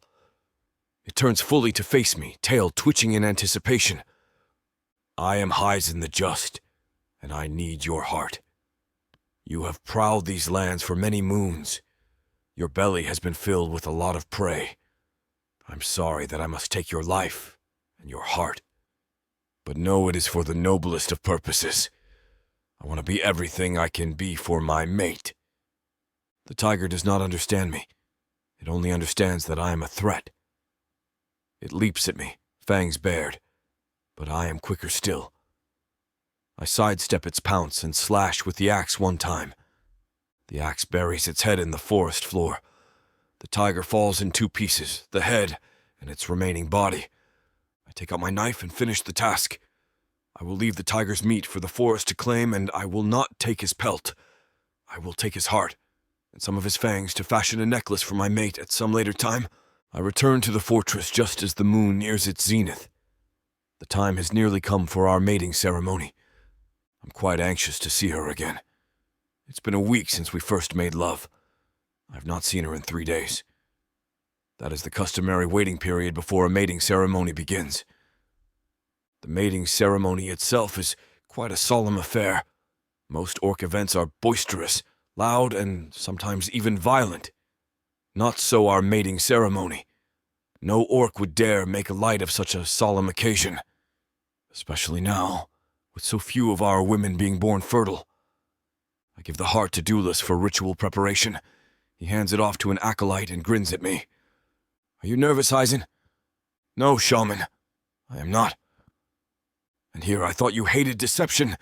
You tremble like a leaf in the wind. I tilt my head back and laugh. You see through me, old friend. Yes, I'm a bit anxious indeed. I hope that the ancestors will look down on me tonight in satisfaction rather than dismay. Our ancestors are dreaming of you. You and your soon-to-be mate, Eileen. The stars are in the right place. The moon nears its zenith. The time approaches. I am ready. I strip down to only a loincloth and let him anoint me with the sacred oils. His acolytes paint symbols along my body, most of them signifying prosperity, union, and fertility. There are lots of fertility symbols. I approach the altar set up in the middle of our courtyard. It's been designed so that when the moon reaches its zenith, it will shine down directly on the altar, and our shadows will vanish. This leaves no dark places for the elves to hide and try to sneak into our souls. I see my mate-to-be. Eileen takes my breath away. Like me, she wears only a bit of cloth around her waist and is covered in painted symbols and a glistening glaze of sacred oil. I find her naked body exquisite. It's only been 3 days, and yet it seems like an eternity since I have last beheld her. I take her hand and stand beside her before the altar. Shaman Duelist takes his place, his eyes taking in the gathered orcs, including our recovering chief. Malik is not ready to return to the battlefield, but he grows stronger every day. Eileen's parents are there as well, looking too happy and proud for words. I stare into my beloved's eyes while Duelist performs the ritual introduction. It It takes him quite a while to recite all my accomplishments anyway. I can't help but smile when I see Eileen. She's radiant, more beautiful than I could have dared dream my mate would ever be. Doulis takes a bit of silver twine and holds it up in the air reverently. Take your mate's hand. We clasp hands, and he uses the twine to bind our wrists together loosely. Then he chants a spell and creates a flourish. The rope glows bright and warm like bath water, and then dissipates into sparks which fly into the air. The sparks turn into butterflies, hundreds of them, which fly away into the night air. The omens are good. Doulis raises his face up to Mother Moon and praises her. Thank you, ancestors. The butterflies mean the two of you will change each other for the better, and the number is significant as well. Why is the number significant? Eileen asks. It means that your marriage will be a very fruitful one. I foresee lots of babies for me to bless. Eileen's skin turns red, and then I take her in my arms and kiss her. It's not an orc tradition, but I don't think she minds. We head off then to our bedchamber, the orcs remaining behind. They will perform many rituals tonight to keep our union healthy and fruitful. Later, there will be much pairing off, perhaps even the humans and orcs together. I take her into our bed and lay her down gently. I love you, Eileen. I promise to treasure you and protect you until the end of my days. That's the sweetest thing a guy with a bunch of genitals painted all over him has ever said to me. I look down at myself. Oh, right. The fertility symbols. We both laugh, and then I take her in my arms and give her a long, lingering kiss. She lays back in the bed and spreads her lovely thighs. I climb between them, stripping off my loincloth. Our bodies are as one, linked in search of the ultimate pleasure. Yet, even that intimate connection pales before the link between our hearts. Eileen has given me a glimpse of something I never knew I wanted, never knew I needed. And I can never thank her enough for that.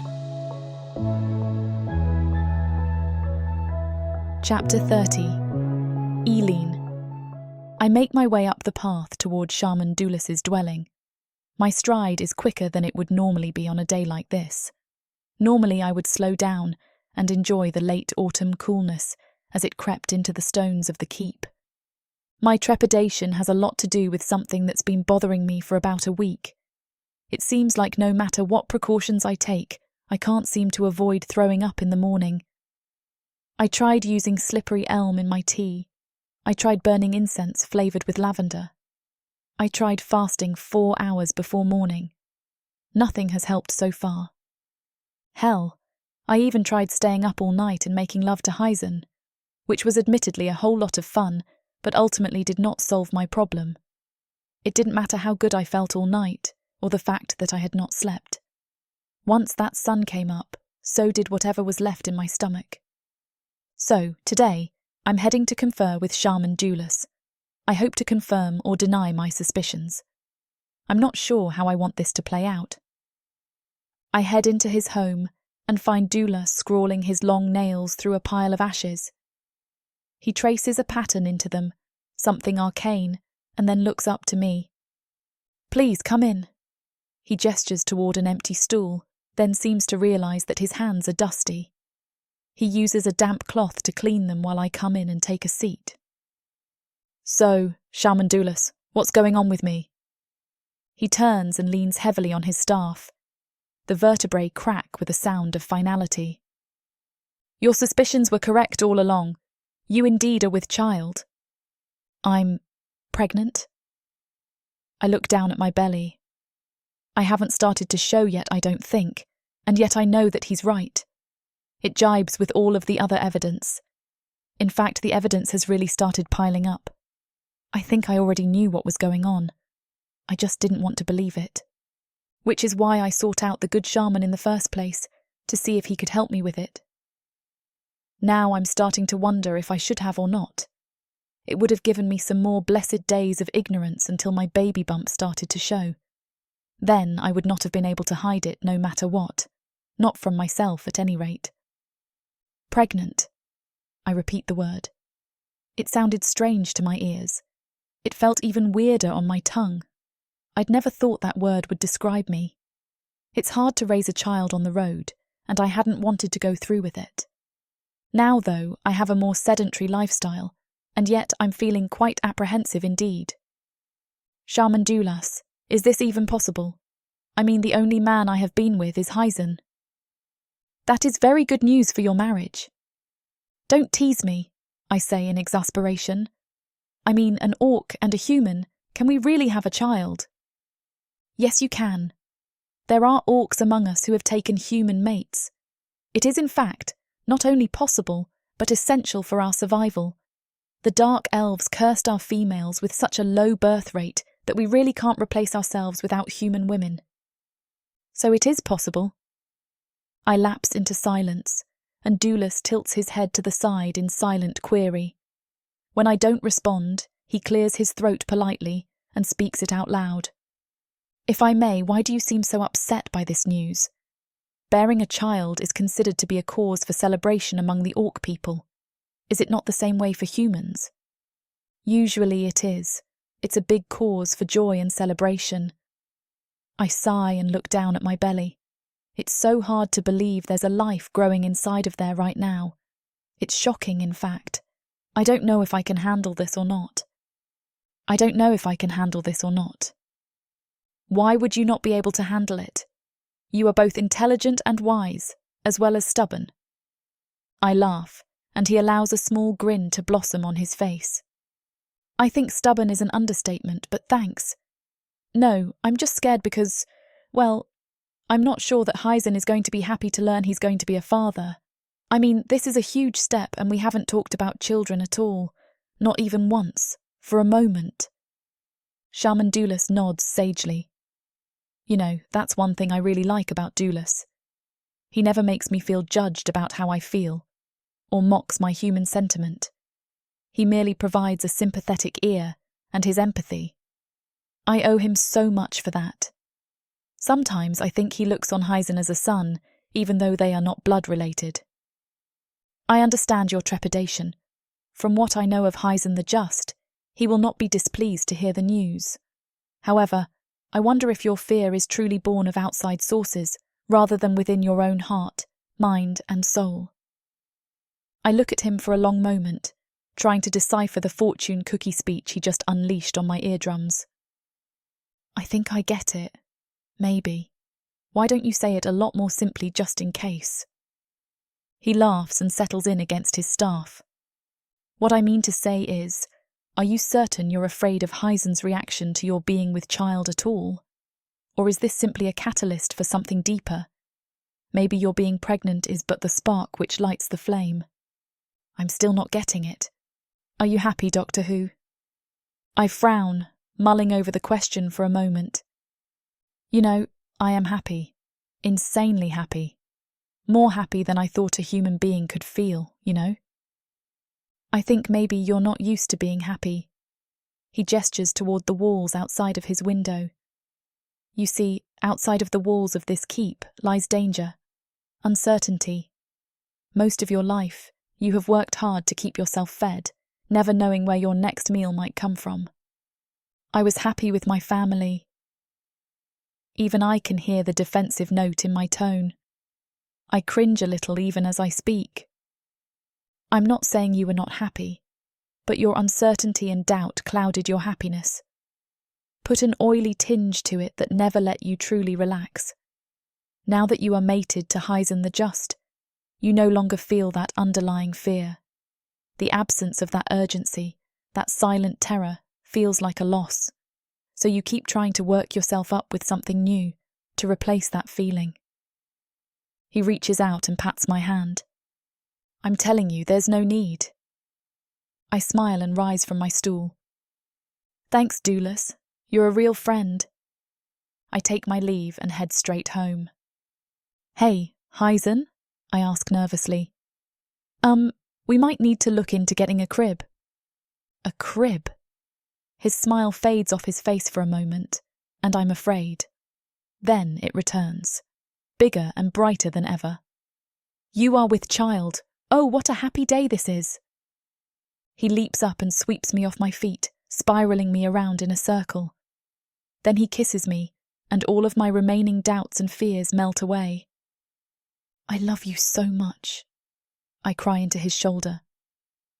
"I love you too, Eileen, my all." That night he makes love to me with such sweet, gentle tenderness, it makes me weep with joy. How can I possibly ask for more?